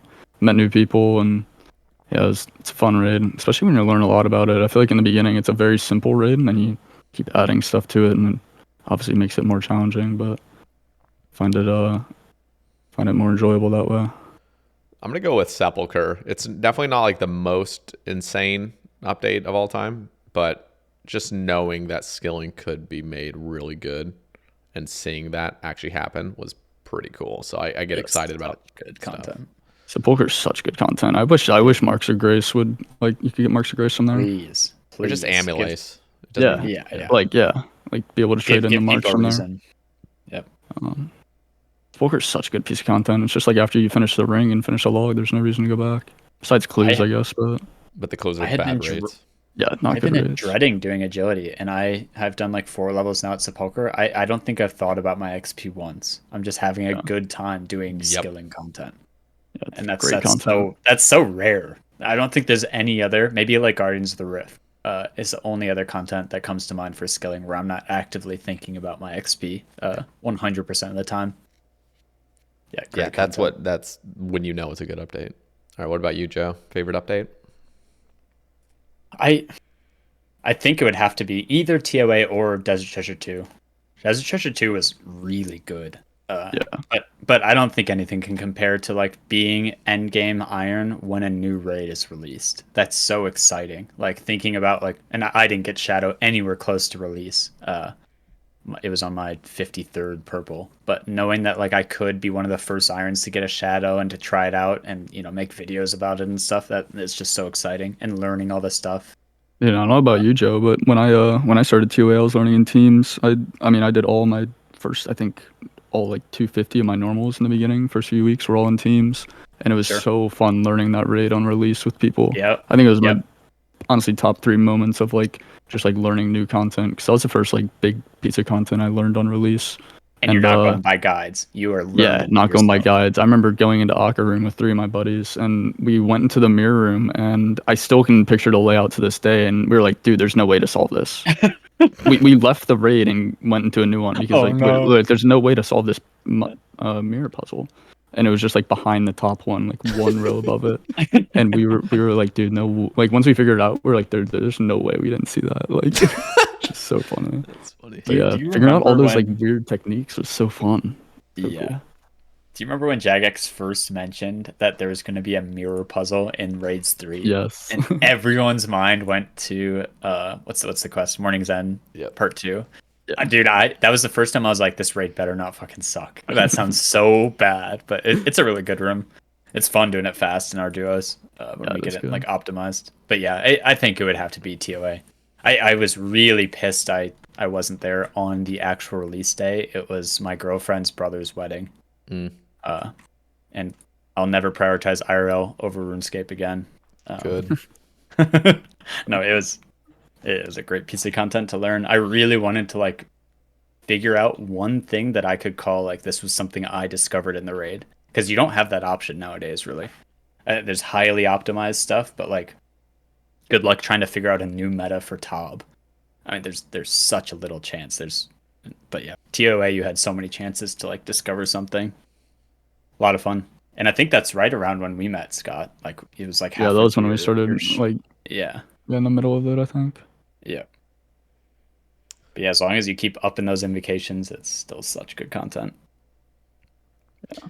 And I will say solo TOA is fun, but I will say Team group is TOA so is teams, and a lot more reclined, and it makes the raid a lot better. And the you see respectable purples. drop rates. Like you actually get more purples if you have a good team going.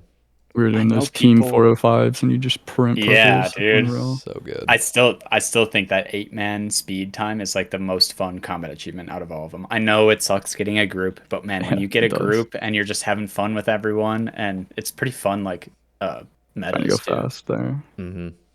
I know people will be pissed about this. I think raid should be almost exclusively team content. I like that Chambers is way harder to solo. I think that's fine. It wasn't intended to be soloed, but people figured it out.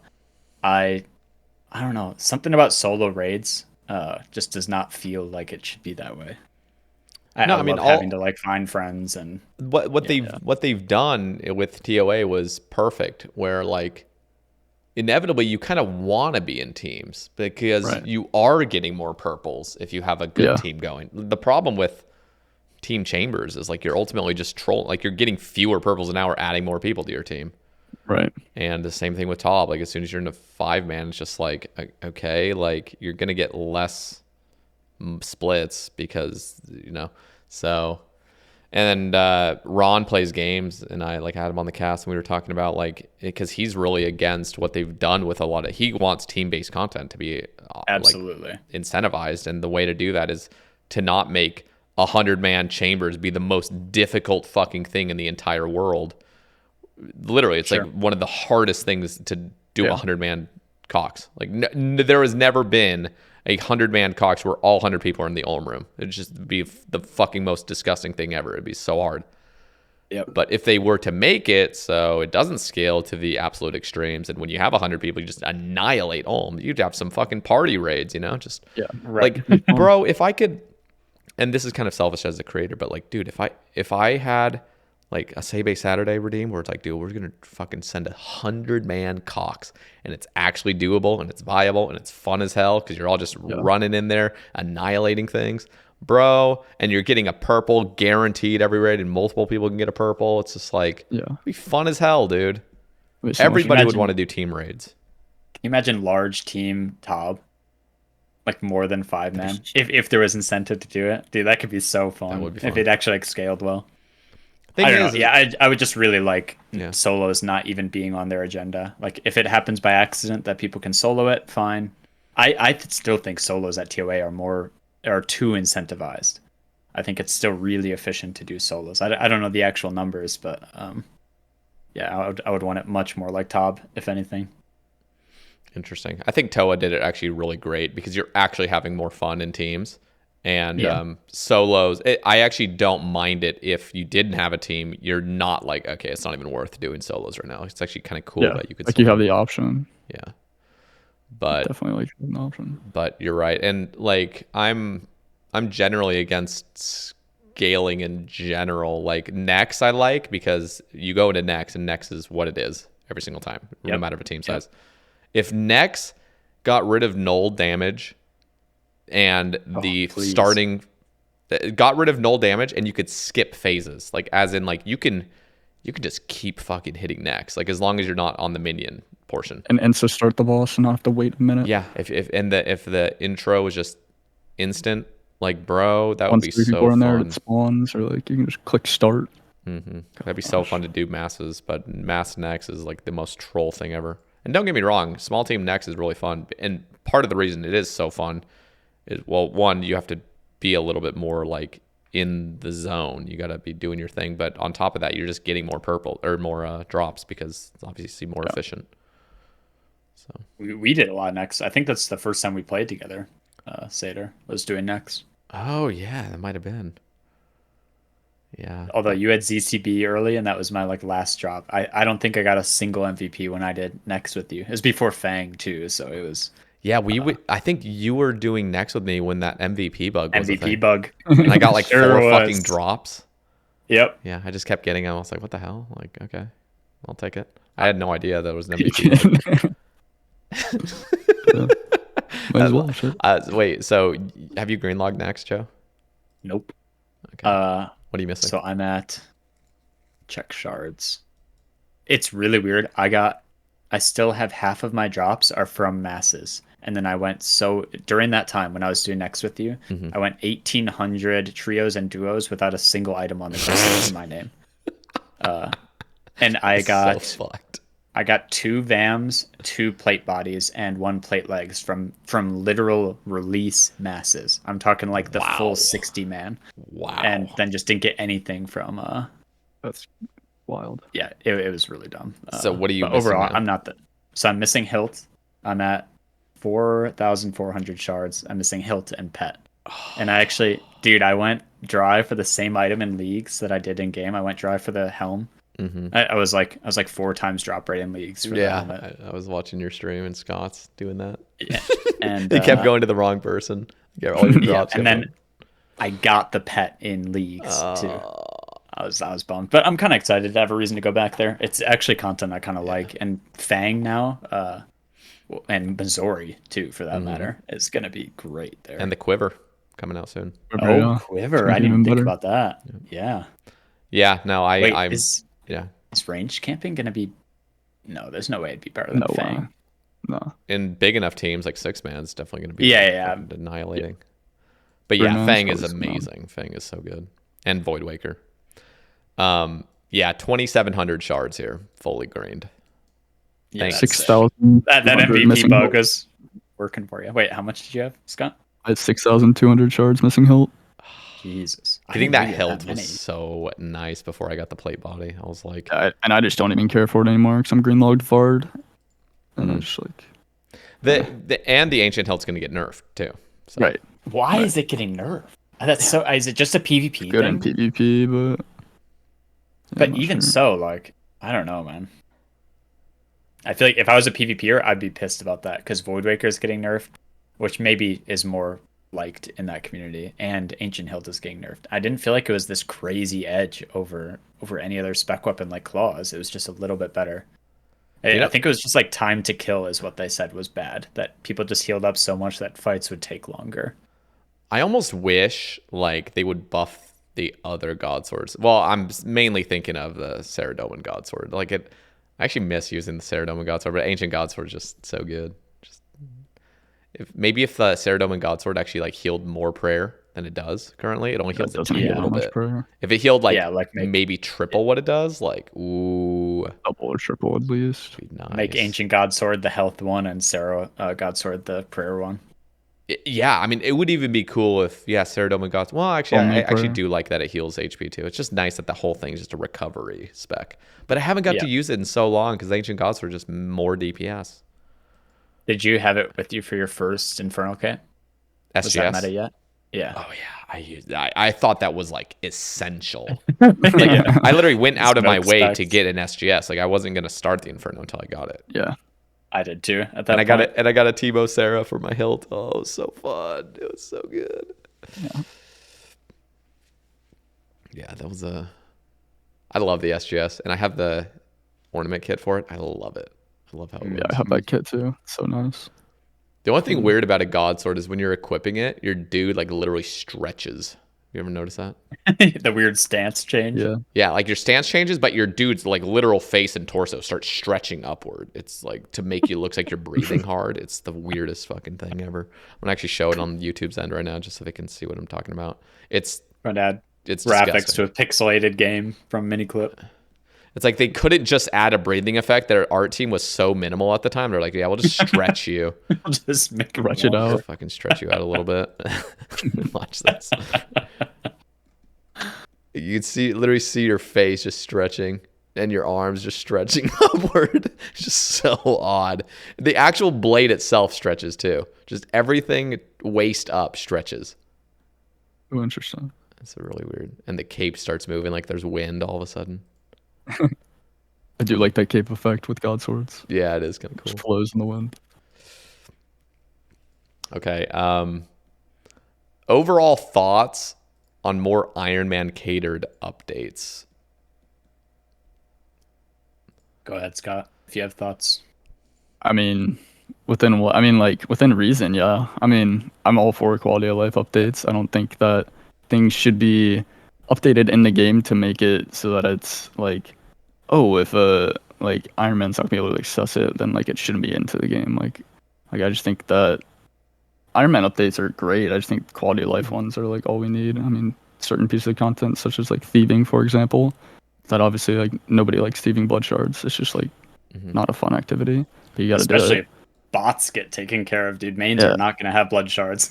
Yeah, true. But it's just like things like thieving that should have quality of life updates. I think we should have, but yeah, I don't think they should go overboard on them to make everything accessible for irons. I don't think everything needs to be accessible for irons, such as like clue scrolls from Implings, like being able to catch them that fast or like anything like that. But yeah, I'm here for quality of life updates for sure.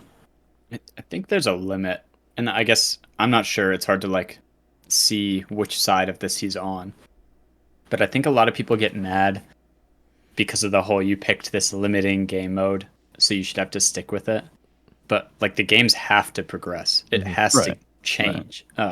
And I feel like a lot of people are mad from this viewpoint of like, well, you got this update, but I didn't. I don't know how you would like make updates specifically for mains other than like GE tax, item sync, stuff like that to make the economy a little more stable. I don't know. I don't think people should be upset over something they don't have. If you don't like it in general as a game update, fine. But yeah, I don't know, man. It's like snowboarding and skiers. At the end of the day, we're sliding on snow. I don't really understand the people who think there's a real rivalry between irons and mains. Well, and it's kind of like what we talked about earlier in making like dragon, like for example, one dragon bone being equal to one dragon arrow tip or something, Right. like being able to chisel it down, and like that wouldn't ruin the economy in any way. Like If anything, especially it'd be because better like for a main dragon economy. bone, yeah, because a dragon bone's more than a dragon arrow, and you're just getting rid of them. But like, I mean, hell, what do I know about the market? I Just was an gonna say Iron Man. I haven't interacted with it in a But long yeah, time. but it's just like one of those things that like I don't know. I feel like that wouldn't be like the worst thing ever to happen to the game, and it wouldn't like ruin metas or anything. But There's obviously an extent. We don't want yes, easy escape iron. We did pick yeah, this game mode because we like the challenge and we like the reward of getting something ourselves. I like the I don't think tediousness of it. Yeah, I don't think anything that's maybe you guys can remind me. I don't think anything that's come out lately has like violated that or Scar been Essence too fine. easy. I know you think I this is one of the things I disagree with you on. Yeah, I So disagree I with it. made 10 Reddit accounts and badmouthed you. But that's all behind us. We've That's a moved, joke, we've by the moved way. past that. That's a joke, by the way, just to be clear. No, I like the Scar. I don't think it was the solution. I think it's a fine solution. Yeah, I think it should have been works. more. It should have been more rune crafting themed. It was a really easy way to make skilling more viable, and they kind of missed that. But I think it's better than how we had it before. Is kind of my view on it. It also allowed me to do a +5 boost for Wrath runes because I don't have 95 rune crafting and get enough Wrath runes in one go because of that Scar Essence to do like a million CMs. So I'm happy about it. Yeah, that's the problem. Yeah. There's a lot of problems. There's a lot of negative consequences to it, but with people that are just purely focused on PVM, it's like they don't even have that mindset most of the time to even care about the balance of skills, Sure. Right. Yeah. which is fair. I mean, there's a reason for that. Skilling is not in a great place. But yeah, that's something like that. I guess that is a good argument. I can see why that wouldn't just be oh, you got this and I'm mad about it. I can see why people don't like that update at the very least. I like it, but I can see and if it was just until the end of time, rune crafting will never be updated or have Scar Essence, yeah, then I can see that argument. Like that's how I saw most people seeing it as like rune crafting either stays the same until the end of time as we have it now, or we introduce the Scar Essence. And there's just so many better ways to go about this that would have I agree with that. been I more absolutely agree updates. with Yeah, that. it would have taken I a just lot think more rune crafting time. is very outdated in general, and I think you've already touched on that. But Yeah. it's just they need to make it so that like it makes sense based on your levels, and I feel like that's the same with a lot of skills. And Yeah, as long as it's not the permanent solution, I'm very happy with it being in the game. I'm one of those irons though that never has GP. And for me, the most tedious part about buying runes wasn't even like the actual physical interacting with the shops. It was getting enough GP buy runes that I should be able to just make as an Ironman. When you think Ironman, you're like, oh, you get your own supplies, not you get your own GP to buy stuff. That's Mainscape. Yeah. So yeah, I'm like half and half, but I have enjoyed not spending as much time doing that tedious part. Yeah. So, in conclusion, I don't think there's been anything insanely like we love Iron Man, we hate mains. Yeah. In fact, I think a lot more people are making mains nowadays with collection log. I think that gap between irons and mains, it's a lot easier to justify a main and say I still have the same dopamine getting T-Bow because I needed it. Yeah, collection log already made that gap, and of course, you know, the hard, like you were saying earlier, the hardcore Iron Man hype all ended, and people have been going back to main. Bodhi has been a big influence on that as well, and just it is fun to play a main, like it actually is, and you still get most of the dopamine from the collection log, so that's really optimal. And there's a lot of people that actually do have lives, and they want to actually live their life and play this game not nonstop. 10 kids. So 10 kids, 5 jobs. Yeah. 3 wives. Yeah. If there is a bad Iron Man update that's catered, I'll try and be the first to be objective about it. So just to add on, his last question is, are Iron Men ruining the MMO aspect of the game? I completely disagree. I don't know. Well, he's asking.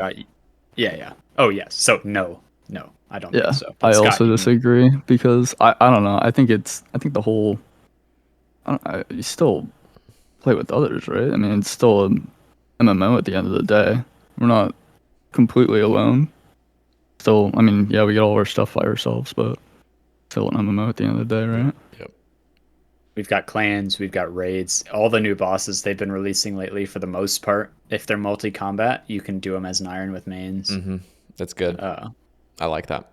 I think at some point Jagex stopped caring about accounts being boostable. That was like the big argument for no multi-combat bosses for irons is, oh, you can boost for them. And like, sure, if people don't want to have fun, they can pay teams to boost bosses. But like, I hope people realize we're playing this game to have fun. Like, I've never understood the paying for boosts in raids, like to get raid items, but that's a whole nother rant. So yeah, I don't think they're ruining it at all. That rant in particular, the whole like being able to do like a 1+26 thing and get items boosted. I actually am against that, and I understand the argument of like, well, nobody's actually going to do that, but people do that, and that's against the Iron Man spirit in my opinion. And the thing is, the reason it's the whole reason it's a problem is because it's a literal glitch. I mean, you're leaving and the points are still staying. Yeah. So you're not doing the work. Nightmare boosting was a thing too, wasn't it? Yeah.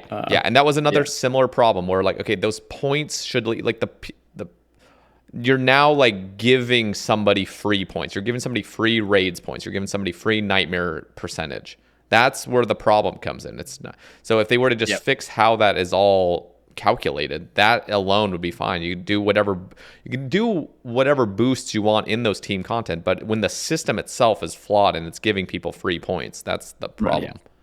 The only time I can get behind it is like how Lake did it, where he is playing for his own hardcore. He is doing the harder raid on his main to get a job for a hardcore. It's still not how I would do it, but like at least you are doing everything. Yeah, I'm still against that.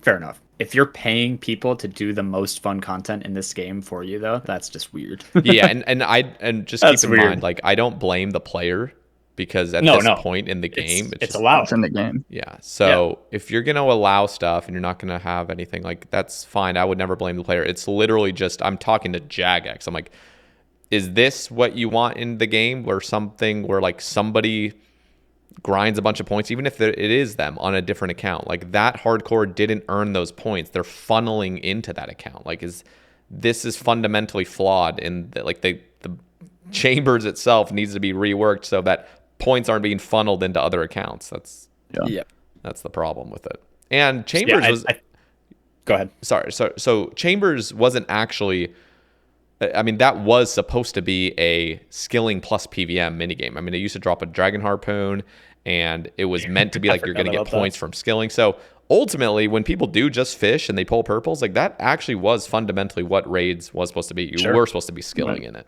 Yeah, catching some bats. Yeah, exactly. I think as long as we continue to have solutions that prevent boosting while still letting Irons like experience a multi-combat boss with friends that are mains and all that stuff, I think nothing is happening to the quality of our MMO. I think RuneScape's a weird MMORPG to begin with. It's really hard to make certain comparisons like that with like WoW. But no, I love the social aspect we have in my clan. It's half mains, half Irons. You know, we all are in Discord together every day, and I'm sure just the Irons are in the Discord, right? No. True, the other ones are in a Discord channel below us, just to assert dominance.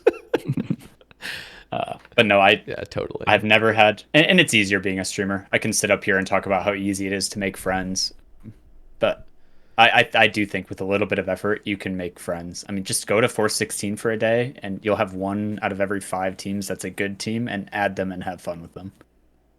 Kind of deal. Totally. Okay. Jordan asks, what is y'all's mindset like once you hit the drop rate for an item and start to go dry? Do you get more invested in wanting that specific item or start to lose interest? Scott has more experience with this. That's what I say. Personally, I gain interest. I just want it even more. It's like one of those things like, I mean, I know like hitting drop rate means nothing because you're obviously at the same rate as you were at 1 KC as getting the item. So that's just like not how RNG works. But yeah, it's just one of those things like I talked about before. It's like knowing what you're working towards, getting that item, like just wanting it. Like you want nothing besides that item in the moment. You're not gonna do anything besides grinding it. Just like keep on going until you get it, kind of thing. Yeah. Like Sae Bae was saying, really start imagining scenarios of using it, like his Infernal Cape. Like, dude, the amount of dreams I had. Dude, you actually dream in RuneScape. I have had dreams really knew I was shooting a T-bow before I had it. And it was vivid dreams. And it's just like I wake up in the morning, check my bank, and well, still got a Bofa. It's just like, then keep doing Chambers. I mean, dude, but Chambers is fun. I really did enjoy the grind, and there was nothing better than getting that. I mean, I still remember the feeling of getting my T-bow. It just didn't feel real. Yep. Wielding it every time, like you said, like I appreciate it every time I wield it. Like, yep. You appreciate that item when you work so hard for it. I think if I was ever going to get demotivated for an item, it would have been Voidwaker Blade. Everything bad was happening, and I was still, I don't know if this is a bad quality in me or a good one, but I was still so stubborn about it. I woke up and I did that, and I like dealed with the stream snipers and all that. So I agree. It motivates you more, especially as a streamer. Honestly, mine was the same in TOA. When I hit drop rate of Shadow, I think at that point I was at like around 2,500 combined raids between the 3 without a like mega rare, and it was at that point I was just like, okay, I'm doing nothing but TOA until I get this, and I was doing like 10 to 14 TOAs a day, like 400s, and just seshing them, like get out of the raid and I just go right back in, like I just didn't take a break. And then you can start to complain without people getting mad at you for saying finally. That's actually like light at the end of the tunnel. You can actually complain a little bit and people can be like, oh, you're not even at drop rate yet. Well, actually. And you just ban them.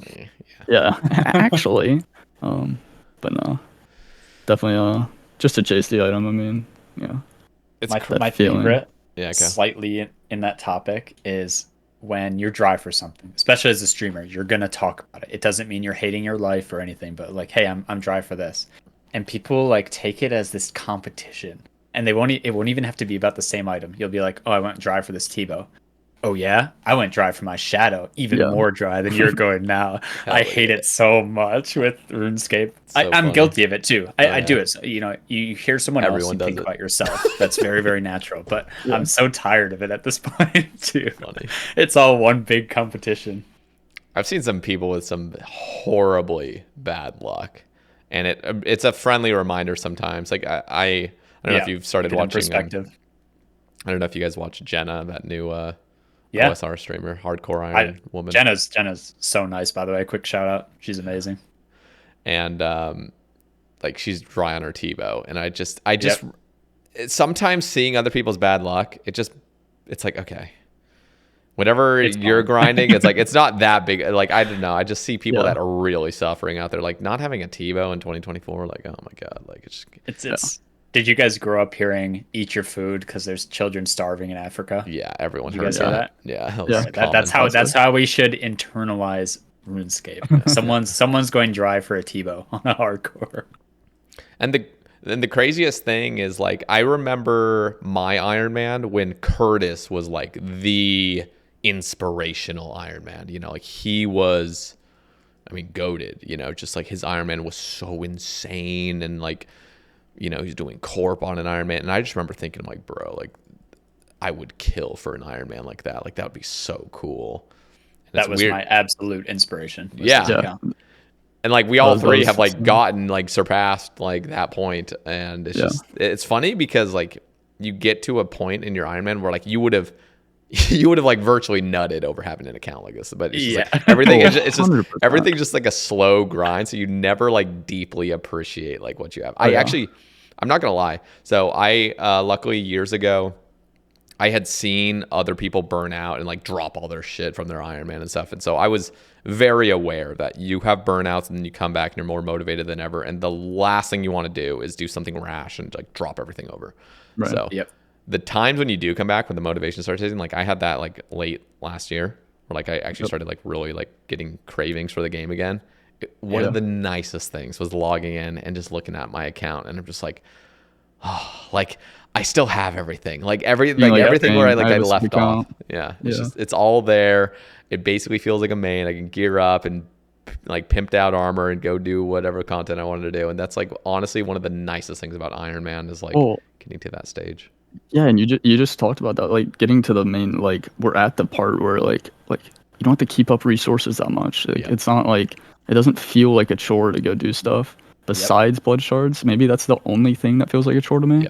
But one thing. I'd say outside of that, like I feel like I'm playing a main for the most part. Yeah, dude, I don't even do dailies anymore. Me neither. Yeah, I don't do them. I can't remember. I don't do like herb runs every day or like on the hour. Like I did for a while, but an herb run in months. I do my bird houses. I try to keep consistent with those. I do a bird run here and there, but it's just like you don't need to. Agree. Yeah. Did anyone else feel really weak when you'd be on a burnout period and you'd hop on Twitch and Curtis for like the 8th year straight is still just playing his Iron Man every day? Yeah. I felt fucking weak, man. I was like, how am I burnt out? And he is not. Just the most consistent guy. But yeah, he was the first ever RuneScape stream I ever watched, and I was like, that's it. I'm gonna make an Iron. I don't care about hardcore. It's gonna be an endgame Iron with like every item on it. Like this guy's hunting Zammy Pet because he has nothing else to do. Yeah.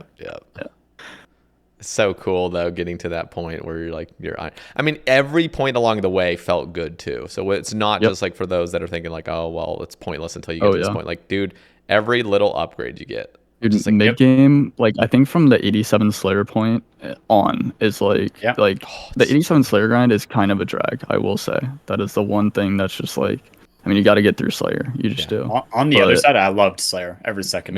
Slayer is great. And the hard clues, it breaks it up. It's a great time. I mean, your whole account progresses so much getting up to that point. Bro. Then once you get Trident, you get so many upgrades so fast that like you just see progression so much then. Bro, nowadays there's Warp Scepter too. Oh yeah, true. Dude, when I got Tacits, I got early Tacits at like 38 KC.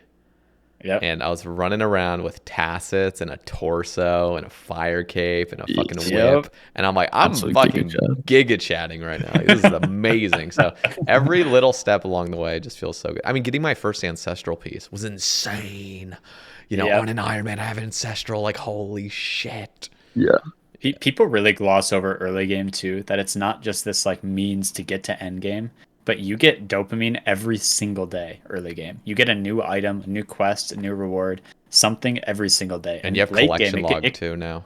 Exactly, yeah. And late game, that can take a couple days to get something big. But early game, even level up really be. Yeah. Dude, that's something I miss. Like being maxed has its perks, but like it was. I played Leash pretty recently, and the level up dopamine was pretty nice from that.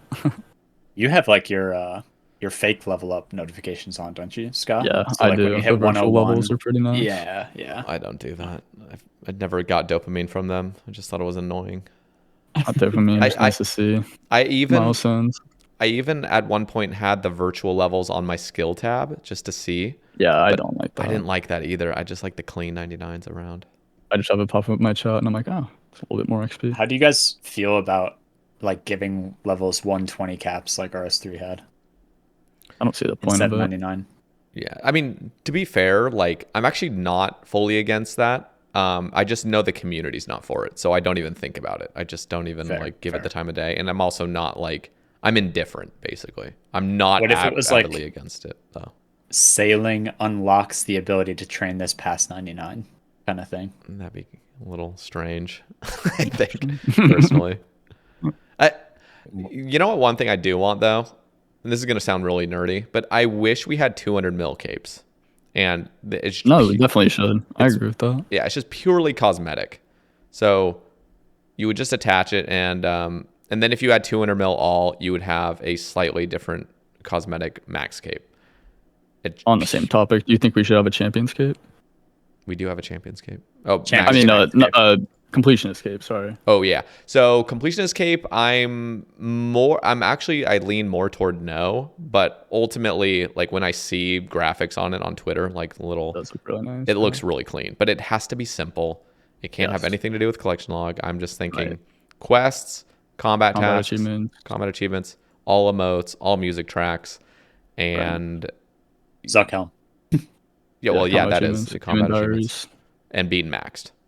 Yeah. And that's the extent of it. So it's you just have done all the basics, and now you have a purely cosmetic enhanced max cape or something. Or maybe it has one more teleport on it. But the last thing I want it to do is effect where every single update comes out and you're just time to go fucking try to get my collection or my completionist cape back. Man, it was bullshit. Yeah. If that's gonna keep happening with and I know it's how everything works. It's how Quest Cape works. It's how achievements. Well, I guess not really, but Achievement Diaries did it perfect in my opinion. Thank God. You just do it once, you're done. I wish CAs had been that way, but I know you can't. At the very least, I want updating rewards with Zuckhelm. Say, hey, if you get this tier with this update, when we get Desert Treasure 2, you get that Dagnoth King's teleport. That would be you're so right. That's the way to do it. Instead of just being you want to get your shit back? All right, now you can same rewards, but you have to do 4 more bosses. Yeah. Make the Gommel Lucky Penny just be a thing. Don't make us have to wear it. Dude, why does the penny not work on Blood Fury? It's the one thing it should work on, and it doesn't. And Rev weapons. And Rev, Oh, does it not work on Rev weapons? What the fuck is the point of that penny? It doesn't work on anything actually useful. Funny, it works. I would use it at pickpocketing Vires because it works for dodging. Yeah, it works on jewelry. It works on games necklaces like Corp too. I got mildly excited when I figured that out. Yeah, that's pretty mild. Yeah. Post that to mild. Subreddit, mildly interesting. There should be a RuneScape mildly interesting fucking subreddit. I guess we already get enough of that. Looks nice. Dude, speaking of that wiki Twitter page that pulls up weird facts, bro. There's some weird ass shit in this game. Yeah. Oh yeah. It really is. The Gorax. I love Easter eggs like that. Yeah. I hope they can make sailing intricate where people are finding stuff out about it for years to come. That it's not just all on the table right away. I love little stuff like that. Especially if it has a use. Mm-hmm. It'd be so cool. Dude, do you see that guy that was searching drawers or crates or something, and you can just eventually get a red topaz? Yeah. I did see that. Yeah. That's and really then, cool. I don't know. In the last couple of years, the guy got the first onyx from gem bags. And that was so sick. It's wow, who knows what other stuff is in the game like this? Yeah, 1 in 100 million. Is that what it is? Yeah, but it's technically 1 in 2.5 million because it's 40 gems. Yeah. There was a CS:GO gun that was a 1 in 77 million, and it's going for $1 million right now. It's just pulled for the first time. People, yeah. And I was thinking about that. It made me think about RuneScape. I was like, dude, people definitely have better RNG than that. And we're not getting that. Not that I support real world trade in any sense, but yeah. I think one of the most exciting things when it comes to luck in this game is thinking about the most disgusting clue you could possibly get, because you have multiple rolls going. You could technically get a clue that's all. There was a double third age. There was a double third age I've seen. Yeah. At one point. Yeah, there was actually 2 double third ages I've seen. One was from a mimic, where one of the drops was from the mimic itself, but one of them was that thing I retweeted years ago of the guy getting 2 third age from a hard casket.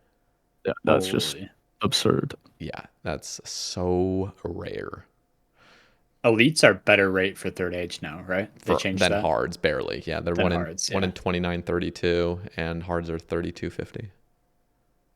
I mean that was a needed update, even if it's not super significant. Yeah, Elites I mean, were so bad. I still just wish elites had a slightly higher mimic rate. It's 1 in 35, where masters is 1 in 15. I really think that the elite should be 1 in 25. The first bingo we hosted, I put kill a mimic as like a really easy tile, and people got so pissed. I did not realize how long it could take people to get a mimic. Like people that don't do clue scrolls were taking like 3 days to get this mimic, and I felt bad. It's funny.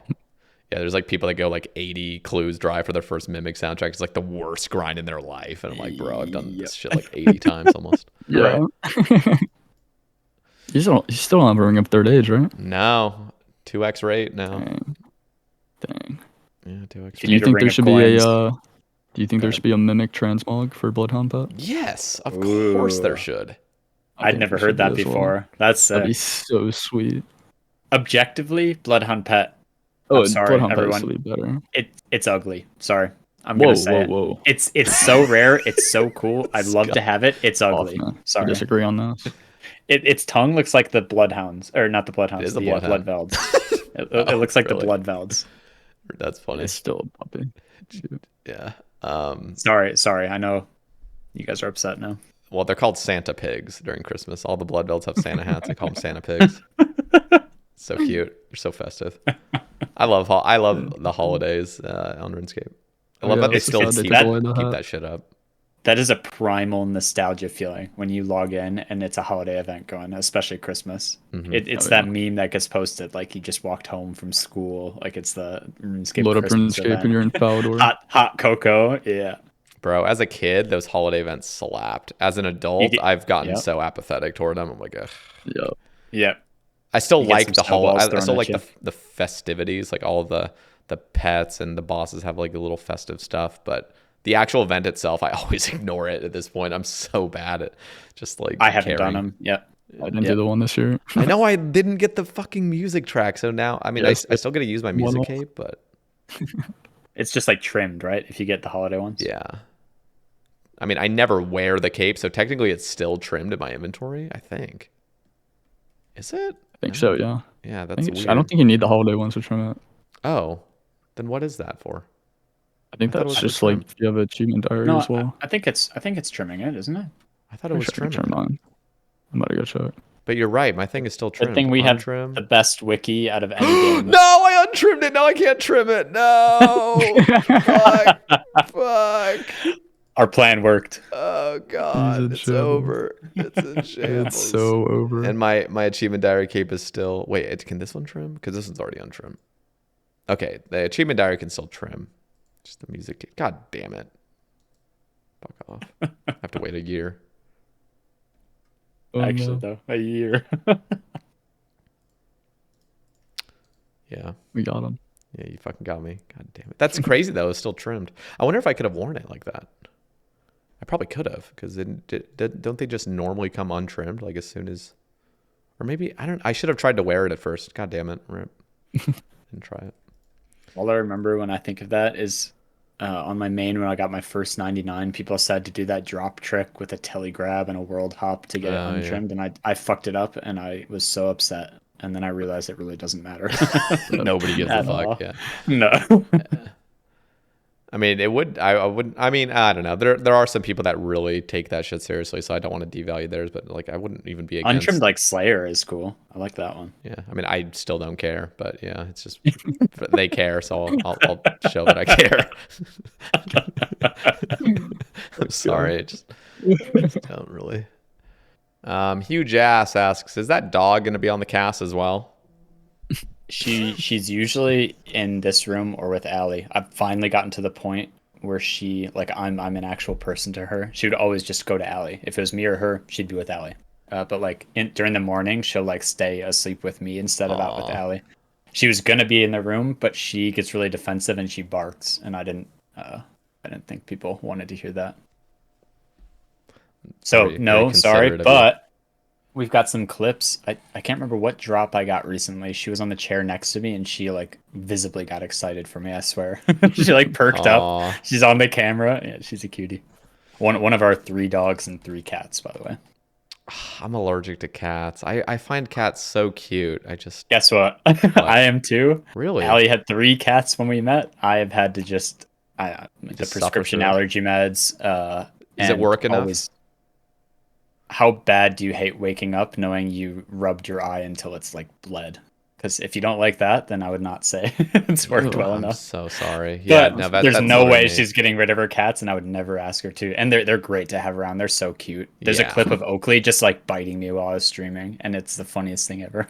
So there's like some like thing you can do where you can like it's like a process over like 6 months or something where you can just like be immune to your allergies of cats. I don't know what the thing's called exactly. There's like some For me, it's just certain cats I end up building an immunity towards, and certain cats I don't. Like her, 2 of them, I could pet them and not be too worse for Okay. wear. I've allergy induced asthma too. oh, So as a kid, I couldn't even be around them. Like I couldn't stay over at any friends that had cats. That's gotten better. That's good. But her one cat, Oakley, I am like deathly allergic to still, and he's the one that loves being in here and loves like biting me when I'm not petting him. but you have prescription medication. Hopefully that does enough to not make you Yeah. want to die. Yeah, because Plus for me, the like Benadryl every night. I'll like stop being able to breathe. I went over to a Yep. friend's house after playing with cats. The friend I stayed over at didn't even have the cats. I went over to another person's house, had a bunch of cats. Went over to my other friend's house, and I couldn't even breathe. Like I was just like, like Yeah. fucking send me to a hospital. It does get better. It does get better. Okay, that's good. So no dog on the cast, but she'll be on the stream here and there. All right. And by the way, guys, for those listening, down in the description, I'm going to have Joe's and Scott's socials, their Twitch, Twitter, YouTube. So go to, wait, Joe, you both have YouTubes right now? Dude, I had been going. We both started, believe it or not, at the same time. Oh, shit. And Okay. I'll have both of our first videos was a bank video. Yeah. It's the Scott effect, man. Yeah, Everything. Scott effect. I've been going really hard with it lately. I've been doing like shorts. I did a perfect top. Like it's not a guide as much as a playthrough, but I did it recently to help friends and been doing my PBs. Like I got almost a sub 28 solo CM, so doing videos on that. Very, very nice. Yeah, and I'm more so just posting like Ironman completionist type videos, taking apart in like Friend and Creel how they do style and videos, and just doing like clog and pet hunting stuff. So yeah, I'm excited to watch those. Same. I love those. it should be a good time. Okay, please ask. Okay, there's actually 2 I'm going to cover. Michael Taylor's and Kez, Sure. and they say, please ask the following, question mark, question mark, question mark, question mark, question mark, and the exclamation, exclamation, exclamation, exclamation, in the clan chat or in the Twitch So I'll chat. let Joe go first about the exclamation points. Sure. You can't take credit for anything nowadays. I know that I like arrived at this independently. I think it was internalized from Pokemon games as a kid, where when you like a battle person sees you and the exclamation mark pops above their head, like they're startled, and that's all it means. One day I was getting tired of seeing all the GZs, so I just like started spamming exclamation points when people would get stuff. And it caught on with my clan super fast. Everyone started doing it. And I'm sure I was not the only one to do this, but I've started seeing it fucking everywhere now. I like it a lot more than the Gratzes too. I don't know. Gratz started to seem so like ingenuine, but or disgenuine. It's too basic. Yeah. So I love it. And then Scott knows about the exclamation. I got introduced to the exclamation marks from Scott's stream and Kez. No, the question marks, I mean. And the only reason I know Kez does them is because he just wanted to be different from you doing the question mark or the exclamation points. Oh, is that it? Is that why it started? That's all I know. I mean, dude, I thought it was a way to like shit on people. Like Scott would like die at Akka and Kez would spam question marks. Dude, no, that's all I know. I mean, if it was different so reason, then funny Kez to needs me. to tell me, but Kez just anytime Kez sees me, he just spams question marks. I really don't understand. So for me, it was like, "What the fuck are you doing?" That's like what that meant. Those question marks. Like, what are you doing? probably at the start, but yeah, at this point, he just does it every time he sees me. I love it though. That's good. It's so funny because the question marks. Like I was just thinking of Basiligus, or Domos on Twitch, like rank 2, I guess, collection log. He came in like back in June. And like I had my starting stream up, so I'd been live for like a minute. He just comes in and question marks me. I banned him, and he was banned for like 8 months. I had no idea. So like he starts streaming after that, and I'm like popping into his stream, just acting like his good old pal, and he just knows he's permed in my stream, and I had no idea. I just fucking so all of a sudden I was like, oh, somebody told me you've been permed in my stream for the past 8 months. Like, so funny. yeah. I never told you. Like, I just thought you wanted me banned. I'm like, no, dude. Like, Jesus Christ. But honestly, I think that started when I invited like Kez and Previn and all them to the clan. TOA? And then, no, and they joined the clan for the first time, and you guys were all typing exclamation points whenever someone got something, and he just started typing question mark. Gotcha. Okay. The first time I saw it from him was definitely in TOA. And it was we were doing like those 8-man 400s, 405s or whatever. Yeah. Those are a good time. I love it though. It's a very like stylized thing for our clan. Just everyone does it now. Nice. I remember when I was in Olympus, it caught on very, very quickly, but like the whole clan chat's like dead because everyone's like skilling and doing their own shit. Right. So like nobody ever really talks that much unless something's like actually relevant. But whenever like Jagex and they used to spam these, like whenever there was like some new poll running or a Twitch stream or whatever the hell was going on, the Dead Man stuff was going on at the time, I remember. And they'd have those little in-game updates, right, where your messages are supposed to be.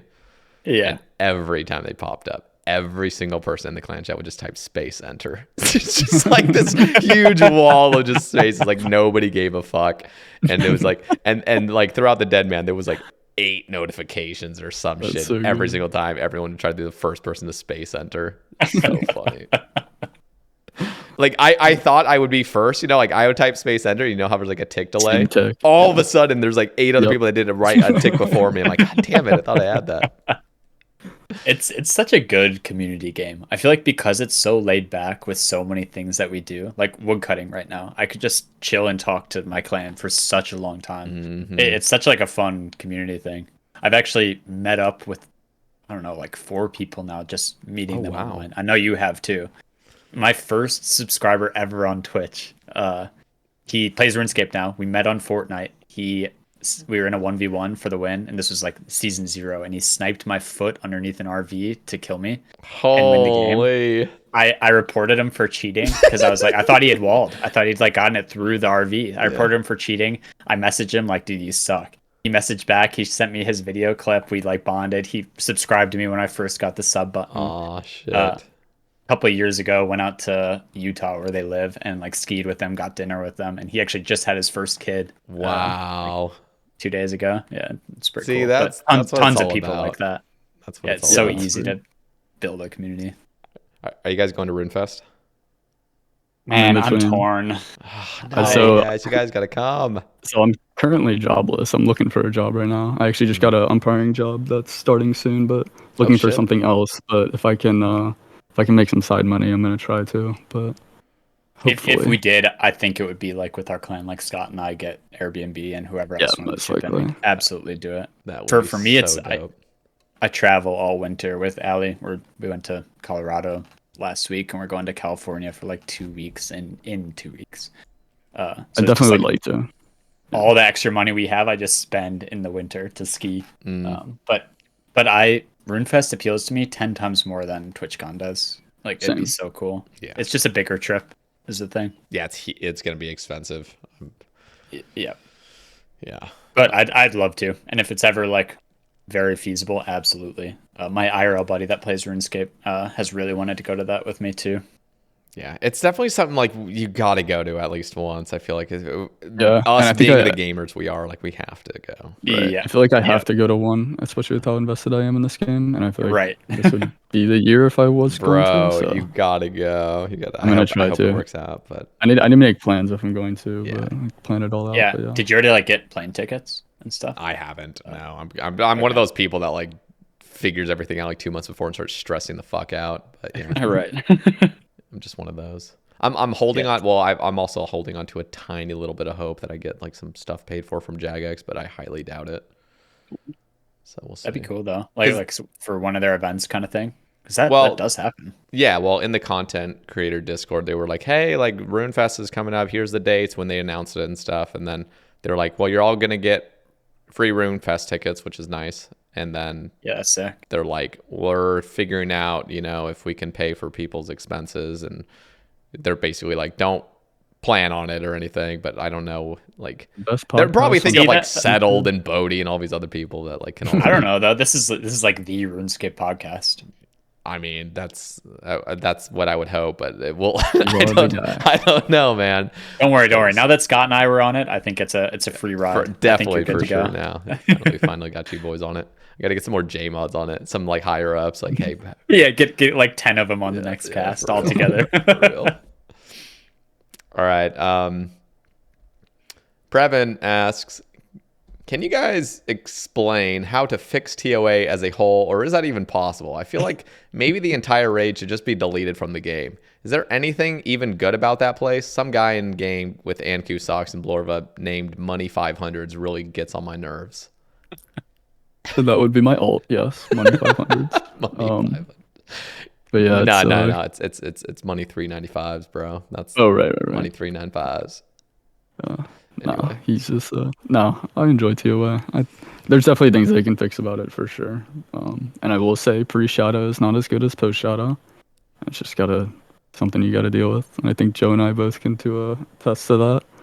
But no, it's a fun raid. It is once you get past Baba.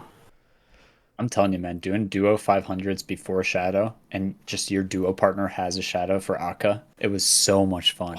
That's like how I did the last 30% of that grind. And you die occasionally, but just having that challenge and like it feeling like a hard raid is everything. I will meet Previn halfway though. I'll delete part of TOA and that's just Lightbearer. True. Okay. Previn, you got it. Don't de-iron. We believe in you, Previn. All right. Tactical Turkey, who is your brother, correct? Correct. Yep. 2 years younger. Oh, yeah. He asks, who/what have been some of your biggest inspirations, both in OSRS community and outside of it? And then, well, here, let's cover this question first. Actually, the last one is, Sure. If you both, but mainly Joe, had to pick one favorite brother, which one would it be and why? Be specific. I'll let you go, Joe, first, and then I'll have you answer the other one. So he's my younger brother. My older brother has 600,000 subs on YouTube. So I'm feeling like I might have to suck up to him a little more. No, in all seriousness, though, even my older brother, 4 years older, played RuneScape as a kid. And he's so work oriented right now. He told us this last, we were just out visiting him. And he was like, I can't even like touch video games because I know I would just play them instead of doing things in real life. And I'd never heard him say that before, but I have a vivid memory of him, not Dragon Slayer completed, but he had the full rune with the chain body and the rune 2 rage, and he just like walked around with that. And I thought, man, he is so cool. But Max and I, or Turkey, were very, very close growing up, and we just did like everything together. So Hell yeah. fine, Max, you win. All right. And then we'll focus on who have been your biggest inspirations, both in OSRS and outside of it. Go ahead, Scott. Outside of it, definitely my dad. I mean, all throughout my life, my dad was my biggest inspiration, just throughout sports and everything. RuneScape related, like both of you, I started my account because of Curtis. And then honestly, one of my bigger inspirations was actually Satyr, with Clue Scrolls and all that. When I got into Clue Scrolls and wanting Bloodhound, I was like actually big focusing on watching you and seeing how you did clues and optimizing, because you've always just been so efficient whenever you do play. And I've just always liked that, and I've kind of tried to mimic it myself, so it's been cool trying to do it. I appreciate that. Thank you. All right, Joe. For me, in real life inspirations, definitely my grandpa. He passed during COVID when I was taking care of him, but he's amazing, and he was just everything you want to be for RuneScape. Yeah, I mean, the first time I really was like, I'm gonna get into this game and into endgame was definitely Curtis. One of the first things I remember him doing was, I think he was doing like duo chambers with Mammal when it released. And the way, because no one knew what the fuck they were doing in that raid, so it seemed really hard the way they were doing it. Probably But was. yeah, it probably was. Almost just hitting you every 4 ticks. So yeah, definitely him as a big inspiration. Very nice. I guess we'll just kind of continue that, actually. If you guys have shout outs to give, maybe 3 shout outs from each of you, maybe one or two has already been used, but I'll let you guys just give some further shout outs as we kind of wrap things up. So Joe, I'll have you actually start. Sure. Someone like you, I've only been watching recently, Jenna. I swear her clicks are better than 90% of RuneScape streamers, even more. Definitely better than mine. And just a very chill, fun person to watch. She's been fun. I'm sure this is on Scott's list too, but our friend Tweaky, he is another Zuck Helm Iron just like us, and the guy is an absolute grinder and very, very laid back. And just we did the last bingo with him, and he's just like never not a fun person to be around. And he's been streaming a lot. I fucking love Tweaky. Oh man, Tweaky is amazing. Third shout out, man. I'm gonna try and get a friend. Sorry, I'm gonna have 2 more. Okay. I have a friend, Elite Bearded. I thought you said a friend. Like, oh, okay.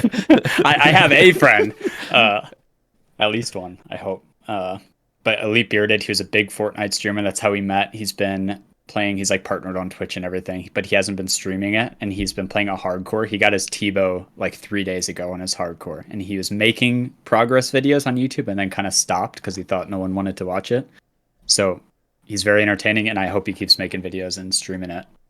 And then another friend from Fortnite is Jewish Lewis. Guy is an absolute gamer and also starting to get into like RuneScape streaming on his Iron. Got his Infernal Cape, his first ever Zuck. I was coaching him recently, and it was his first ever one, and he breezed through it. Wow.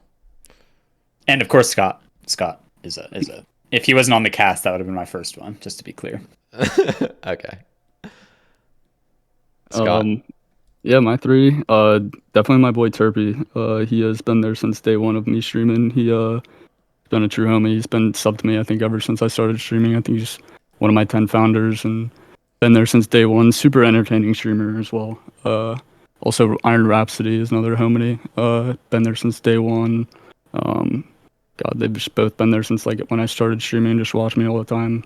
Some great friends. And then the final one, I'm going to include Purity and Meru in the same one, but they've both been supporting me for, I don't even know how long, but been really great people just to be able to talk to about RuneScape and IRL stuff and just be able to like talk to them about whatever and be able to solve my problems. So big shout out to them.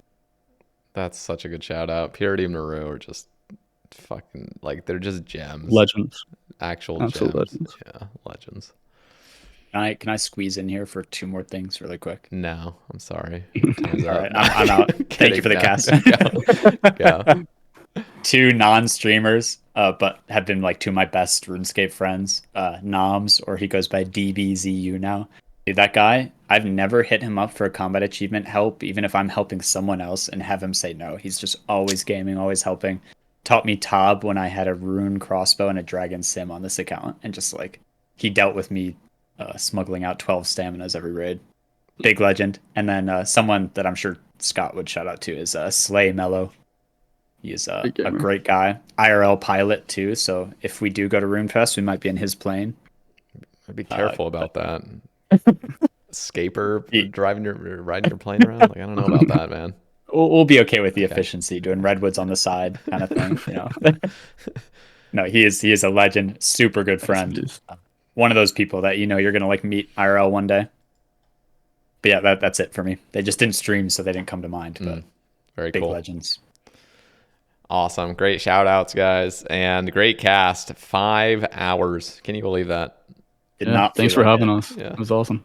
Yeah, it's my pleasure. Appreciate it. Actually really, really fun. This was there's some casts that feel a little bit like I'm on edge. You know, I want to like say everything right, and I want to like, you know, keep my right. This is the first time talking to a new guest, but this one was really, really cozy and chill. So I appreciate you guys' time tonight. And as I said earlier, guys, down in the description, go follow Scott and Joe on their Twitch, YouTube, and Twitter. And also, if you guys want to support the cast, there's a Patreon link and a YouTube membership link where you get your name on the title screen. And let's see. This upcoming Friday, we're going to have Saxer Pillar on the cast, who was the first solo Nexer in game. Well, I guess technically second, but first. He came up with the Aka butterfly too. That was him, I believe. a literal gamer, and he helped me, or not helped, just did my CAs toward the end, which was very sweet of him. So yeah, shout out, and I'm excited to talk to him. And then we're also going to be getting Noob Type on the cast Holy. the next week, so it should be some great casts coming up, so I'm excited for those. But anyway, that guys, thank you for all listening, and we'll catch you in the next one. Thanks again, Scott and Joe. Appreciate you, dude.